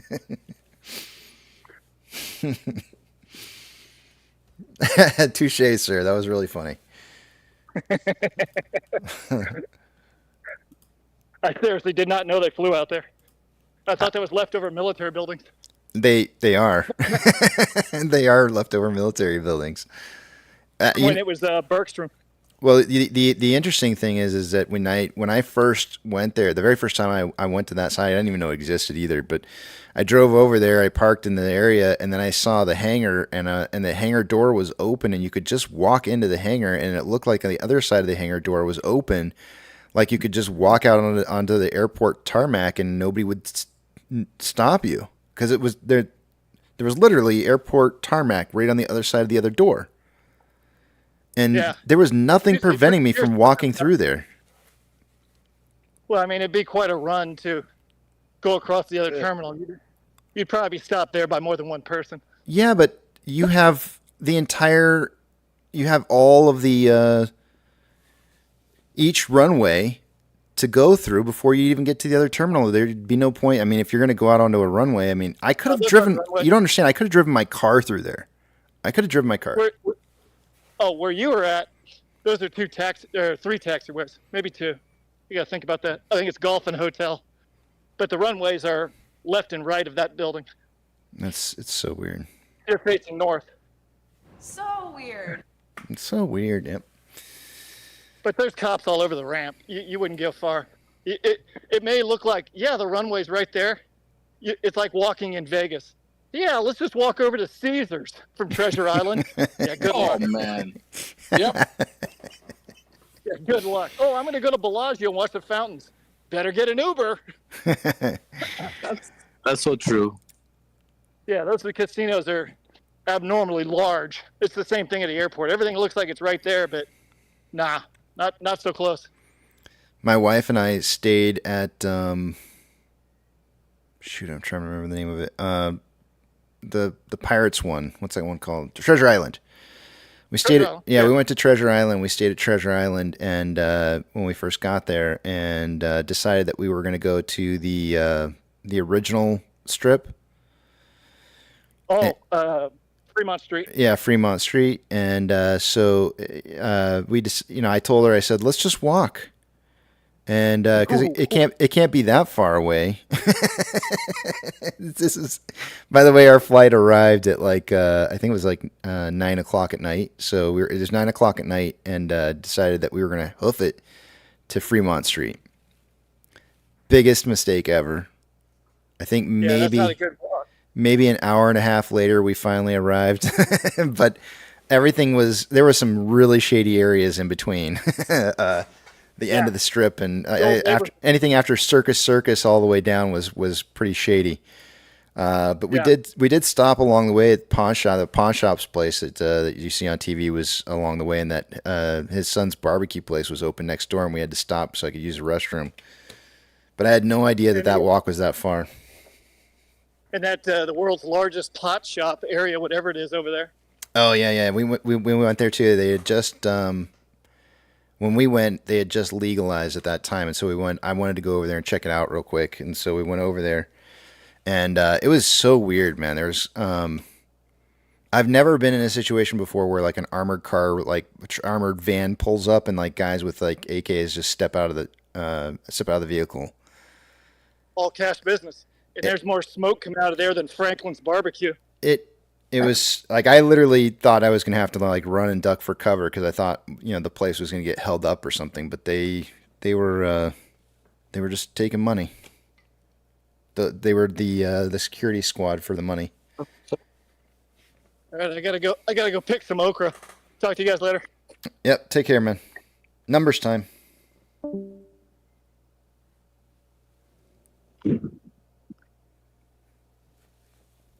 We ended up, when we did make it down to Fremont Street, we ended up going to that burger place that's the massive burgers. And I got the second from the smallest size burger, which is like 3 or 4 patties. I forget how many it is. And I ate the whole thing like super, super quick. It was really fast. Super hungry. Big long walk. All right, let's take a look at the numbers and see what we got going on here, guys. And let me move a couple pages around.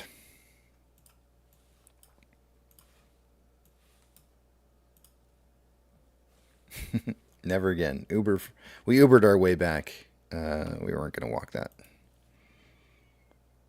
Let's see. Starting with off exchange. By this time of the day, I would expect to see about 62% going through off exchange and EDGX combined. As of right now, we have 54.96% going through off exchange, EDGX at 8.1, the combined total 63.06%, or 1.06% higher than what I would expect it to be by this time of the day. CHX volume is 1,638 shares, not a whole lot of volume going on there. That's what I want to see is less volume through CHX right now. GME's CHX volume for the day today is 913, not a whole lot going on there. Taking a look at Ortex. As of an hour ago, there was approximately 7 million shares having been borrowed so far for the day today. It's now reporting 6.99. Nice. That's not going to really change any of the short share interest of the free float or cost to borrow numbers. Shares on loans at 26.45 million shares. That's 800,000 shares more on loan today than there was Friday. Ortex is estimating that about 284,000 of that was in new short interest. Taking a look at options. Highest amount of call volume for the day today is at a $7.50 strike. An hour ago, there was 11.8 thousand contracts at that amount. There's now 13.8. And we do have a new runner-up on volume heading at, trying to break the mold here to become the leader in call option volume at $8.50 strike. Highest amount of puts is at a $6.50 strike. There's 28.3 thousand contracts an hour ago. There's now 30.3. Combined orders by Fidelity customers. AMC and GME are the only two I'm looking for on this list here. AMC has a 76.03% buy at 23.97% sell ratio. GME found its way onto this list here an hour ago and remains on the list with a 79.36% buy to 20.64% sell ratio. Looking pretty decent on those. SSR trigger price for the day today is at $6.46. Shares available to borrow is at 55,000 shares. No shares haven't been borrowed in the last hour. For the day, we've seen about 1.8 million shares borrowed according to IBKR. Fees now at 5.9% being reported.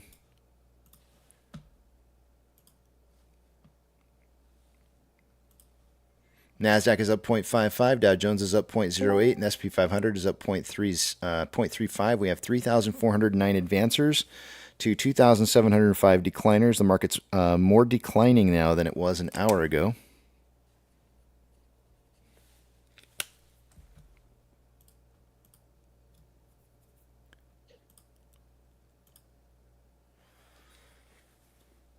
Let's see here.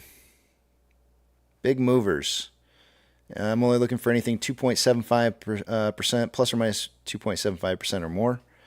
FRC is down 4.62. Silvergate down 32.5. PacWest is up 2.8. Coinbase down 3.45.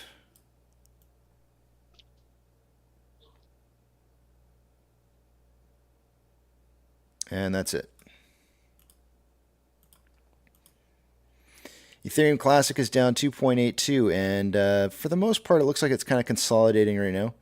DXY is down 0.5 and trending back up after, it looks like it's starting to break the trend line from earlier. Nope, I guess not yet. It's close. It's getting there. But it is kind of trending up as of right now. Oil is currently down 2.38 and starting to trend back up after having been down. Mortgage-backed securities are trending anywhere from 0.18 to 0.19% down for the day-to-day and consolidating. SPY is up 0.38 consolidating. VIX is up 1.59 and trending up. VBR is up 0.09 and overall trending down. VB is up 0.21 trending down. Tesla is up 9.45 and trending up. Amazon is up 2.21 and starting to trend down. Cinemark is up 0.12, trending down. Doge is up down 1.69% and consolidating. Bitcoin is down 2.54 and consolidating. GME down 3.78 and consolidating. HYMC down 3.62 consolidating.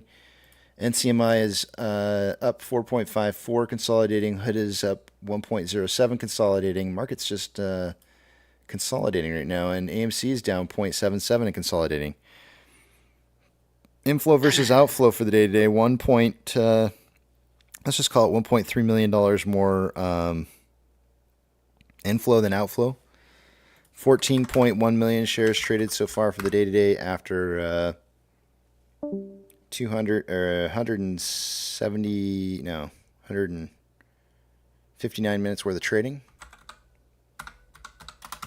Putting us on a pace for 34.58 million shares traded by the end of the day today. I suggested 30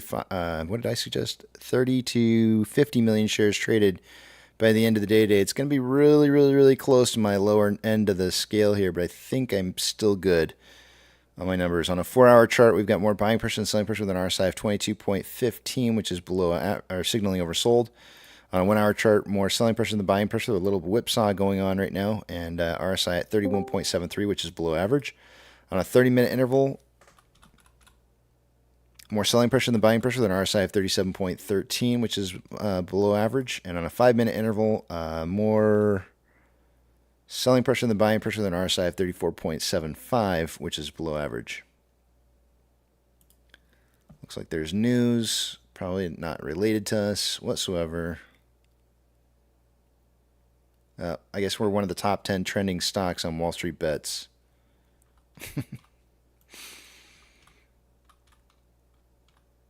I don't know about you guys, but I don't know.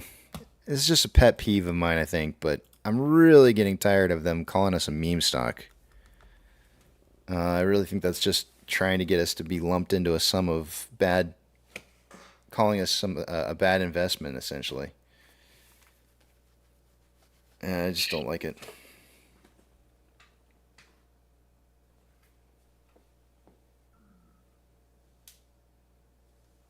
Break Nation Sports says, is it just AMC in here? Nobody else has any input on sports. I didn't watch any football this weekend.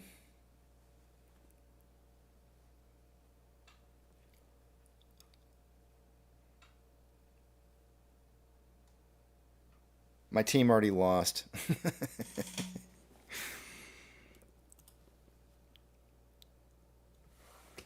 Ape Trucker, how's it going?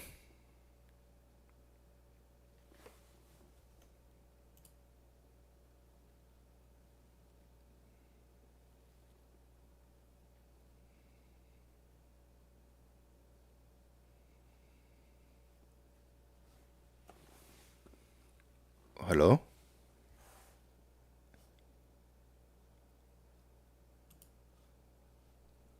Hello? Can you hear me? Yeah, I can hear you now. Oh, I did. I muted myself. Oh, I'm doing good, KC. All right. Trucking through Nebraska today. Is that pretty or no? It's pretty wide open. A lot of farmland. The weather is a lot nicer than it is in Austin. I can tell you that. 63 degrees. Hey, what's wrong with our like? 100, Yeah. man, I don't live too far from you, and man, it's too hot down there. It's too hot. Hey, I hear you, man. I say the same thing all the time. Nobody cares for what I have to say though. So I'm with you though. Nebraska. I mean, I've built fence all day, barbed wire fence out there in the heat and sun. I don't know how I did it. Now that I started trucking, that heat's just too much. But yeah, no, I'm doing good. Just kicking back in the Discord. Listening in. Do you have a pretty good sweet air conditioning going on in that truck, or is that truck? Oh yeah, it's real good. Okay, that's good. It's real good. I figured you always have good heaters in trucks, but probably the AC might be hit or miss. Now, well, last summer I did. AC went out 3 times over the summer, and the last truck I had, and driving from Houston to New York, no AC wasn't the greatest trip. Now Houston, that's rough because they've got the humidity to go with the heat, and I don't know how anybody lives there, honestly.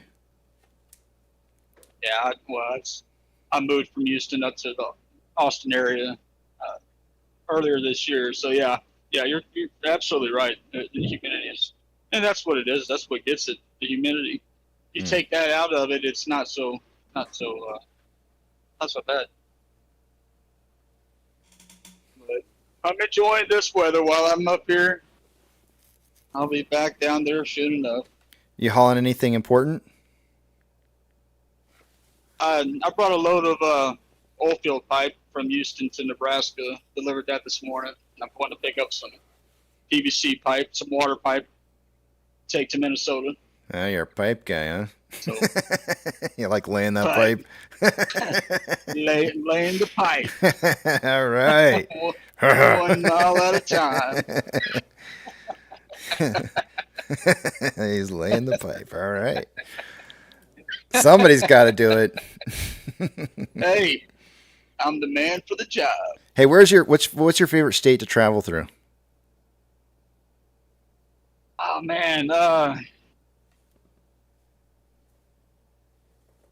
and why? That's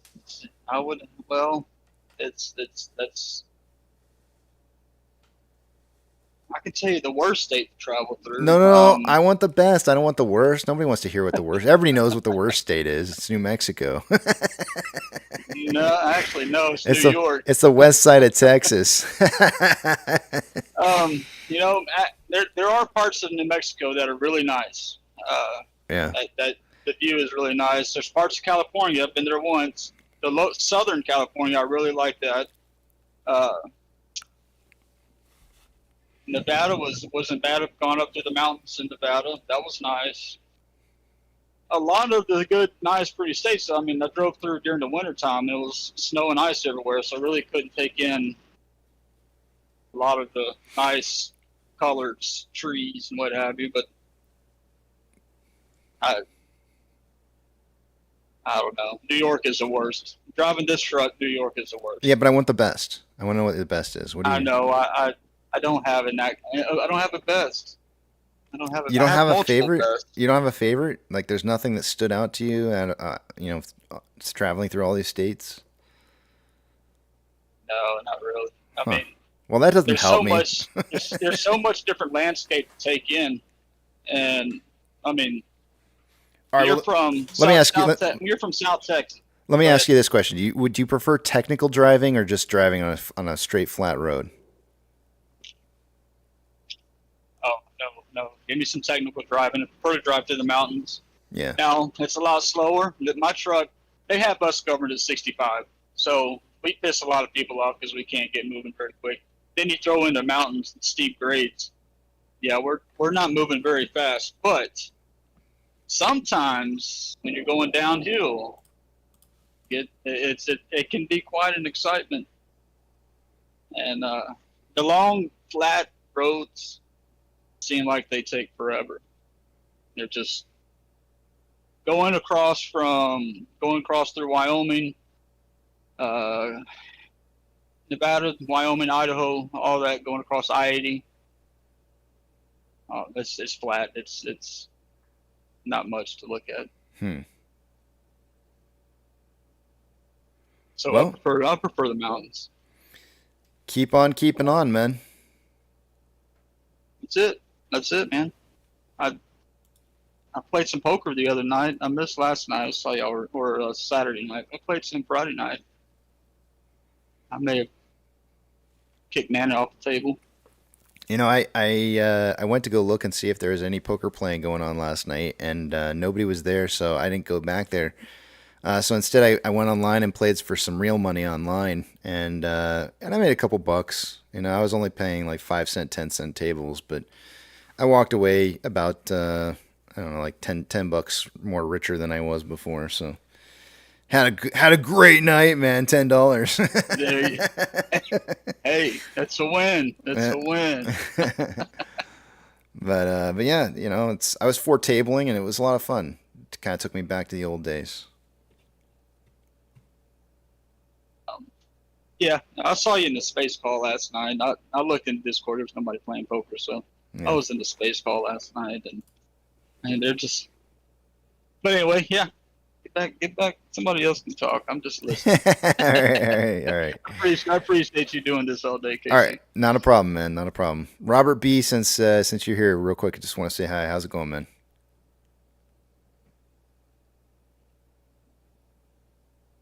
Robert B. Robert not be here.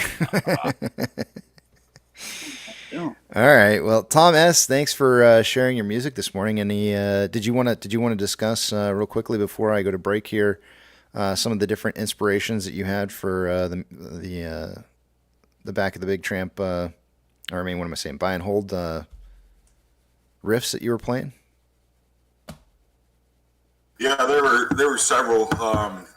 Obviously, Jimi Hendrix, Allman Brothers, Stevie Ray Vaughan.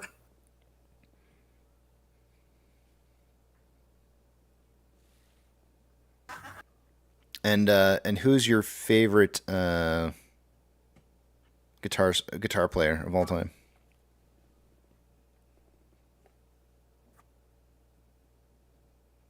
Yeah. You know, it's hard to pick just one because there's so many really good ones, but probably Stevie Ray, just because one video I've seen of him was live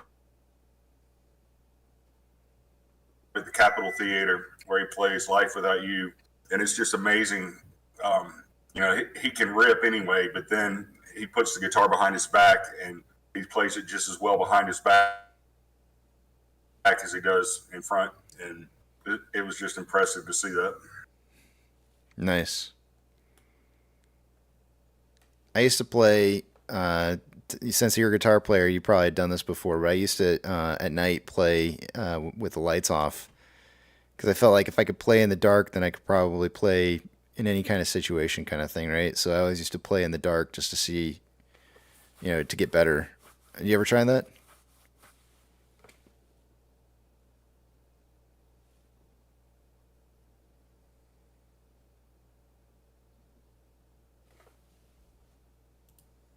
Hello?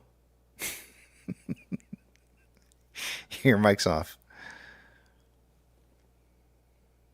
All right. Tom's done. He's like, he put in his words. He's done for the day. Sorry, I had to get my lunch out of the microwave. Oh, sorry. Okay.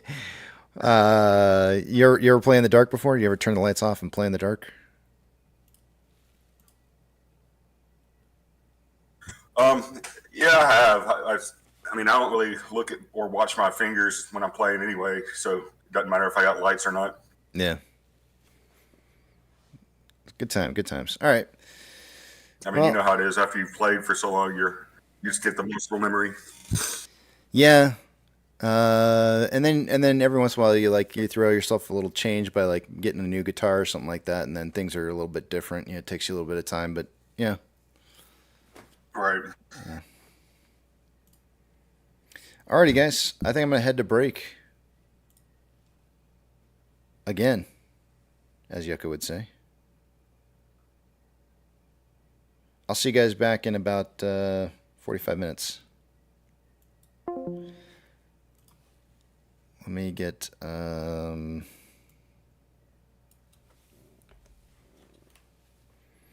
everybody's quiet today. So quiet. Makes me want to play that like Björk song.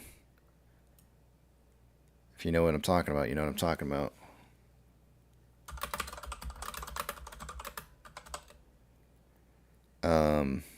See, I'll be back at 12:15.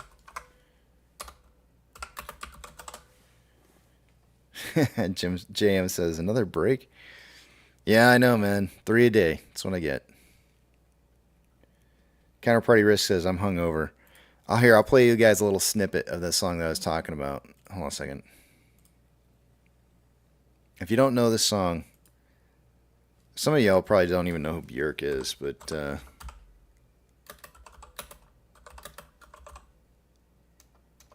I'm probably saying her name wrong too. It probably helps to say her name right.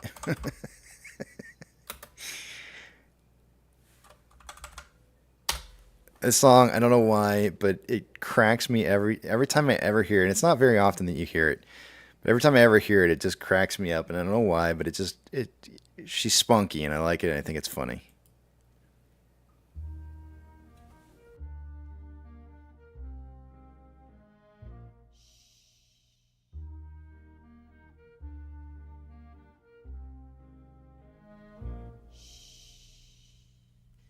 It's oh so quiet. Shh, shh. It's oh so still. Shh, shh. You're all alone. Shh, shh. And so peaceful until you fall in love. Simple, the sky up above. Simple is caving in. Wow, wow. You never been so nuts about a guy you wanna love. You wanna cry, you cross your heart and hope to die till it's over. And then shh, shh. It's nice and quiet. Shh, shh. But soon again, shh, shh. Starts another big riot. You blow a fuse. Simple, the devil cuts loose. Simple,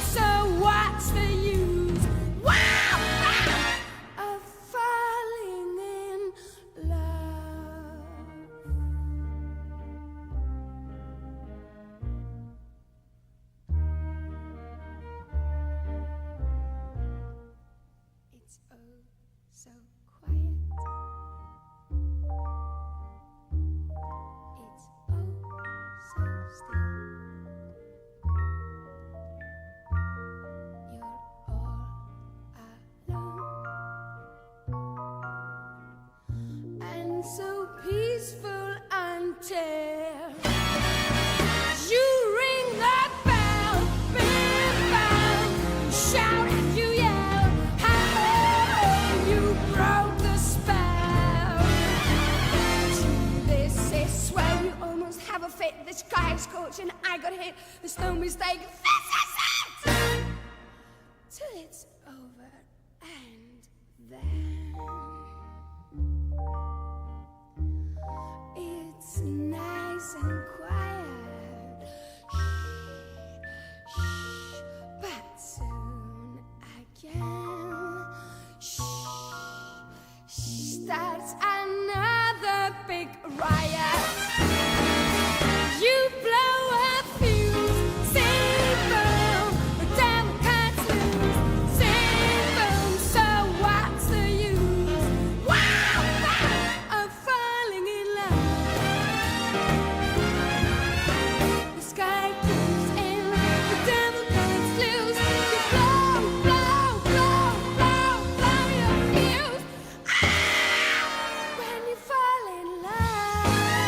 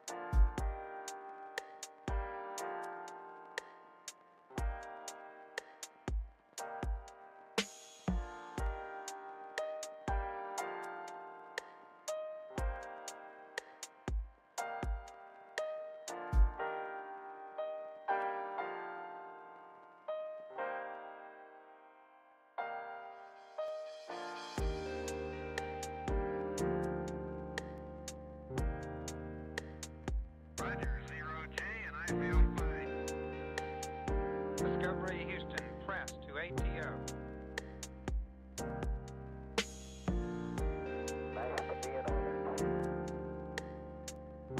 Liftoff of mission 41D, the first flight in the orbit of Discovery, and the shuttle has cleared the tower.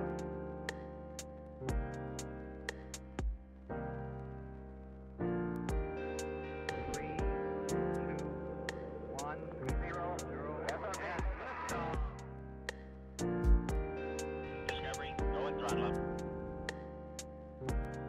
Discovery's 4 computers now have primary control of critical vehicle functions.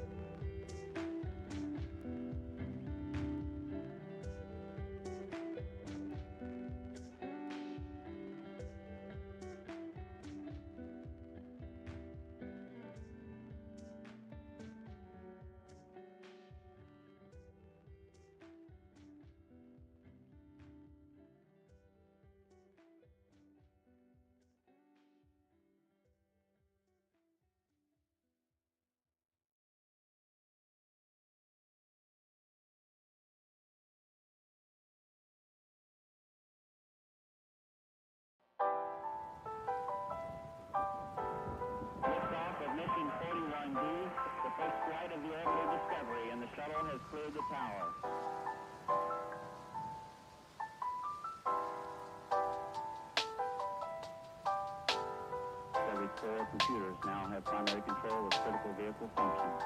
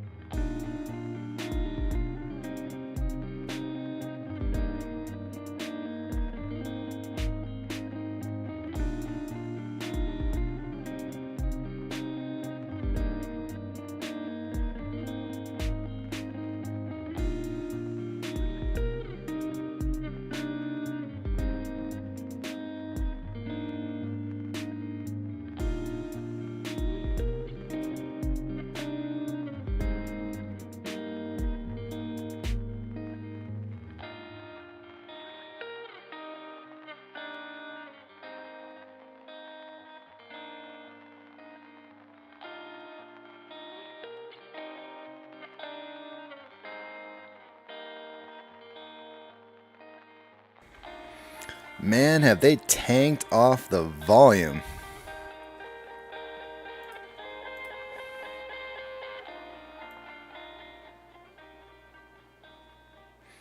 Holy Toledo. I can't believe this. This is insane. Volume right now is at 16.16 million shares for the day today. I thought my volume prediction was going to be good. Not now. These numbers are way low. They have absolutely squashed all volume whatsoever. It'll be interesting to see what kind of numbers we got moving right now. I'm pretty sure everything's just died to a halt here. No, I don't know. We'll see what happens. Let's take a look and see what we have. Starting with off exchange. Actually, I got to give you guys a two-factor authentication speech. Remember, when I take you over to the other screen, I'm not going to be able to see what it is you guys are writing, so hold those personal thoughts, comments, questions, or concerns until you see the big tramp back up on the screen again. Huh. Okay, there we go. Two-factor authentication. If you don't have it, you may want to consider getting it, as it could prevent somebody from getting into your account that shouldn't be in your account. When you do sign up for it, make sure that you put in a secondary device that can receive that access code if your broker provides that for you, as you never know when you're not going to, something happens to your primary device, you're not going to have access to getting that code. All right, let's see what we got going on here. Off exchange by this time of the day, let's see where we're at. 12 o'clock, 63% is what I would expect to see going through off exchange and EDGX combined. We have 55.74% going through off exchange, EDGX at 7.52. The combined total, and that's 63.26%, or about 0.26% higher than I would expect it to be. CHX volume is still low today, 4,886 shares. That's good. I want that number to stand under 30K for probably a couple days in a row here. Would be ideal. Actually, till the end of the week would be ideal. GME's CHX volume for the day today is 928 shares.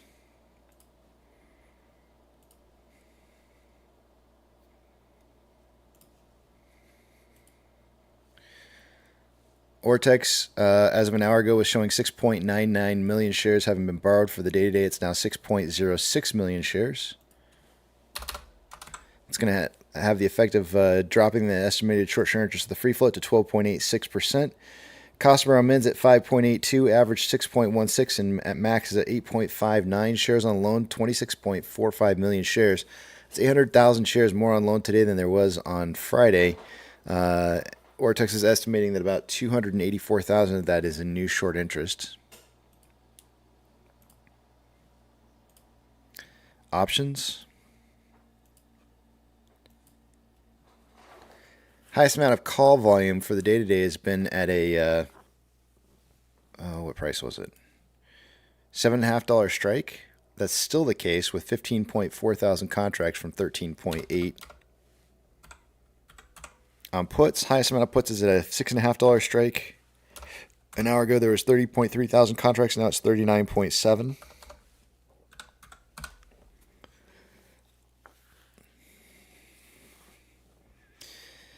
Market suggesting a closing price somewhere between $6.50 and $7.50 by the end of the day today. Orders by Fidelity customers, AMC and GME are on the list more than likely. AMC is 76.78% buy to 23.22% sell ratio. And GME has a 79.41 buy to 20.59% sell ratio. Looking good on both of those. I like what I'm seeing. SSR trigger price for the day today is at $6.46. Shares available to borrow is at 6,000, which means they did borrow a few more shares and then also returned some shares as well. That's an additional 50,000 shares borrowed. That puts us at 1.85 million shares borrowed so far for the day-to-day. Fees are showing up at with a 0 in here. No fee percentage showing.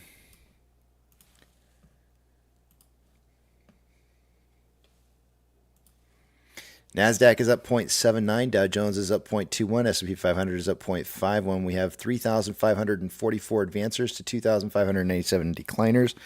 The market's more advancing this hour than it was an hour ago.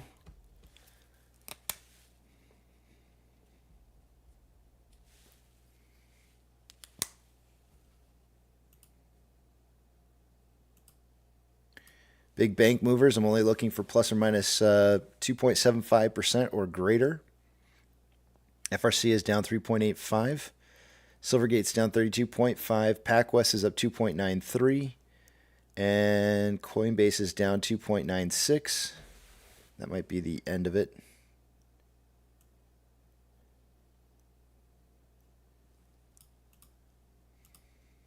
Ethereum Classic is down 2.92% and trending down. DXY, or the US dollar, is down 0.54, trending down.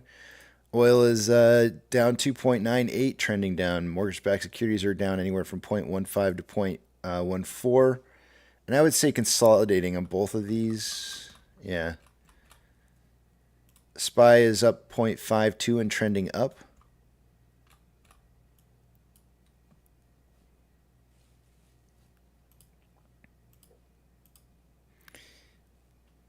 VIX is up 0.58 and starting to trend down. VBR is up 0.21 and consolidating. VB is up 0.31 consolidating. Tesla is up 9.43 and consolidating. Amazon is up 2.47 consolidating. Cinemark is up 0.46, starting to trend up a little bit. Doge is down 2.43 and trending down.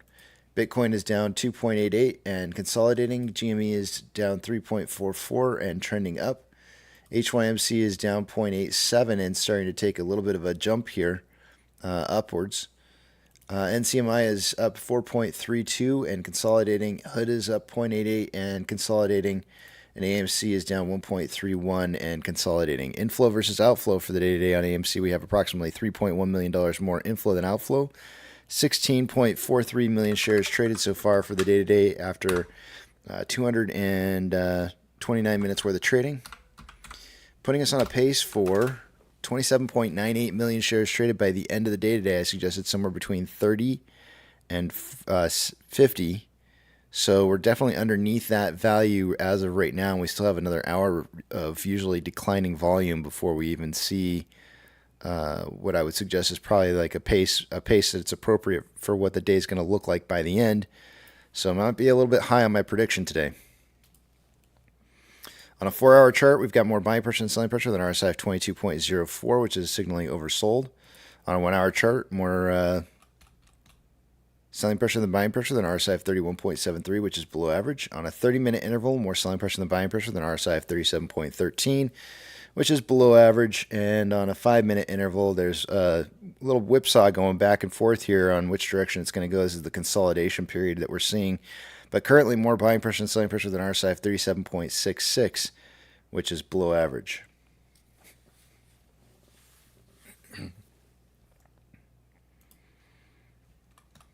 I'm getting my inner pirate on here.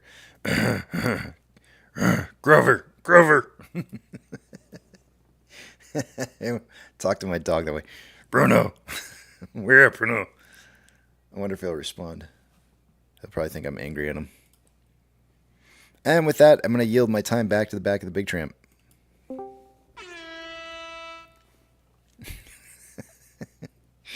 It's like the biggest announcement ever. I'm here! Oh, man. Good afternoon, gentlemen.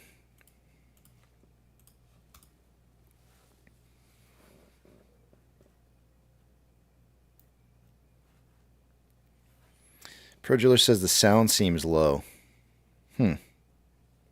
I think it's just you.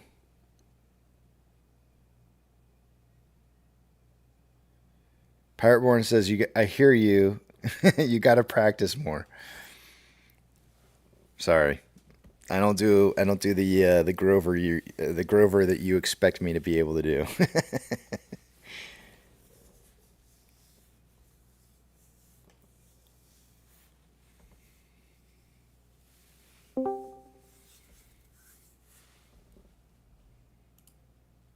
Rebooted. Casey? Yeah. It sounds fine now. Okay. It was all you. It was a you. It was a you thing, not a me thing. It was a me thing. Well, that's good to know. We have. I wanted to check something out real quick. After kind of talking a little bit, I guess, this morning about the idea that our market cap has been priced in for our current amount of shares that are probably outstanding still. I wanted to kind of run some numbers real quick here just to see if it holds true, if it makes sense on what I'm saying. Give me just a second while I pull up the data here. I think I'm going to use this sheet right here. So I'm going to do the exact opposite of what I was suggesting in that presentation that I gave earlier this morning. What I'm going to do is I'm going to put in numbers that would represent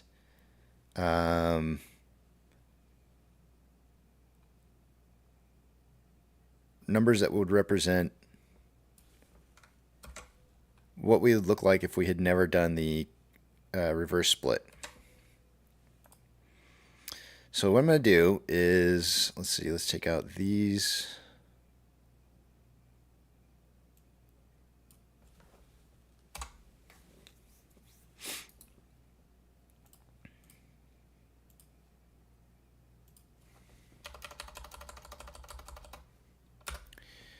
And what we're going to do is we're not going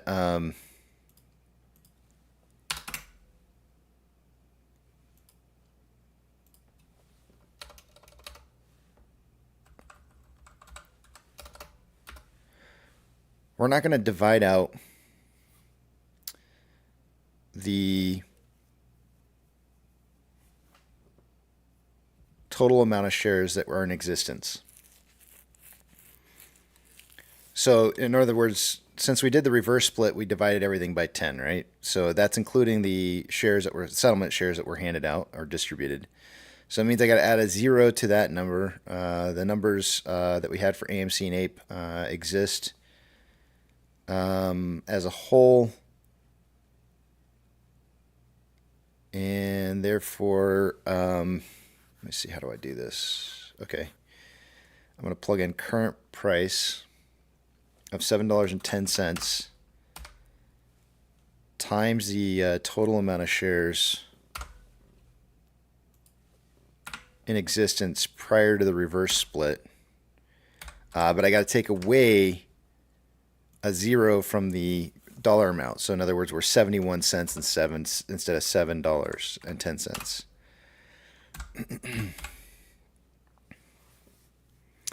So here's the breakdown on that.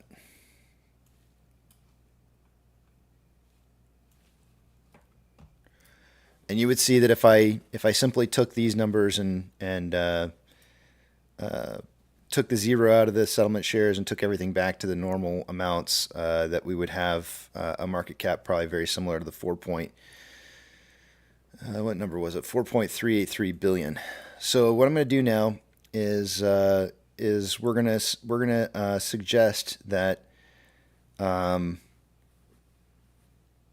see here, 1.583. We're gonna add in the settlement shares back in here, and the not settlement shares. I'm sorry, the dilution shares back in,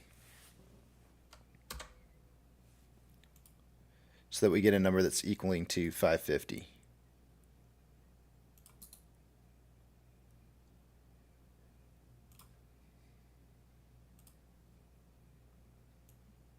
Where did I put that at? Right here.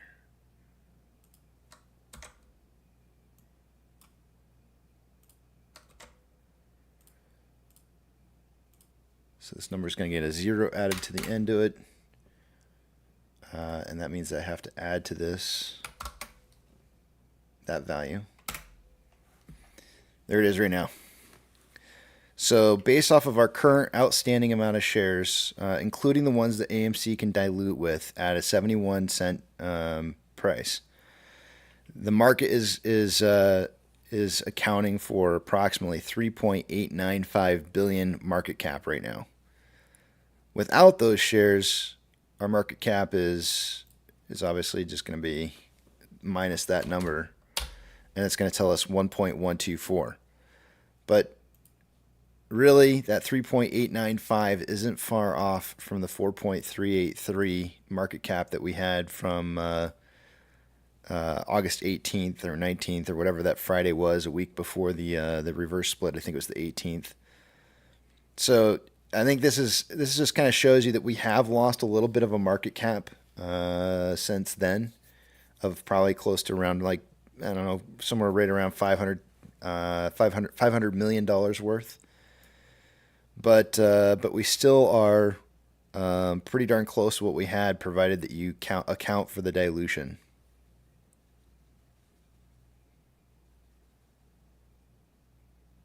Does that make sense? It's like basically like reverse mathing it.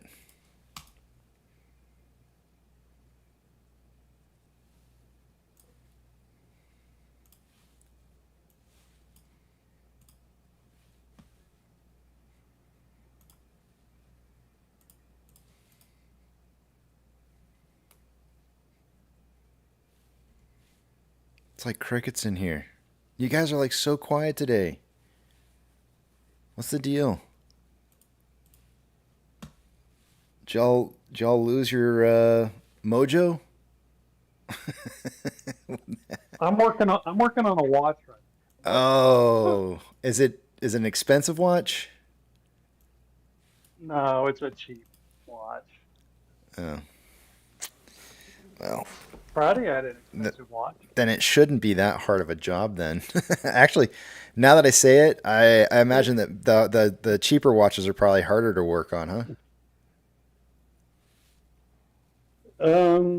Yeah. In this case, it's easier to work on quality than it is to work on crapola. Mm-hmm. Do you ever? But some people get scared of the expensive stuff, so it doesn't faze me though. Okay. Do you ever get people who want to repair something, and then you take a look at it and you're just kind of like, don't just save your money and just go get a new watch? Yes, but sometimes, it's dad's watch or, sentimental attachment. So do you start that conversation off with, like, does this have sentimental value to you? Is that how you start that off? Pretty much, yeah. Mm-hmm. You got to read the customer and see what their goals are, and then try to help them get there. Mm-hmm. But so we work on stuff that you're throwing good money after bad, or But I mean, I've rebuilt stuff that probably shouldn't have been rebuilt, but if somebody wants it, it's priceless to them, and they're willing to spend the money. When I was like, what's third grade? Is that like 7, 8 years old? Yeah, I think it's 8 years old. So when I was like 8 years old, my great grandfather, no, I think it was my great grandmother, gave me a watch, a silver watch. That was, I guess, like a family pass down kind of thing. And I don't even think it was, I wish I could remember the name of it. Is Crown a name of a watch? Crown. I remember it having like a crown or something on it in the picture. I can't remember if that was the name of it or not. Rolex? It wasn't, I'm pretty sure it was not a Rolex. Has a crown on it? No, I'm pretty sure it wasn't a Rolex. There's no way it was a Rolex. If it was a Rolex, I'd really... never given you a Rolex. Yeah, I don't think she gave me a Rolex, but I don't remember what it was. I'd have to go through like old watches and see if I could find it, but I don't believe it was a Rolex. There's no way it was. Anyways, she gave it to me, and it had one of those like elastic bands that from back in the day, that they were like link bands, but they were elasticy kind of. I don't know how to explain it other than you can just like the Spidell. Yeah. Electromatic Spidell base. Yeah, so it had one of those, and you just slipped it over your hand and put it on, and it didn't have any kind of a fastener or anything like that. And I always hated it because it would pull at my hair. I have like Robin Williams hair on my arms, and even as a kid, I had really long hair on my arms, and that thing would like always pull. But I really enjoyed the watch. Well, on the back side of it, it said shock proof, and I thought that meant that it could take a beating and still keep on ticking, kind of thing, right? So, Like a Timex. I guess, right? That's what I assumed. And so I told one of my friends at school when I was wearing it to school one day, I said, I think this thing's shockproof. And he's like, what does that mean? And I go like, I don't know. I think like maybe I can like drop it or something and it'll be okay. And he's like, no, that's not what it means. I'm like, oh, let's see. So I took it off and I don't want to say I dropped it. I kind of threw it. I didn't really like throw it hard, but I just kind of like, I kind of chucked it at the ground. Did you spike it? I did. I kind of spiked it. Yeah, I kind of spiked it a little bit, and that thing exploded into a million pieces. I felt so shitty inside. I was like, "Oh no!" I was like, the heirloom passed down. I just destroyed it. Oh man. Your birthright. Yeah, my birthright's been destroyed. I was just so devastated. But I was trying real hard not to show it, though. You know, I was like, "Oh, guess it's not shockproof."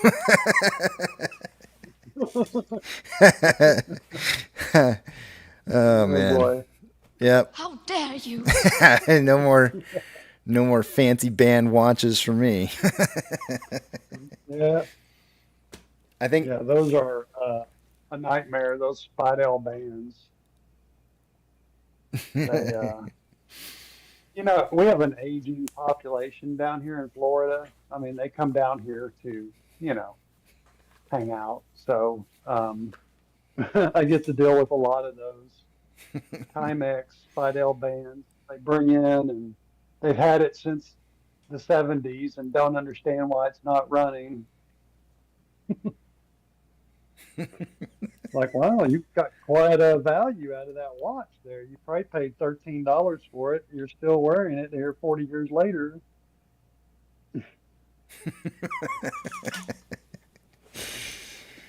Sorry, I'm still thinking about destroying that watch.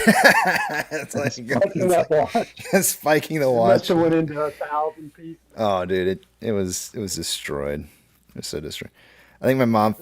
I don't know if she knew or not. I think she just kind of figured since I wasn't wearing anymore that I probably needed a new watch. And so I remember she went out and got me one of those. It was funny. Somebody put Timex in here, and I want to say that she went out and got me it was either Casio or Timex watch or something like that. Shortly thereafter, and you know it was a lot nicer. The Iron Man Casio with all the buttons and. No, at the time, I don't think so. I got one of those later, but because I actually really did like those Iron Mans. That's what I got when I was like in high school, I think. But yeah. Yeah. Yeah, my mom got me a one of those calculator watches, solidifying my reputation as being a geek at school. So. I wore it around and able to do math on it. Well, look at this. I am drumming up business for you right now. Tammy just says, my husband's grandfather's retired from the railroad service industry, and they gave him a pocket watch. He said that he wanted my husband's firstborn son to have it. It is not working presently. I'm not sure if she's saying she needs help getting the thing working, or if she's saying that her son broke it. I'm not sure which, but yeah, there might be a similar story there somewhere. I would just seek out a local watchmaker and somebody that's independent, and talk to them and figure it out if she wants to keep it running and get it cleaned up. A lot of those sometimes they're just wind up watches. And we get a lot of those in here. They want to change the battery, and there's no battery. It's a wind-up. Mm. A lot of the company corporate awards, stuff like that. What? Let me ask you. There is a railroad. Go ahead. No. Sorry. Go ahead. Tell the railroad story. I want to hear. There's a railroad watch. I mean, what it is it's a watch, and it's got it's got the 24 hours. Numbers instead of the regular time. with addition with the regular time, and then I think there's an extra hand on there, so they can kind of set up 2 time zones or wherever they're going. But Hey, there's a Casey. railroad type watch. I'm in tears right now, by the way, reading what Sam just wrote. Sorry. I'm listening, but I'm reading too. Sam wrote, I can just see Casey at a watch store asking if a watch is shockproof and then spiking out on the floor. How about this one? Is this shockproof? Let's see. How about this one? I could totally see myself. I mean, if I had just cash to burn, I would totally do that. I would love to walk into a store like that and ask them if it was shockproof. And if they said yes, I'd throw it on the ground and smash it. And then I'd say, well, not that one. How about this one? Is this one shockproof? See how many I could get through before they were going to want to Before they walk through the door? Yeah. How about this one? Is this one shockproof?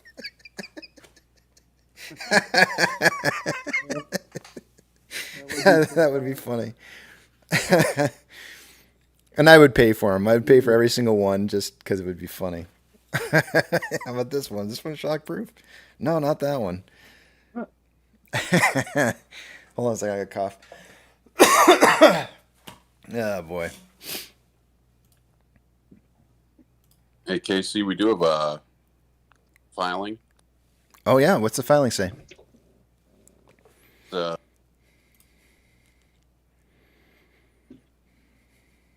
I see. 13G Vanguard.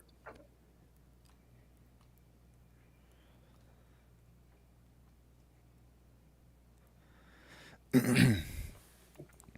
do have a funny prank call to share with you guys later about a watch phone call with Sal, the stockbroker. If I'd want you to clear it before you play it on air, maybe offensive.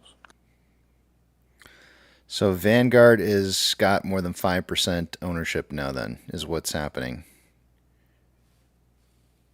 Of AMC. Yeah. I think that's what this. I think that's what this is. Anytime they go over 5%, they got to file a 13G. I'm pretty sure. I'm just kind of briefly reading through it here, but I have to go and check and see what their previous ownership shares voting. Let's see, shared power. Looks like they're reporting. Sorry, I thought they had a lot more shares than that, but this could be post.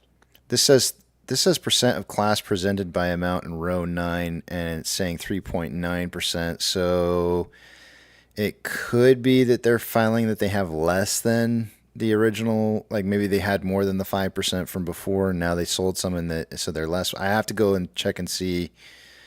There's some other places I have to go check and see to see if this is a less than or more than. It does say here that they're marking this as ownership of 5% or less of a class. If this statement is being filed to report the fact that that as of the date hereof, the reporting person has ceased to be the beneficial owner of more than 5% of the class securities, check the following. So that's what it is. They're acknowledging they're less than 5%.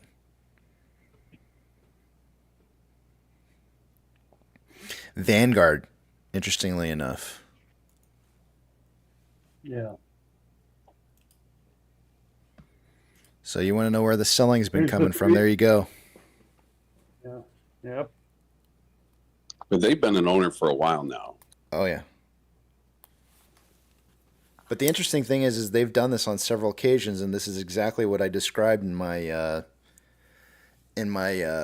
breakdown this morning that I showed to you guys. These guys are this is where they sell their positions higher to retail, who's buying, and then buy back in when they buy their position back in at a lower price. So this is basically them scalping the market, is what they're doing right here.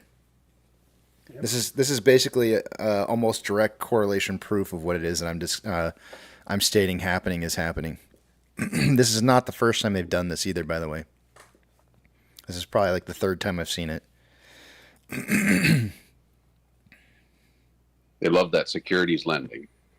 I mean, it's look, if you know everybody else is going to hold the position higher than what you're than what you're holding, then why not just sell everybody your shares, give them your shares, and then sell your position out and buy in at a lower cost average. That's how they make money. It's how anybody who's in this play should be making money. You want to lower your dollar cost average as much as possible. Yeah, I know some other people that do that round here. I don't think so. Tammy said, Casey, how about that warranty?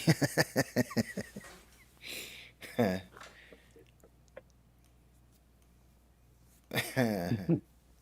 don't think they had warranties on watches that old. Those bands were the worst. Those bands were the worst. Why did they ever make those bands? Who in the world? Only a woman could have worn one of those.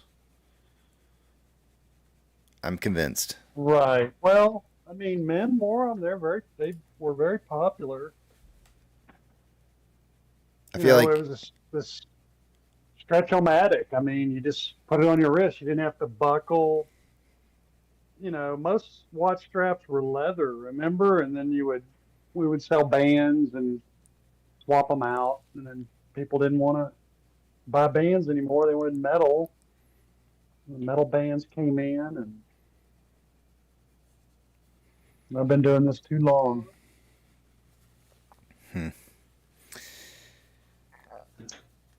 Timix says, does anybody have a guess how much revenue they will generate with advertising during the Swift showings?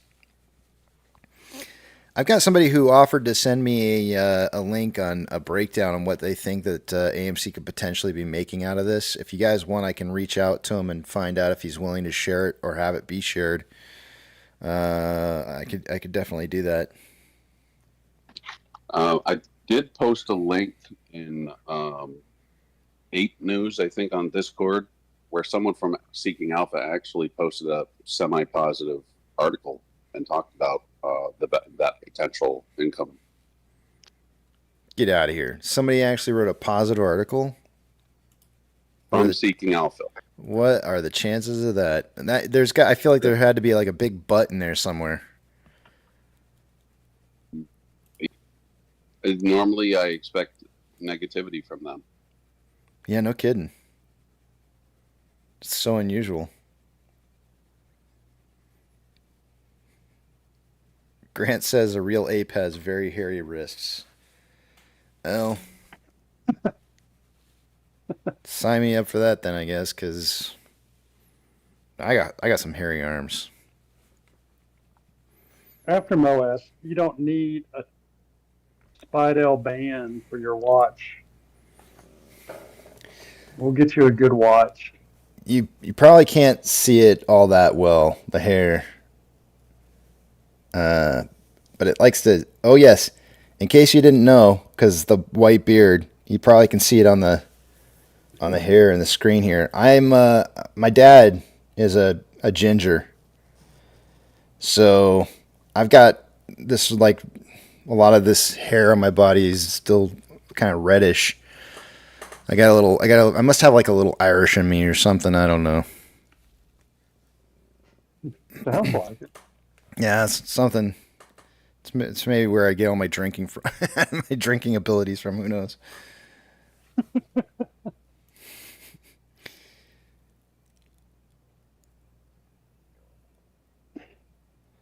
Dog Mom says AMC Bigham's show yesterday. I never heard him mention Casey. Was he supposed to mention me? You know what? I'm like this. I'm like a dirty little secret nobody wants to admit, and that's like. It's okay. I'm all right with it. I've been disowned by many in the community, so I'm not really. I think the problem is, and I think nobody really stands to benefit any from doing anything with me collaboratively because of the fact that I don't monetize. So I think if I monetized, I think that there would probably be some kind of, I think you would see a difference in maybe how I was maybe perceived within the community. And I'm not trying to say anything negative about anybody else who's monetized. It's just, I'm just saying that that's the difference. There's a difference there. And it's okay. I'm all right with it. I don't have a problem with it. Bigums and I talk on occasion from time to time. So it's not like he has anything against me and I don't have anything against him. I think he's a great guy and I like his DD and I think he does a great live stream. So I don't need him to talk about me. I really don't. Doesn't benefit me in any kind of way.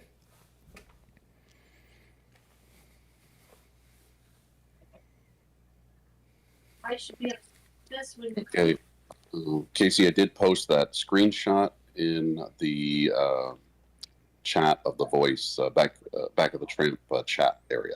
Okay. And this is the screenshot of the. It's projected revenue breakdown totaling a little over $2 billion For the year? Or just from Taylor Swift. Just from Taylor Swift alone? Yeah. What the hell? Hold on a second. This is crazy. All right, let me screenshot this. Hold on a second. I got it up here. That's crazy. So that's the whole enchilada. That's the sales, the concession sales, start to finish. So they're saying that the ticket sales alone is going to make 1.8 billion. Concessions 720 million. 200 million on 10% sales for other theaters as a broker. So AMC's estimate, entertainment's gross income is going to be 43% of the total, or $860 million. And then they've got a breakdown on how they're coming up with the numbers that they're putting in here, which is further down the. Holy crap, that's insane! That was more than I was anticipating. I thought it was going to be maybe half that. It's a big number.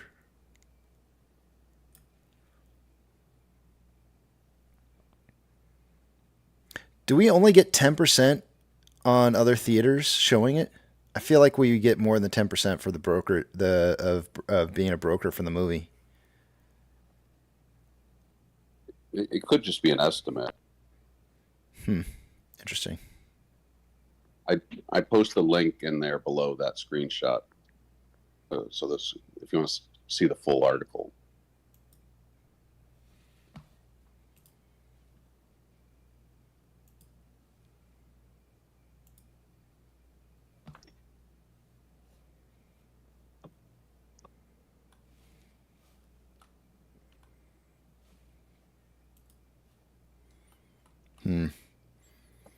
I'm all out of the views for Seeking Alpha that won't let me look at it. So I know.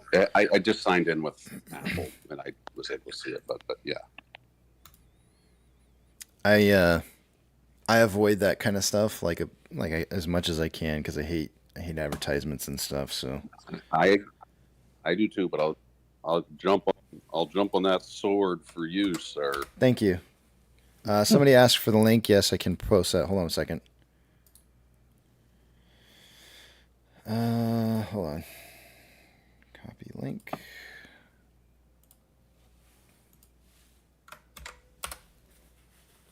There it is.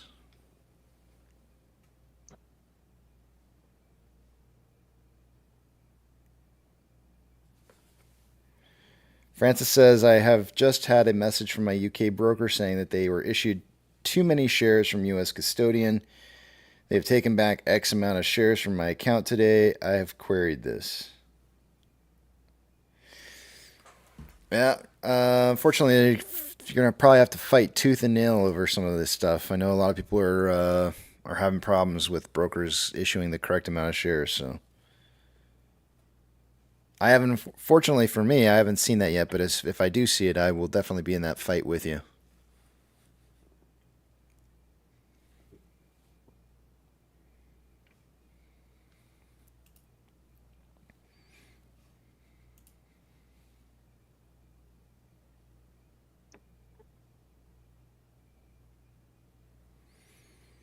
Dynamite says that's what happens when you F around with musicians that are turd of getting screwed by touring money they are losing to venues. Man, I'll tell you what. It's so hard for me to talk about this because I know people see things from many different aspects. But as a musician, you don't nearly get paid. Now, this doesn't necessarily maybe apply to Taylor Swift exactly, but as many musicians, they don't normally get paid what they should get paid for their work. And it's not until they're like a really big name like Taylor Swift that they're actually making money where they probably don't even care really what they're getting paid, but they know that it's not probably enough. Or I shouldn't say enough. It's not what they should, it's not a fair portion of their money. Now, a lot of you guys are probably looking at this going like, dude, she makes like crap tons of money. What do you who cares? And it's like the reason that it matters to me is because I know that there's starving musicians out there who aren't getting paid what they should be getting paid. It's not because of Taylor Swift not getting what she should be getting paid, but because of the fact that the standard is set, and once it's set in stone, everybody gets treated the same way. And so it's more all the other musicians that are out there who are struggling to make it. And Jason, if he's here, I don't know if he's here or not, but Jason Brom is a great example. He's one of our very own here who his band has struggled to put together an album to get it released, and they're fighting for their money, man, and it's crazy.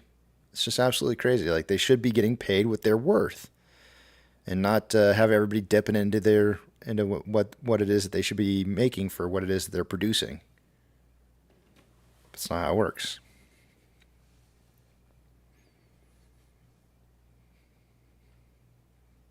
Well, and on the concert side, productions and trucks and all that, the lights and the sound, they don't, the staging, it's not her money. She rents all that. She goes to a production company and with the designer, lighting designer, stage designer, or how many ever designers you want to add to your tour, clothing designer, food design. I want to eat food that's, that all adds up. It's an army on wheels. Oh, it is. And it's not cheap. Not at all. But you have to set a precedent somewhere. And so I'm glad that she's standing up and setting the precedent, because, and it wasn't just her, it was Metallica too. By setting that precedent that we're not going to allow you to continue to take money out of our pockets, and we'll just take our business elsewhere and make our money the way that we can make our money, is really powerful. It's really, it emboldens a lot of other musicians to be able to say no to the system, or buck the system and say, I can take what should be due to me and cut you out because you're taking all of my profits. And Right. and it should be happening all over the place, and not just in the music industry, but everywhere. All kinds of art forms. And it's a good thing. I think it's really good. Also, album sales, people buy individual songs now, and so I think that, like, when's the last time you bought a cassette or a CD at Record Town, Yep. And Bob says, Casey, have you seen the tweet of Taylor talking about how her songs were sold to investors without her knowledge? Yeah. They didn't talk to her about her wanting to buy her own music or anything like that. They just sold it. Yeah. She's got an axe to grind. Yeah. Well, we'll help her. AMC will help her. That's right. Well, they're not gonna sit there and be like, no, we don't want to get involved. Nope, we'll do it. We're getting screwed by the same peoples. I'm more of a fan of hers because of this exact situation than what she puts out on records and stuff. That she's fighting back and fighting the system. So.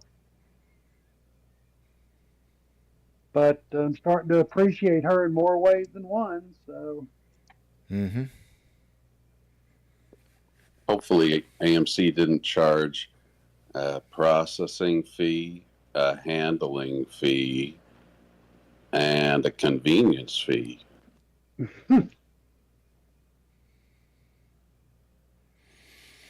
Daniel says, I'd still have a CD case filled with CDs and a CD player in my car. I mean, we have a lot of different music services now where people can more readily get their music out so that people can hear it and stuff compared to the past. That's a good thing too.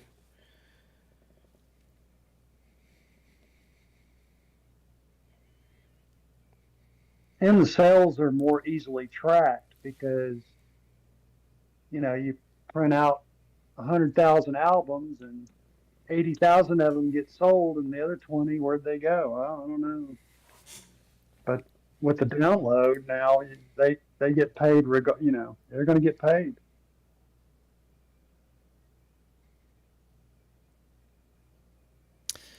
Let me.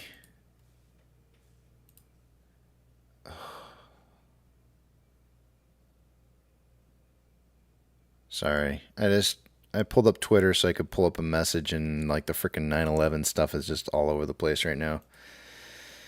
Yeah, my heart breaks. Where was I? What was I doing again here? I don't remember what I was doing. I'm looking up something. What was I looking up? You said you sent me a DM, but I don't see anything. I don't see anything. If you send it on Discord, I don't know, for some reason Discord... Oh, there it is. Okay, never mind. It's showing up now.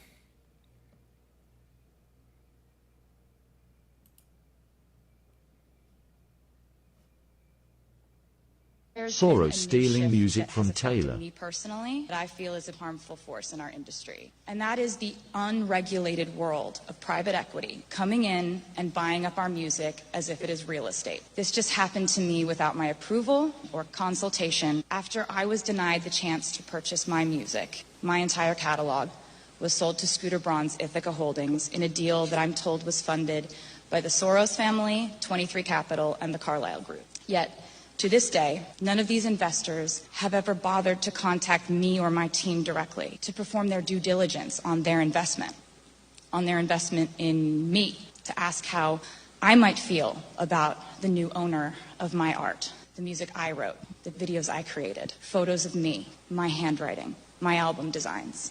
And of course, Scooter never contacted me or my team to discuss it prior to the sale or even when it was announced. I'm fairly certain he knew exactly how I would feel about it. Yeah.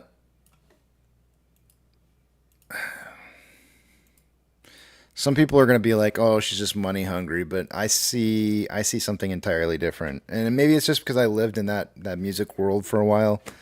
That is why I see it differently, but musicians get screwed over constantly. And they'll sign any deal.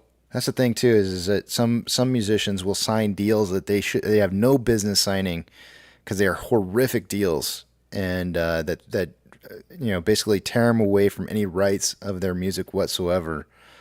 And so you end up getting these situations where some musicians feel like they're just being abused, and they stop doing work because they're under contract, and they're like, I don't want to do any more work anymore if this is my contract is, and I'm just not. And so what happens is we miss out on potential amazing music in life. And just because the industry decided it wanted to be money hungry and sign somebody up to a deal that caused them to not want to have to work anymore. And it's ridiculous. Creedence Clearwater Revival. Was that were they under that kind of condition? I didn't know about their story. Is that they were under that? Their manager was pitting the brothers against each other, and he just ruined the entire deal because he was in there trying to make his money. Did you see the Elvis movie? Where the money was going? Not the most recent one. Okay, so my wife and I. That's actually where we met. Adam Aaron was at that. You did see it? I did see it. Yeah. I saw it on at the house. Yeah. I was sitting there when I watched it, and I didn't know anything about that entire story. By the way, that's all brand new for me because I just have never known anything much about Elvis at all. And I asked my wife at one point. I said, like, do you think that if somebody that he cared for stood up in his life and said, "Hey, we're going to put a stop to this and we're going to get you what you deserve," do you think his life would have turned out any different than the way that it did?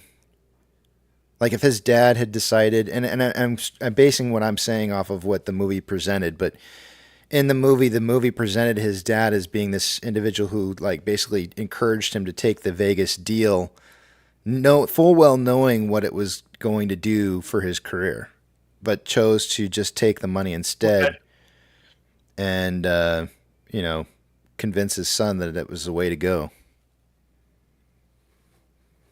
Well, at that point, he kind of became the rat on a wheel because look at all these bills we got to pay. You got to work, Some yeah, people, I'm sure it shaved years off his life. Elvis Presley. Elvis Presley is the one I'm talking about.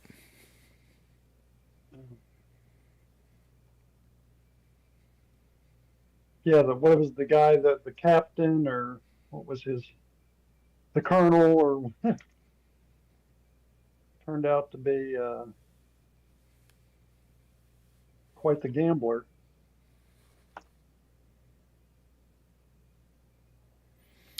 Yeah, Wolfie's saying, "I do, Casey. He couldn't break out from the control and became trapped." That's how I viewed it. But again, it's just based off of what a movie's telling me. So, and I hate to make complete judgments on just something that a movie tells me that's a work of art. So, but I mean, I felt that way. I felt that way leaving the movie. I felt like here was a man who was, he had so much potential, and his potential was simply turned into like a circus of making money out of him being a circus act, and it just really kind of destroyed his ability to be who he could have been, I guess is probably the best way to put it. Yeah, George Michael's another great one. You're absolutely George Michael's story I do know about, and dude just straight up quit playing. I gave up music because he didn't want to make any more music for the people who were stealing from him, essentially. It's ridiculous. Absolutely ridiculous. I don't know. I could be wrong. I could be entirely wrong. There's a full strong possibility that maybe people still turn out the same way that they would have turned out anyways, one way or the other, but whatever.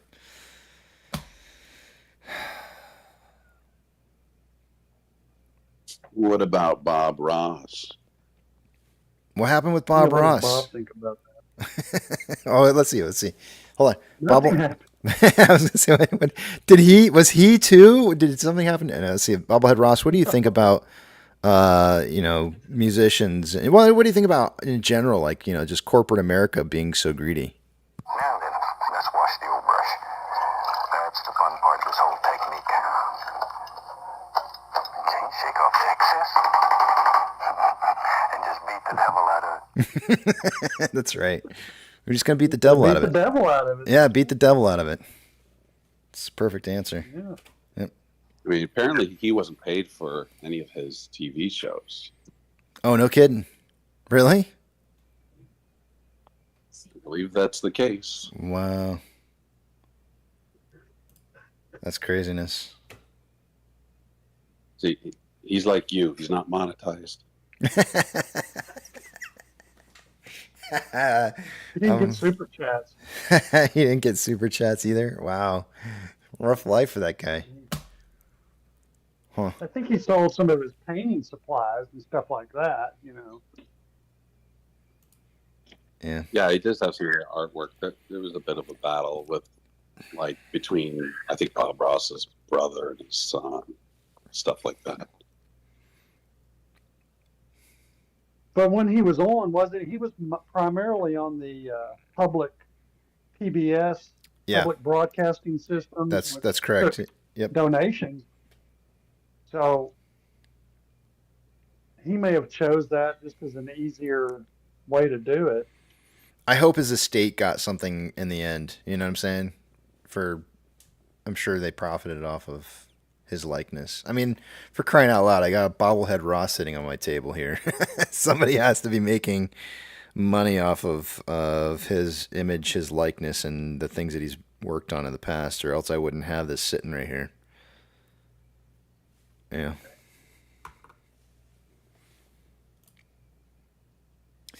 All right, it's time to take a look at the numbers. Let's do it. I'm gonna take you guys over the other page here. I'm not gonna be able to see what it is you guys are saying until you see the big tramp back up on the screen again. So those personal thoughts, comments, questions, and concerns until you see that.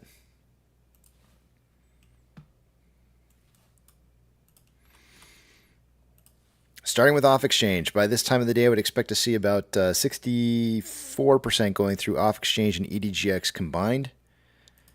As it stands right now, we've got 55.49% going through off exchange, EDGX at 7.21%, the combined total 62.7%.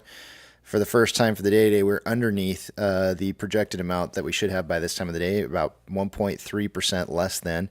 CHX volume, 6,036 shares. This is good. I don't want to see a whole lot of... I know normally I want to see a whole lot of CHX volume, but the sooner we stop seeing CHX volume going through, the quicker it is it will start turning around and seeing buying pressure in the marketplace again. So normally it's a good thing, but we've had an extended period of time of CHX volume. We need to see the failure to deliver stacking again, and that should be starting here pretty soon. So to the point of unrecoverability, because it's just insane how much there is right now. GME's CHX volume, 928 shares. Nothing unusually high on that one. Oh, I'm sorry, I just refreshed it. 1,028 shares. Still not that high. Taking a look at Ortex. As of an hour ago on Ortex, there was 6.06 million shares having been borrowed for the day today. It's now showing 6.12. That's not really that much of a change, so it's going to leave that estimated short share interest of the free float and cost to borrow numbers pretty much the same. Shares on loan today is at 26.45 million shares. That's 800,000 more shares on loan today than there was Friday. Ortex is estimating about 284,000 of that was in new short interest. Taking a look at options. Highest amount of call volume for the day today has been at a $7.50 strike. As of an hour ago, there was approximately 15.4 thousand contracts. Now there's 16.5. And on puts, highest amount of volume is at a $6.50 strike. There was 39.7 thousand contracts an hour ago. Now 43.9.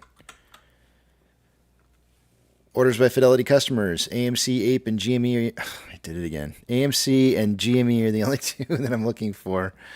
AMC is on the list here with a 76.58% buy to 23.42% sell ratio, and GME's been on the list all but the very first hour of the day today, but now they've slipped down to the 30th position here and may risk falling off by the end of the day. But they do have a 79.7% buy to 20.3% sell ratio, so the ratio of buy-sell ratio is looking great. Nothing wrong with that. They're just not very high on the buy order list. It looks like they are starting to return shares for the day today. So far, they've returned about 60,000 shares after having borrowed all the shares that were available. Fees are at 5.9%. So far for the day today, we saw about 1.85 million shares being reported on Stonko Tracker as having been borrowed. And let's see here. NASDAQ is, let me refresh this. NASDAQ is up 1.07. Dow Jones is up 0.27. S&P 500 is up 0.63. There's 3,431 advancers to 2,716 decliners. The market's less advancing now than it was an hour ago. Kind of a back and forth kind of day today.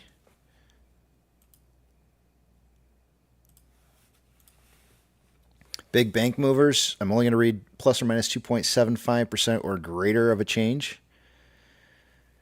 We've got FRC is down 3.85. Silvergate's down 32.5%. PacWest is up 2.99.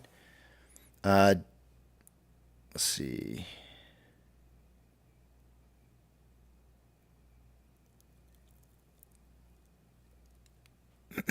Looks like that's the end of the banks that I'm going to read off to you guys. Ethereum Classic is down 2.53% and consolidating. The US dollar is down 0.52, consolidating. Looks like it's going to break the trend here, the descending trend, and it looks like it might want to break to the top side. Oil is down 3.45 and trending down. Mortgage-backed securities are down anywhere from 0.1. Looks like both Vanguard and BlackRock are down 0.1 and consolidating. SPY is up 0.63 and trending up.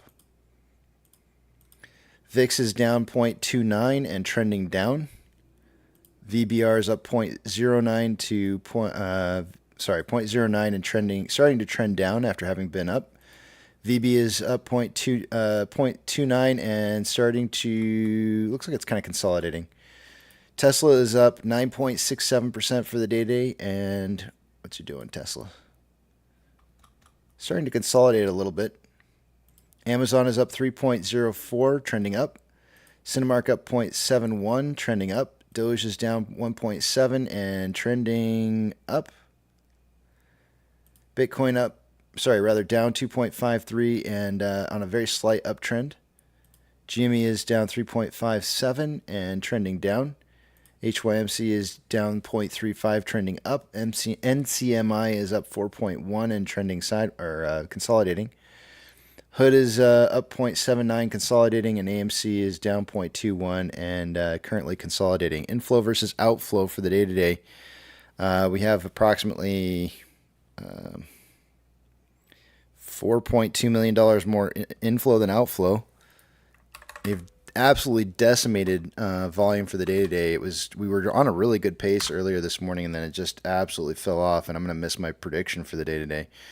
After 284 minutes worth of trading, we're on pace for about 26.06 million shares traded by the end of the day today, and I suggested somewhere between 30 and 50. So, I mean, if we did see some large volume that kicked up in at the very end of the day, there's a very good chance that maybe I make the volume prediction just barely, but it would have to be a lot of volume towards the end of the day. On a 4-hour chart, we're currently more selling pressure than buying pressure with an RSI of 22.89, signaling oversold. On a 1-hour chart, more buying pressure than selling pressure with a divergence in the vortex indicator currently occurring, an RSI at 35.30, which is below average. On a 30-minute interval, more buying pressure than selling pressure with an RSI of 42.73, which is below average. On a 5-minute interval, more selling pressure than buying pressure with an RSI of 55.16, which is average, slightly above average. Looks like there's some more news here. Yep, just showing the Vanguard change.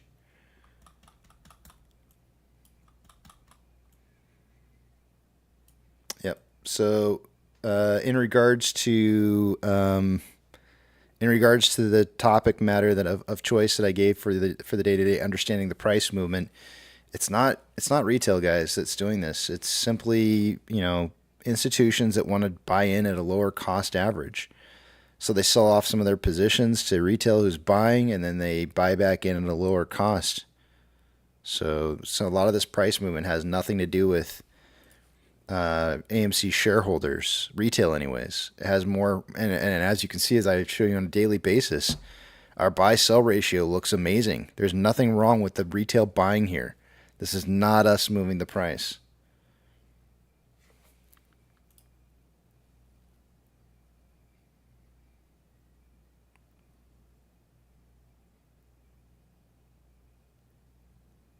The Equalizer 3 passed the 100 million mark at the global box office this weekend. Wow. Isn't that that's a lot. I mean, I feel like that's a lot.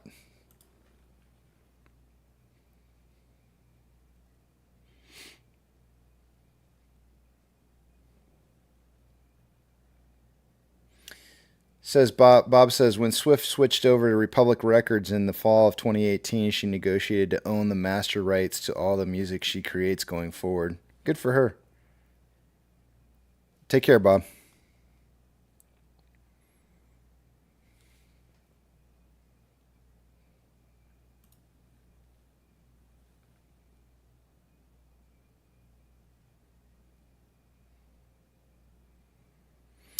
Ariel says, is OBV solid? I doubt it.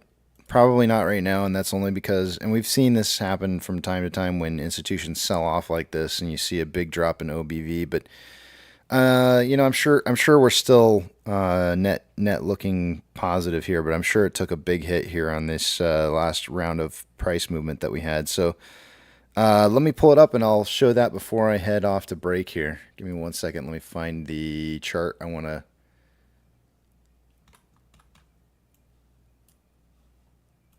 I'm going to pull up. I'll probably just make a new one. We'll start from scratch.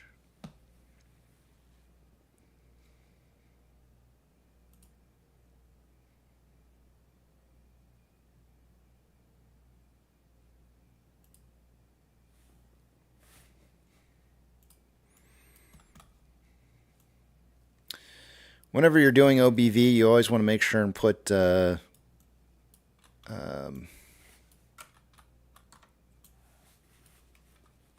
whatever you have on the screen, kind of like where you kind of want it to be at for when OBV gets transferred over.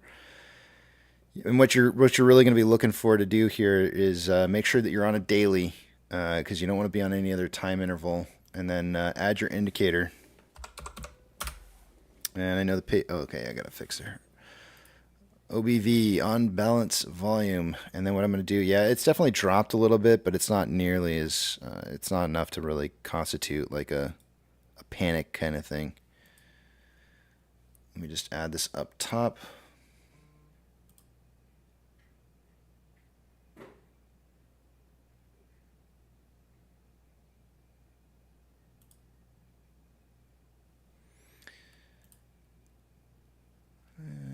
Go to settings, or change it to a histogram.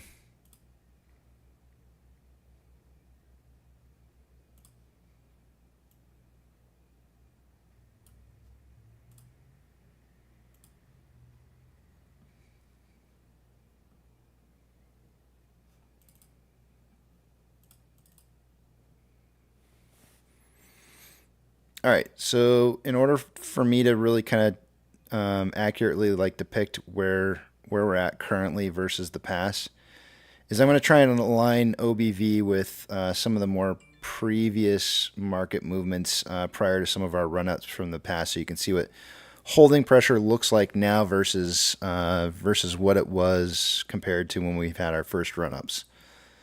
So I'm just going to kind of line those up here, and you can see that you can see it's dropped down quite a bit.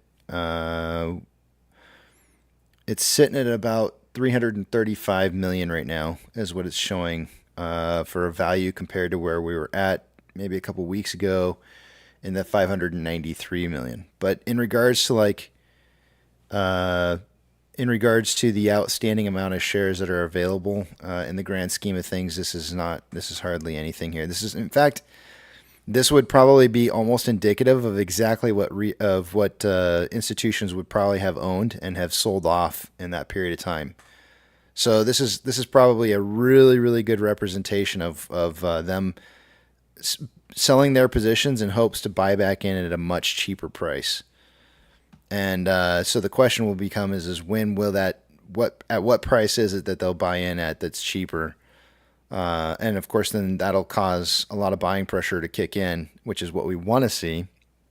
We want to see institutions buying.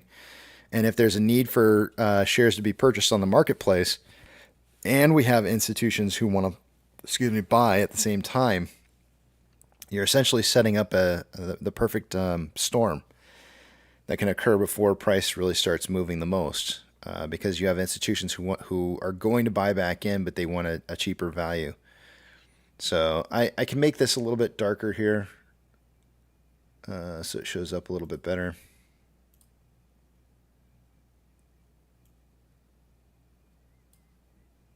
And we can zoom in on it just a tad, and we can take a look at like some of the more previous price movements and really kind of zoom in on this just a tad and kind of see what it's dropped like in comparison to price. And this will kind of give you an idea as to, let's do that. This will give you an idea as to what we look like in contrast to some of the more recent periods of time where we've had price moving.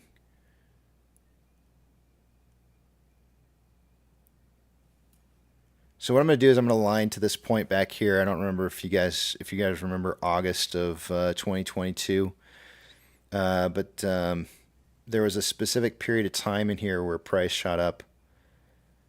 This is the March. This is where we shot up to about $34.33. The number will always stick in my head for whatever reason. I have no idea. What I'm going to do is I'm going to try and align OBV to that point in time, so you can see it where we're kind of where our buying versus holding versus selling pressure looks like, and you can see here that it ever since then it deviated away from it. In fact, I could probably draw this. Usually it overcorrects.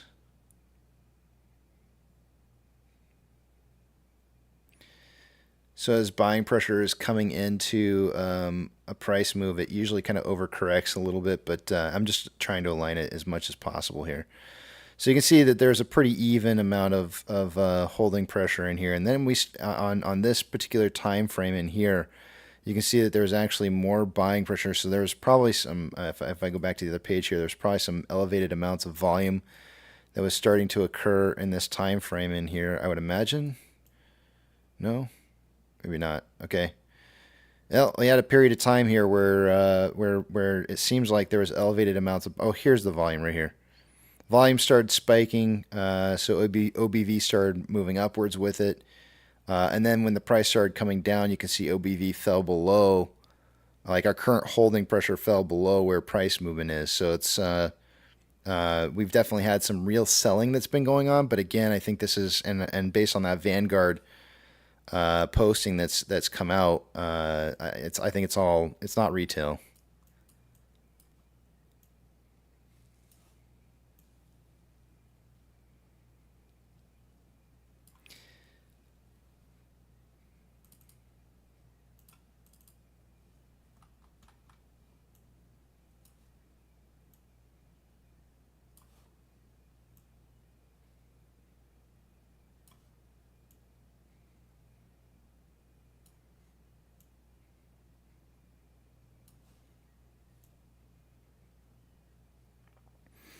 So usually, this is actually pretty good right here.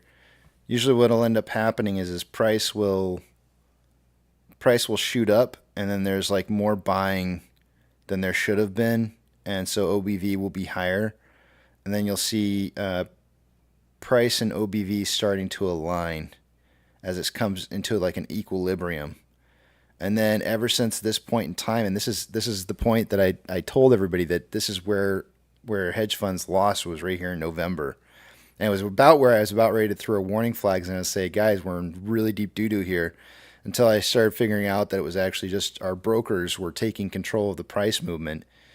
And so we were still all holding through this, but the brokers wanted to try and get weekly money out of the derivatives and milk the derivatives, and they've milked it ever since the November of 2021.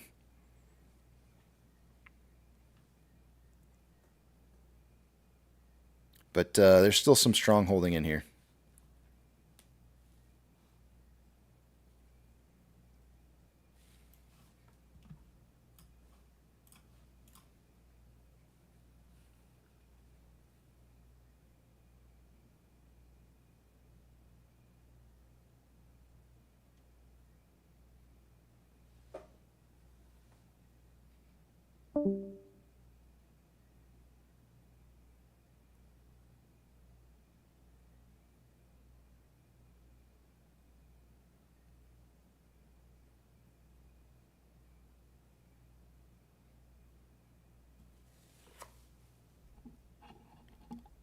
It's a pretty loaded question for such a small period of time because I actually got to go to break here, David. It's my break time right now, but the answer to your question is that whenever a company is profitable, this is a real short, simple answer. When a company turns profits, it forces institutions who are short to go long, and institutions who are long to go longer. And so really what we need to see is AMC become net profitable, and we're really on the cusp of having that occur. So in regards to this being a complete loss, I don't see it that way at all. And I think what's about to occur here is we're going to start seeing price in a very short period of time based on some of the more recent things that have occurred. We're going to see some forced buying that's going to occur, especially when dilution starts kicking in. There's going to be some forced buying that occurs during that period of time, and I think we're going to see price moving into the range to where AMC is going to be able to raise enough capital to pay off any of their debt that they have that's causing them to be net negative on the books whatsoever. So when that happens, I do expect there to be a lot of institutional buying going on that occurs during that period of time. And if we happen to have something that occurs before then, some kind of financial instability within the markets that causes a catalyst to occur, then so be it. But I'm focused more on the long term of seeing AMC becoming profitable and destroying the short thesis.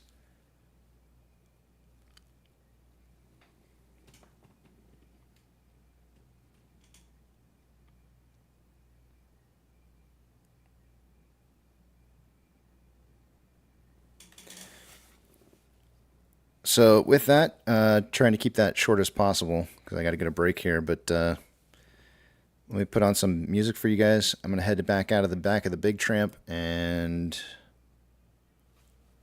I will see you guys back here at 2:15.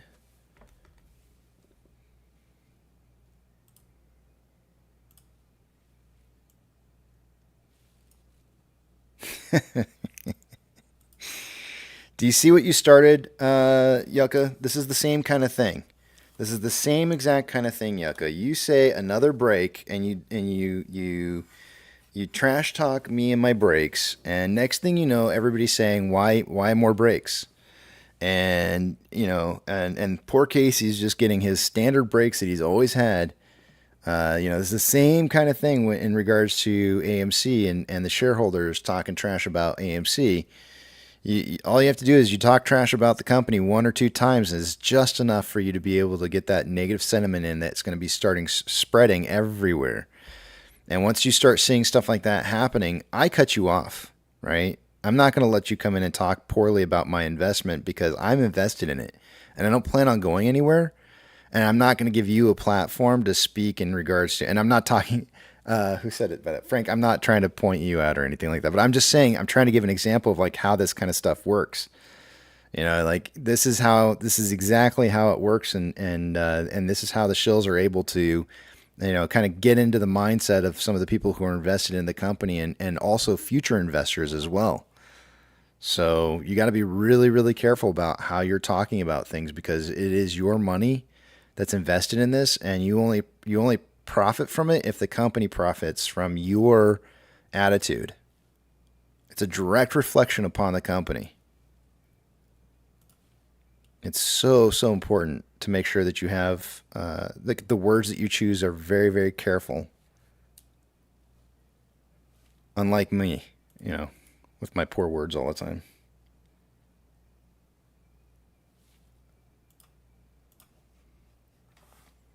All right, I will see you guys back in about 45 minutes.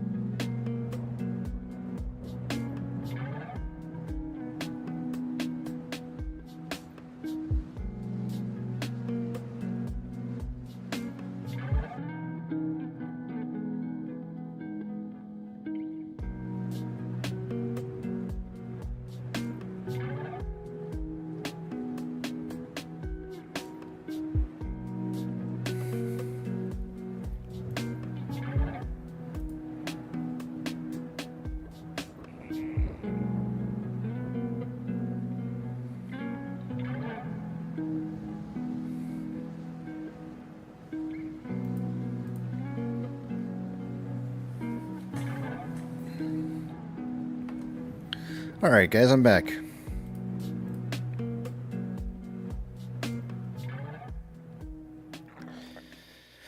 Let's get these numbers started here, and then I'll go back to the back of the big tramp, and we'll finish out this day here. Let me take you guys over to the other page. I'm not gonna be able to see what it is you guys are saying, so hold those personal thoughts, comments, questions, and concerns until you see the big tramp back up on the screen again. Let's see here. What do we got going on?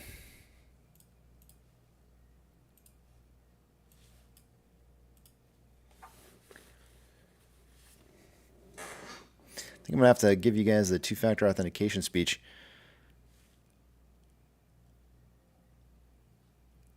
Yep, two-factor authentication. If you don't have it, you may want to consider getting it, as it could prevent somebody from getting into your account that shouldn't be in your account when you do set it up.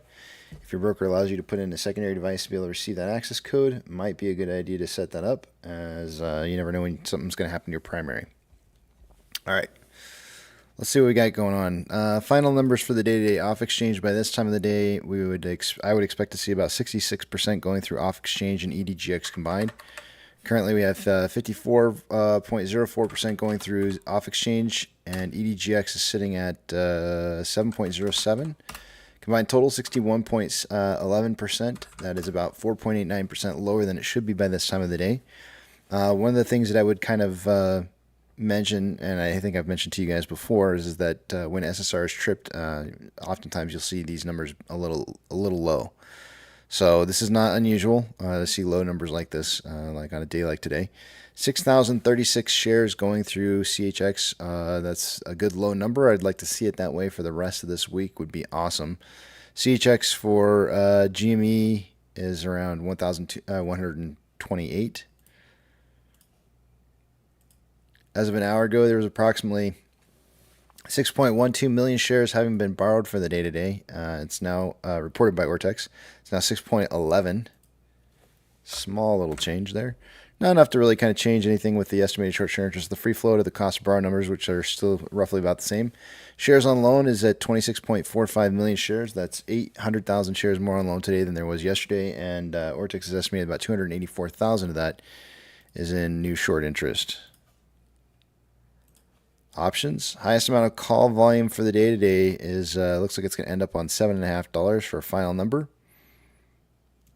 An hour ago there was 16.5 thousand contracts. Excuse me.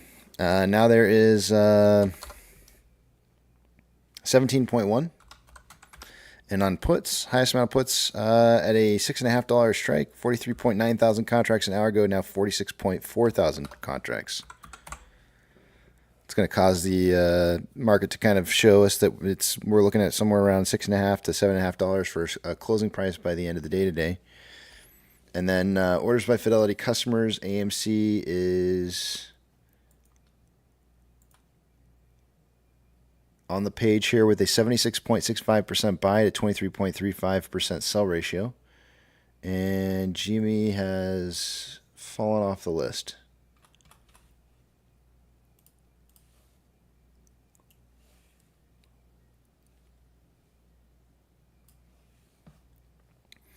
SSR trips at $6.46 today and is on from having tripped last Friday. Shares available to borrow is 55,000 shares. Looks like mainly returned shares in the last hour. Fees were about 5.9% and rising.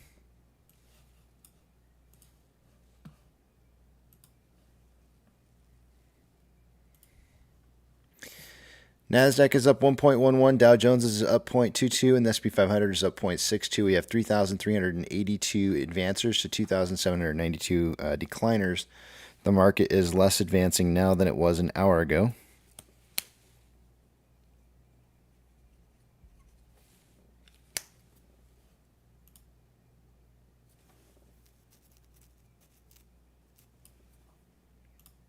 Biggest bank movers for the day today, we have... and I'm only going to read 2.75% or greater, plus or minus or greater for the day for a change.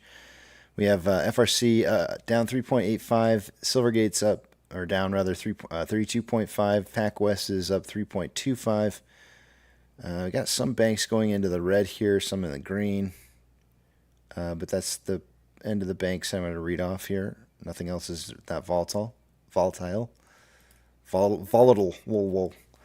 Ethereum Classic is down 3.13 and starting to trend back down again. DXY is down 0.49, and we had a break of this support line here, but no real takeoff on this. So it's kind of just trading sideways.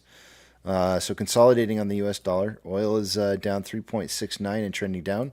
Mortgage-backed securities are down anywhere from 0.09 to 0.11, and consolidating, and SPY is up 0.6 and consolidating.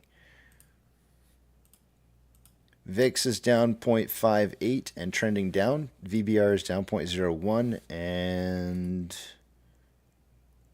trending down. VB is up 0.18, trending down. Tesla is up 10.34% for the day-to-day, trending up. Amazon is up 3.52, trending up. Cinemarket is up 0.09, starting to trend back down again. Doge is down 2.25 and trending down. Bitcoin is down 2.78, starting to trend back down. GameStop is down 4.52 and taking a plunge at the end of the day here. HYMC is down 1.57 and on a slight downtrend currently. NCMI is up 3.46 consolidating. Hood is up 0.88 and consolidating. AMC is up 0.21 and for the most part consolidating. I mean, we're on a little bit of an uptrend here, but not much. Inflow versus outflow for the day today, we have approximately $4 million more inflow than outflow, 21.63 million shares traded. Boy, am I going to be off on volume prediction for the day today. After 350 minutes worth of trading, we're on pace for about 24.1 million shares traded by the end of the day today, and that's outside and underneath my 30 to 50 million share prediction. Did not see that coming. I mean, I kind of felt like there was a chance to be on the low side of my 30 to 50 million prediction on the volume, so I'm a little kind of surprised to see it this low. On a 4-hour time interval, there's more selling pressure than buying pressure with an RSI of 23.24, which is signaling oversold. On a 1-hour chart, hold on a second. More buying pressure than selling pressure with an RSI of 35.89, which is below average. On a 30-minute interval, more selling pressure than buying pressure with an RSI of 43.85, which is slightly below average. In a 5-minute interval, more selling pressure than buying pressure with an RSI of 59.98, which is slightly above average. No, that's above average.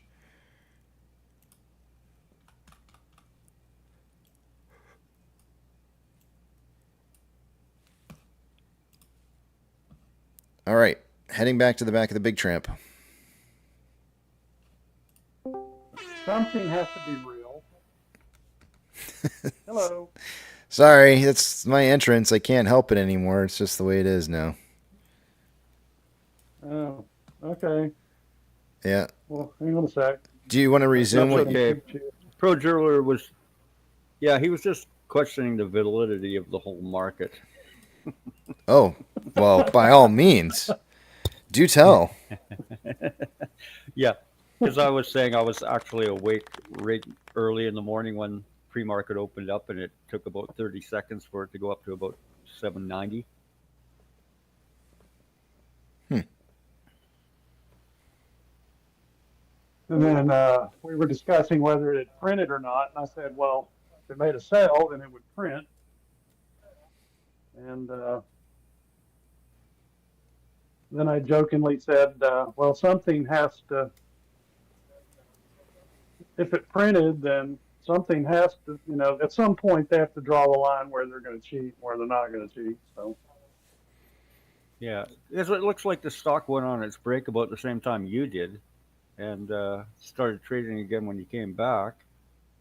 It's all planned.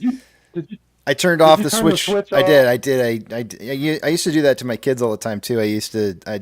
We'd be driving down the road and I'd see like a rough part of the road coming up, and we'd start bouncing around in the car and be like, "Which one of you guys hit the bumpy switch?" And then the kids would be like, "Huh? What? And I'd be like, "You guys stop turning off the bumpy switch." And they're like, "We don't know where it is." And I'd be like, "You had to hit it. You know where it's at. We're bumping around all over the place. Stop. We're bumping around too much." And then I'd see where the road was not going to be bumping anymore again. And I'd be like, just before we get there, I'd be like, "You guys turn it off right now." And then we'd go to smooth road. I'd be like, Thanks, guys. I appreciate that. And then they, for a long time, my kids thought they had somehow control over whether or not the road was going to be bumpy. But yeah, no, I kind of time my brakes during periods of time where I think that the market's going to not be something that's going to be too upsetting for price movement. So, Too upsetting. Oh, good picking. Real good picking. yeah, I've been upset Because for it was 3 years. not too exciting. I don't want to be away when everything's like, blowing up and you guys are going like, "Where's Casey? Where's Casey?" And it's like, yeah. I kind of did the same thing with my kids. I had like a Safari 4x4 van, and I just pretended I totally lost control and I went into the ditches and stuff. No, I never went that far. I never did that before. What did I predict for price today? Did I say 730? I don't know. I don't pay attention to what you say. It's like, yeah. No, I did 770. 770 is what I did. I thought I did 730 for some reason. I don't know, whatever. Yeah, Jeff said 770. I'm a bit on the low side here. I should have gone 730. That would have been a lot closer. They've had it on lockdown. What is it? 716, something like that now. Mm-hmm. They've had it on lockdown for a while. Trevor, good afternoon. Oh man, I am so tired. I went and took a nap on my break, and my alarm clock went off. And I was like, please, I just want 5 more minutes. 740.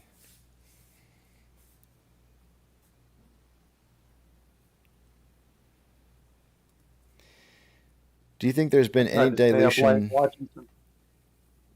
You tried to what are you watching?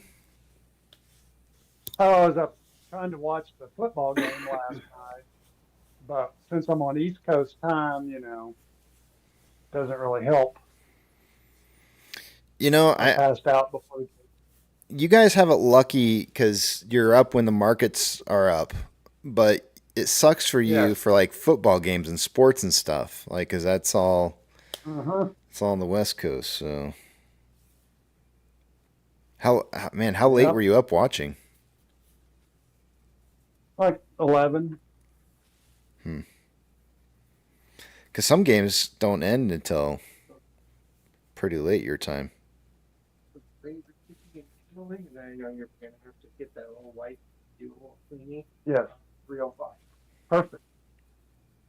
Excellent. Yeah, but I get up around 5:30, so that's the problem. Tom Carroll says, Casey, I hope you're well, my friend. Barcoding is strange today with such high volume. Do you think there's been any of the dilution shares sold in the market yet? No.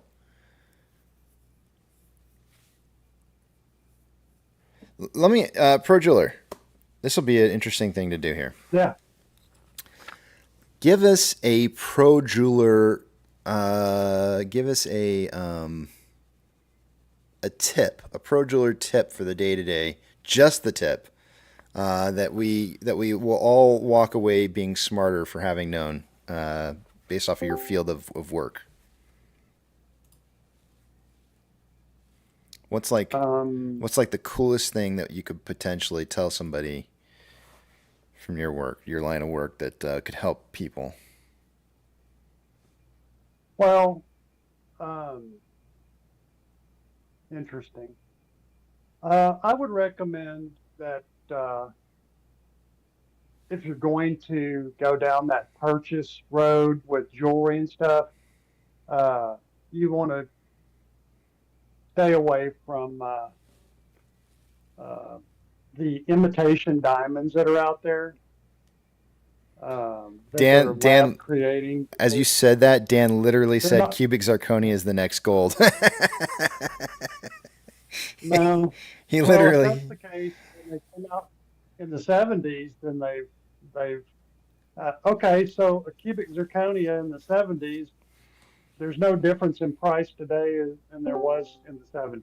So they didn't gain any value. Diamonds will hold their value. But you know, I guess it's just how bad you want to make your girlfriend. I mean, you know, so but buy diamonds, buy real natural diamonds, So and let me ask you this question. I would say stay away from, okay. If you're going to some place like J.C. Penney's, I'm just throwing it out there. It's just I know it's a weird name to throw out there, but if you're going someplace like J.C. Penney's, are you looking at pretty much everything there being cubic zirconia, or do they have real diamonds too? No, they actually have some diamonds, but it's all the grading. You know, there's promotional goods that they advertise, and you come in and you know, there's promotional type merchandise out there. A lot of jewelry's made in India and China. So I mean, it's cheap labor, and you know that's the kind of quality you can expect. If that's that's another thing too. Is when I was independent on my own, if you were a shopper and you were happy with what you saw at the mall, then you were not my customer because you were happy. If you walked away and you said, "This is not going to do it for me," then you were my customer because I'm going to sell you something a little bit better in the same price target area. So I could improve your quality where you wouldn't have to spend money and still be, you know, fine selling. Have you seen the diamonds that they have at like Costco? You know, we've had a few people bring in stuff over here that they've bought over at Costco, and they do okay. A lot of those products are overruns or last year's styles. You know, let's say ABC company that manufactures jewelry, they put out their line, and then the next year they come up with a different line, and anything they have left over they filter into the wholesale companies or your membership companies, Sam's, Wholesale Club, or Costco and stuff like that. So you're kind of buying last year's model, but you know, it's still, you know, the quality's still there. So. Mm-hmm. Yeah. Okay. And then the other thing is, if you're going to buy something, find your local jeweler. Don't go to a corporate. Jared's is corporate. Jared's jewel, you know, gallery of jewelry. I see some real horror stories coming out of corporate stores, you know. So independent jeweler can really, your money's going to go further with an independent, and they're going to stand behind what they sell, and they're going to treat you, you know, like family. So we have a local jeweler here that my wife likes to go to. I mean, she's not really into like jewelry all that much, but which is lucky for me because let me tell you, jewelry can get expensive pretty quickly. I'm trying to look up the name of it real quick to see if you've ever heard of it before. Actually, I know you've heard of it. You're from this area. It is called, gosh darn it, where is it?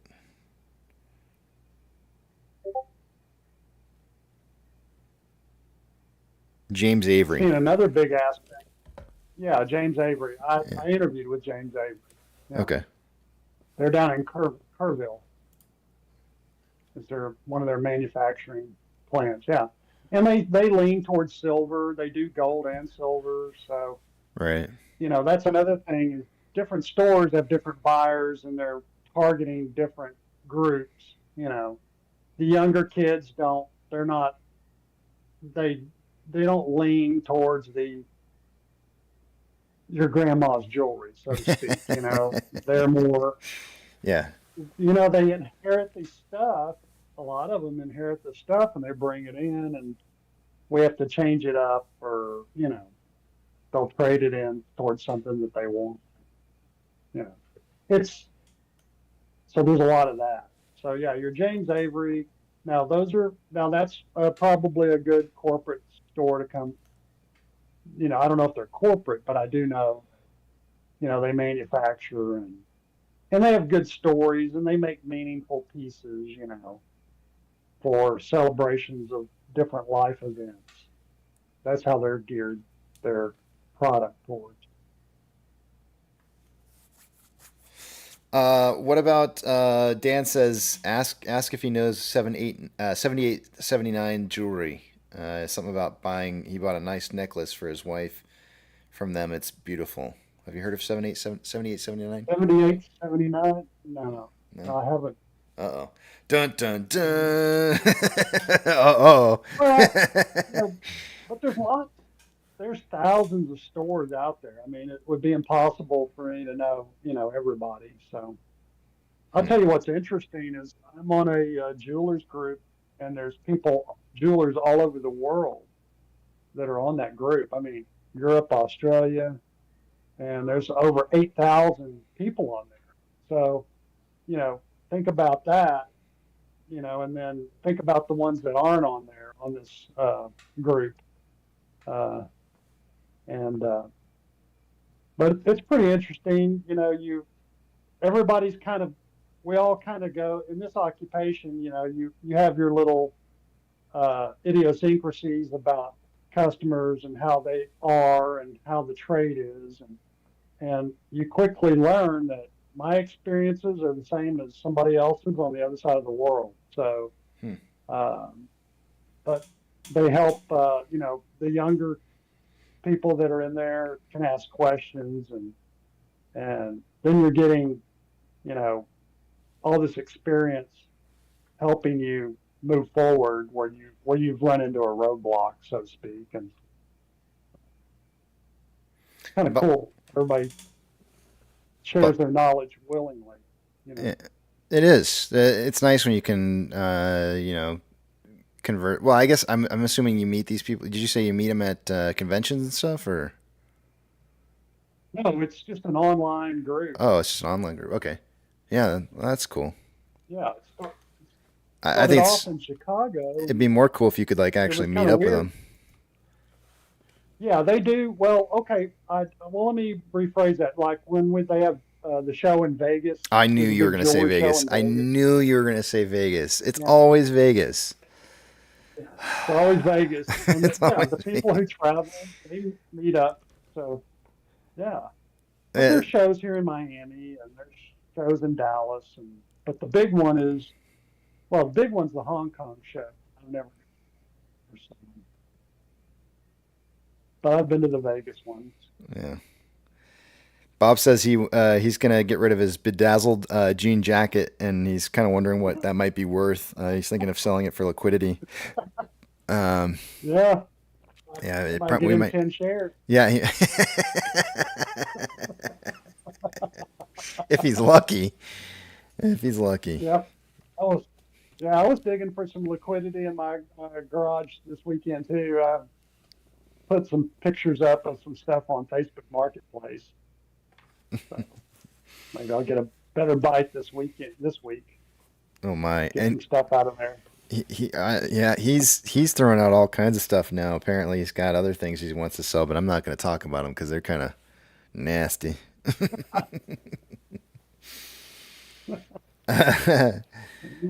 I have one question related to jewelry. Okay. That he might know. As far as diamonds, do you find there's any difference between man-made diamonds and the ones that are dug up as far as quality? Yeah. Well, okay. That's a tricky question. So let's address the basically the way diamonds are graded. They still match up in the grading system. But when you see a man-made diamond, instinctually, I know there's something odd about it, and it's hard to put it in words what it is, but it has this strange look about it. Now, I do know that some manufacturers of man-made stones they add phosphoruses to the mix. So when you black light them, they tend to glow. But that also is a natural phenomenon as well.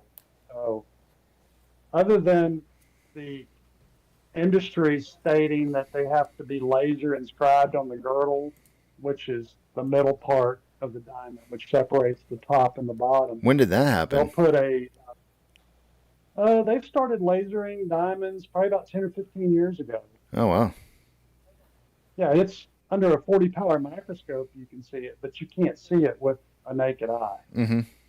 You have to have some type of optics to spot it out. So most diamonds that And are what graded, costs you less? what do you mean? Oh, man-made. What's less? The man-made. Does one cost you less? Yeah, man-made is definitely less. Yeah. They're manufactured. Yeah, they're manufactured.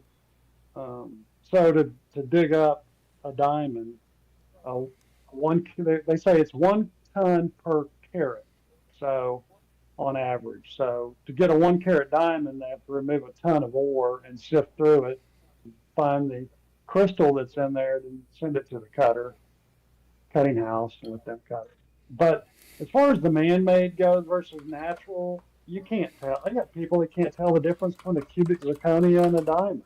So when you look at them every day, when I see a man-made diamond, I can tell something's not quite right about it, and it's just there's something weird about it. I can't. It's hard to define. There's just there's something not quite right. Nana says most women will have diamonds appraised. I did not know this. When did that become a thing? Oh yeah,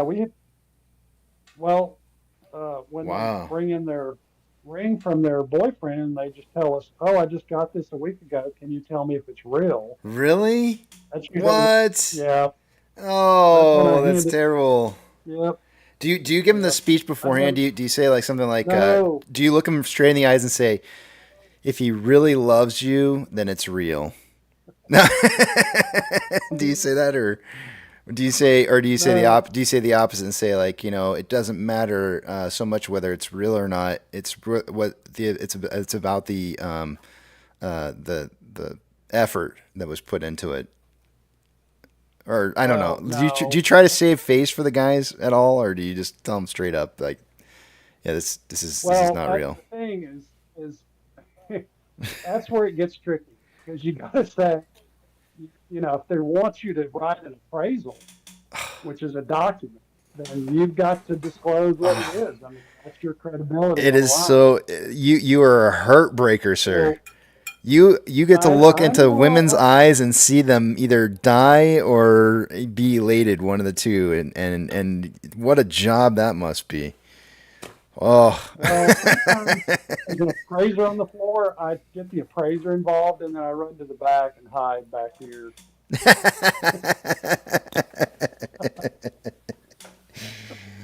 Such power you hold. Such power. Oh my gosh. I'm telling you. These girls come in, and that's what I'm saying, guys. If you're buying a girlfriend ring. See, now this is the information you should have been telling us from the get-go. Nana told it. You should have told us all women check out their diamonds eventually to find out if they're real or not. That's what you should have been telling us. Well, okay. I don't want the ladies to get upset, but some guys are looking for a girlfriend ring. Some guys are looking for an engagement ring, a wife ring. So I can't control what their intentions are. Oh man, I have to help them out the best I can. Well, this is good to know. There's some guys in here who probably may be looking for a missus in the future, and now they know that whatever they end up getting will end up being checked out. So, if you got to keep her, then do it right.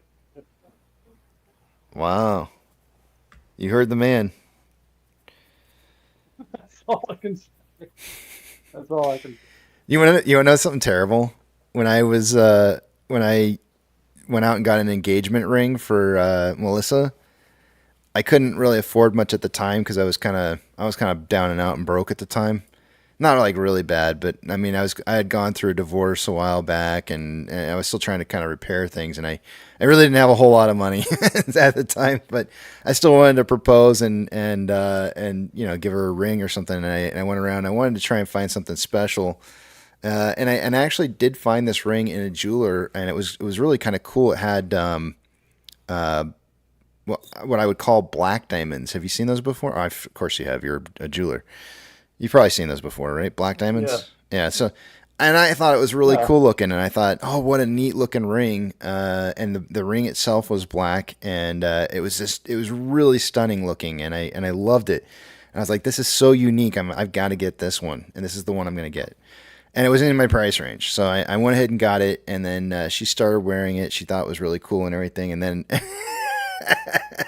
the black wore off the band. It was so cheap, man. It was so cheap. I wish if there was one thing I wish I could have done differently, it would have been just, shell out some better cash for something that wasn't gonna, fade. But she wore it like a champ. She didn't care. And it didn't bother her one way or the other. And I told her when I gave it to her, I said, there's nothing seriously expensive about this. I'm telling you up front. But will you marry me? I didn't tell it like her that. I didn't say it like that. I said it afterwards. But yeah, I was just kind of like, I felt bad because I wanted it to be really nice. But then again, I'd rather spend more money on the engagement or the actual wedding ring than the engagement ring. So I didn't want to spend too much money. Right. But yeah. Well, yes, most guys are in budgets. Most guys. Yeah. Budgets. Those things are awesome. Budgets. No, they're not. Yeah. No, no, they're not. They're definitely not. They suck. Oh, man. I wonder if she still has it. I don't even know. I have to go check and see. Oh, she has it. Yeah. I'm sure she does. Probably.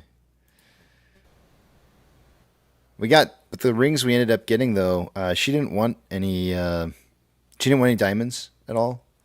She didn't want like a gaudy diamond. Right. And so she wanted me to pick out the band that I wanted for myself. And she's like, we don't need to match or anything. Just pick out what you want, and then we'll order that, and then I'll pick out what I want and order that. And I think I've shown it to you here before on the live stream. Oh no, I think I showed it to you in person, didn't I? I think I showed it. Yeah, you showed it to me in person. Yeah. The koa wood with the inlay turquoise. Yeah. Yep. Cool. Yeah. Yeah, and cool. yeah, it's really neat. It's neat looking. I don't know how many years it's going to last me for, but it's going strong still. Still looks good to this day. And then she did something crazy. She's like, I want what you're getting. After she saw what it was that I had found, she's like, I want what you're getting just on a ladies band. And I was like, what? And she's like, yeah, I think it's really cool looking. I want it. And I was like, okay. She's a keeper. Yeah, that's right. So that's what. So we have matching koa wood with turquoise inlay for bands. That's cool. Yeah. I don't know if I'll ever get. There's going to come a point here in time where I feel like I'm not going to be able to get this thing off, and it's made out of this titanium band. I don't know. I hope there's a way to cut it. Yeah. Yeah, we do have tools, but when you get into those titaniums and cobalt bands, they're kind of hard to cut off. Gold and silver, platinum, I can get those off pretty quick, but the other ones take a little more effort. Manjit says, Casey, we need a lawyer in here so after the squeeze, people can decide if they want to get married with or without prenups. Yeah. We certainly could probably put some lawyers to work for sure.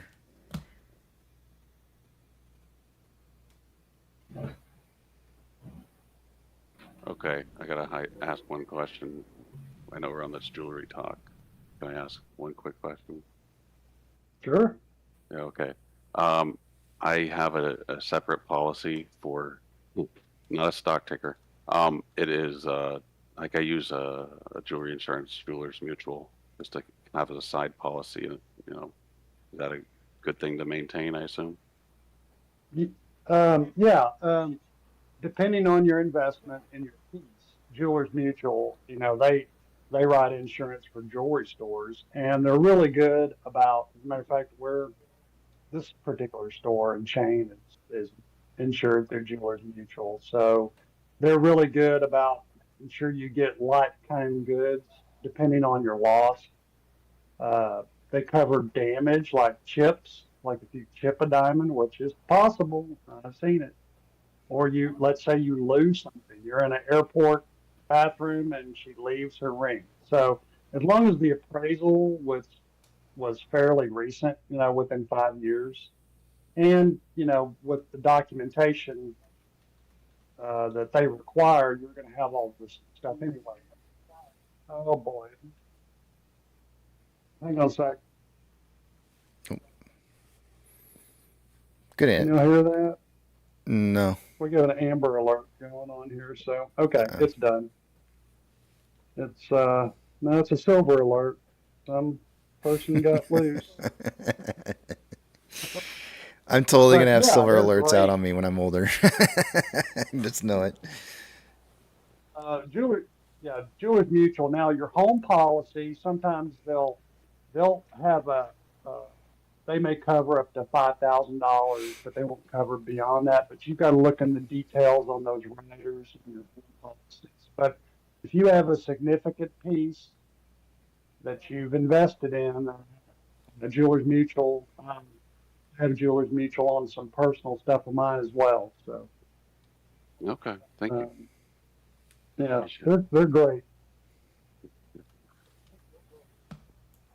Pro Jeweler, I that was so random of me to just ask you to start asking or answering questions. So I really appreciate you doing that. It helps make the time go by, and I appreciate you taking some time to answer stuff. And my hope is that with you sharing that there's going to be people from other fields of lines of work that have expertise in things who would also be willing to share tidbits about maybe truck driving or being a firefighter or police officer, who knows what it is, whatever the job, or pilot, who knows what the job may be. But maybe somebody can offer, some cool life experience or tips that people would like to know. Yeah, absolutely. And, I'm not here to sell people stuff. No. I'm an AMC holder. Yeah. And I know that that's not my angle, but I do know that I'm going to be very busy afterwards. So, and that'll be fine too, because how much I enjoy working. I know that sounds ludicrous, but well, I actually want to hire you after this is over to do a piece for me. So I hope you'll be able to set some time aside for me. Between you quitting your job and somewhere in between you quitting your job and retiring, I got to get you to somehow make me one piece though. Oh, that'll be no problem. Yeah, we can do that because I still enjoy doing this. And so that'll be fine. Sure. Don't fly Allegiant. Yeah. Hayden says, "Don't fly Allegiant." He's like, "Don't go to the patio and fly Allegiant." Thanks, Hayden. I wouldn't have guessed that was going to be the expertise advice. That could have never have possibly been. I'm telling you, the prices were amazing.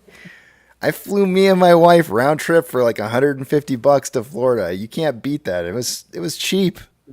Actually, it was less than 150. I think it was like 134 or something like that. It was cheap. Do you remember what kind of plane it was? Nah. I usually look You to fly in cargo. I usually look at the card when you get in the plane. It gives you the, you usually go in the plane and there's a card that shows you like where all exits are and everything. I'm the only person that pulls it out right away. Like everybody else doesn't think to pull those out. I'm opening it. First thing I do when I say get on a plane, where's my exits? Okay, what kind of plane am I flying in here? What do I need? I'm always looking into that stuff because I want to be ready and prepared for anything. And so I'm really looking intently, and it's a little bit of a warning flag, just a little bit. When you get into the back of an Allegiant plane, or when you get in an Allegiant plane, there was no card in there. I couldn't find one. There was no cards. There was no way to find out. How many rows? It was How many two. seats did it have across? Two. It was three. It was. I think it was 3 and 3. It was 3 and 3. Okay, it was a big plane then. Mm-hmm. Probably DC something or DC. Yeah. I don't know. I was just wondering, Casey, were you looking for something like after the squeeze from Pro Jeweler in his Prince Albert line, or I don't know what that. I don't even know what that means. Is that some kind of funny joke? Because I don't know what that means. What is a Prince Albert? Ask Pro Jeweler will know what it means. No, yeah, I want you to explain it to him. You could probably explain it. It's what the new kids do, It's one of those kids things. Okay, all right. Should I go ask my 13-year-old son what that means? Yeah. Sounds like a good idea. All right, I'm all over it. I'm going to ask him right after we get done here. Yeah. It's a body piercing of a sort. It won't be awkward at all, right? This should be an okay conversation. It's a gift for both you and your wife. Oh yeah, okay. Dynamite's saying it's a dick piercing. Oh, that's interesting. Okay. Oh hell no! Yeah, I'm gonna stay away from that. That's funny. Casey was flying in a cargo plane, no seats. they strapped us in like cargo. In general, I put in the general chat. I put a picture of. I think I found the guy that Hayden was talking about. The guy with that carry-on bag. Sorry, I put a picture in general for him. Take a look at. I was just thinking about the wonderful blankets that they gave us when I got onto the plane. They gave us these bags, these black bags. We just got into them and zipped them all up, and then they just laid us down on top of each other and strapped us all in there. It was just there was no seats. They stacked us in bags.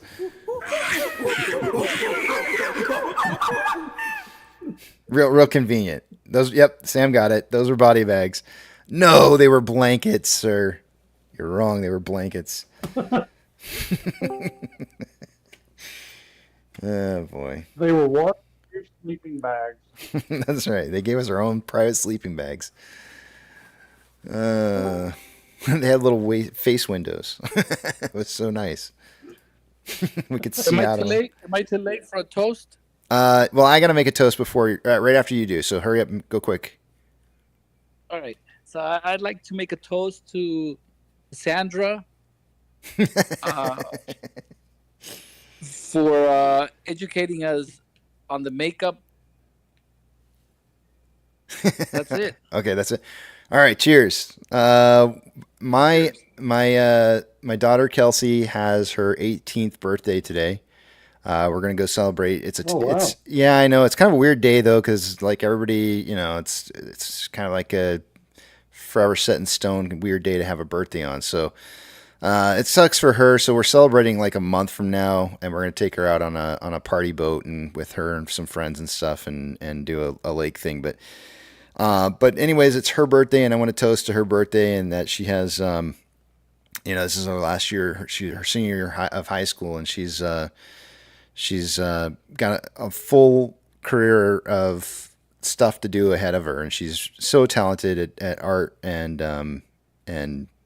taking care of. She's working at a vet clinic as a part-time vet, And she's so talented in everything that she does, and I think she's going to have a great future ahead of her. So, to Kelsey, cheers for her To 18th Kelsey, birthday. cheers. Let me open a Bud Light really quick. Happy birthday. I And hope she's the first vet to successfully neuter a food dog. I would have. I don't talk about the girls too much, just because I don't, try to protect them a little bit more. But but now you know, Kelsey's the oldest, and she's 18 now. All right, it is time to end this day, guys. So I gotta head out of the back of the big tramp here. So I'll see you in a bit. All right, be safe. Take care. Later. Alrighty, guys, it is that time of the day. Unfortunately, as usual, all good things must eventually come to an end. Eat, sleep, drink, get plenty of rest. Tomorrow's another trading day. Spend time with your family, spend time with your friends. Take your pets out for a walk because they like getting outdoors too. And for crying out loud, go see an AMC movie because after all, that's what we're here to do, is support AMC. Above all else, don't have a good night. Have a great night.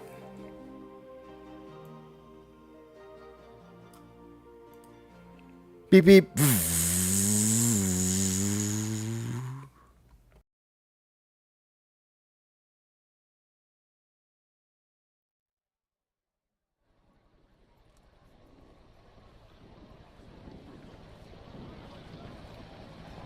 T-minus 90 seconds and counting. All systems are go. We're about 90 seconds from the launch of Space Shuttle Discovery.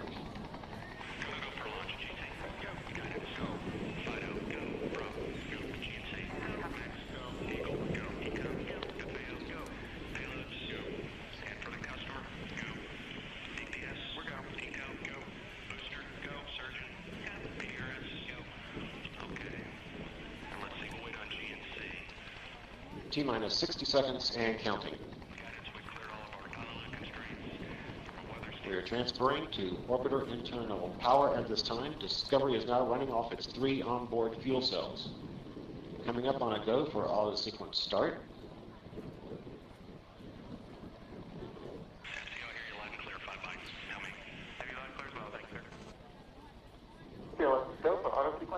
And we have a go for auto sequence start.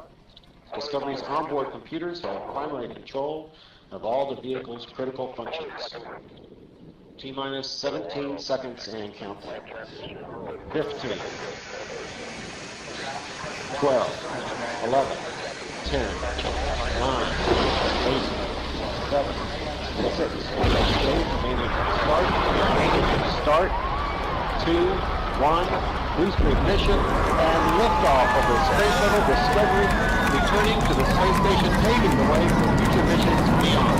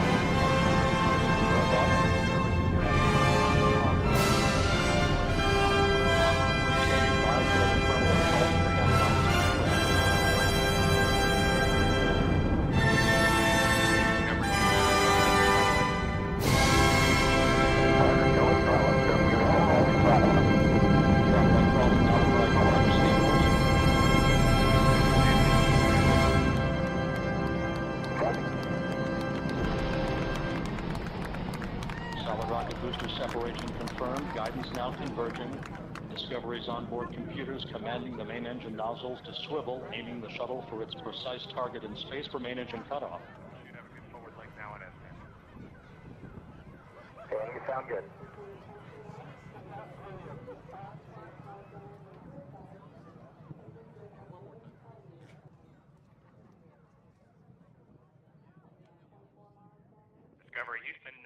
return.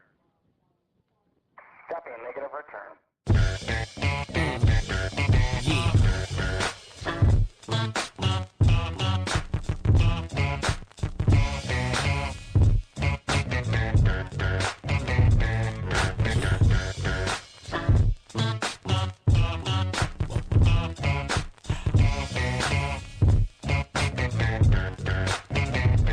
I'm the definition of half man, half drugs, ass the clubs, bad boy, that's what's up.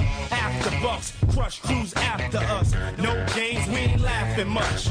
Nothing but big things. Check the hit list, how we twist shit. What changed but the name? We still here, you're rocking with the best. Don't worry if I write rhymes, I write checks. Who's the boss? Dudes is lost. Don't think cause I'm iced out, I'ma cool off. Who else but me? And if you don't feel me, that means you can't touch me. It's ugly, trust me. Get it right, dog, we ain't never left. We just move in silence and rep to the death. It's official, I survived what I've been through. Y'all got drama, the saga continues. We ain't going nowhere. We ain't going nowhere. We can't be stopped now, cause it's bad boy for life. We ain't going nowhere. We ain't going nowhere. We can't be stopped now, cause it's bad boy for life. Hey, look, straight from the Harlem streets. I don't play, I push it down with the Harlem heat. All of a sudden, niggas got a problem with me. Black, what happened? They run around acting like the black don't can't eat. And you know what? For some strange reason, I'm on for this medication, feeling deranged, needing for y'all to put the word out. We ain't leaving. We trying to be rich before we all stop breathing. Therefore, we kinda hustle lanes. Stay laying down our muscle games. Still turn niggas' dreams to flames. You got the wire? If not, I ain't saying no names. You soon expire. No pain. I feel remorseless. Of course, it's me and Diddy up first, racing Porsches with the big twin valve exhausters. On the cover of your vibe, double XLs and sauces, bitch. We ain't going nowhere. We ain't going nowhere. Ain't going nowhere. We can't be stopped now, cause it's bad boy for life. We ain't going nowhere. We ain't going nowhere. We can't be stopped now, cause it's bad boy for life. It ain't shit changed since the notorious. See, everything's still glorious. We still got warriors, still be the victorious. See, it's a lot of them, but it's more of us. Still got cash to blow, raps to flow. Still them cats to know, pack the flow, that's for sure. Bottles to pop, joints to rock. Play the background, handle my jock, holding my Glock. Money to get, cars to flip, bars to sit at and sip cognac with juice to drip. Hoes to see, make sure they knowin' it's me. Drop that D, can't believe that AMC. Bad boy to the casket drop, gotta love it, place nothing above it. It's on like that, don't believe we ain't going like that. For always gonna be here, we there, every motherfucker's here. We ain't going nowhere. We ain't going nowhere. We ain't going nowhere. We can't be stopped now, cause it's bad boy for life. We ain't going nowhere. We ain't going nowhere. We can't be stopped now, cause it's bad boy for life. We ain't going nowhere. Going nowhere. We gonna stay right here. Forever and ever. We can't be stopped now, cause it's bad boy for life. We ain't going nowhere. We gonna stay right here. We ain't going nowhere. We can't be stopped now, We gonna stay right here. for life. Going nowhere. We ain't going nowhere. We can't be stopped now, cause it's bad.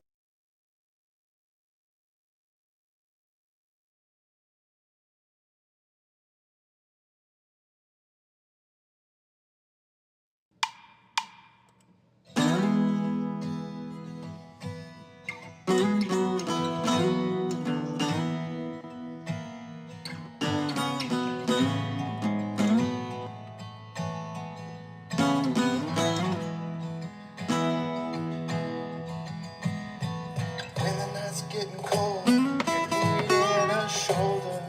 Puff out your chest and be a little bolder. To survive. There will be wanna steal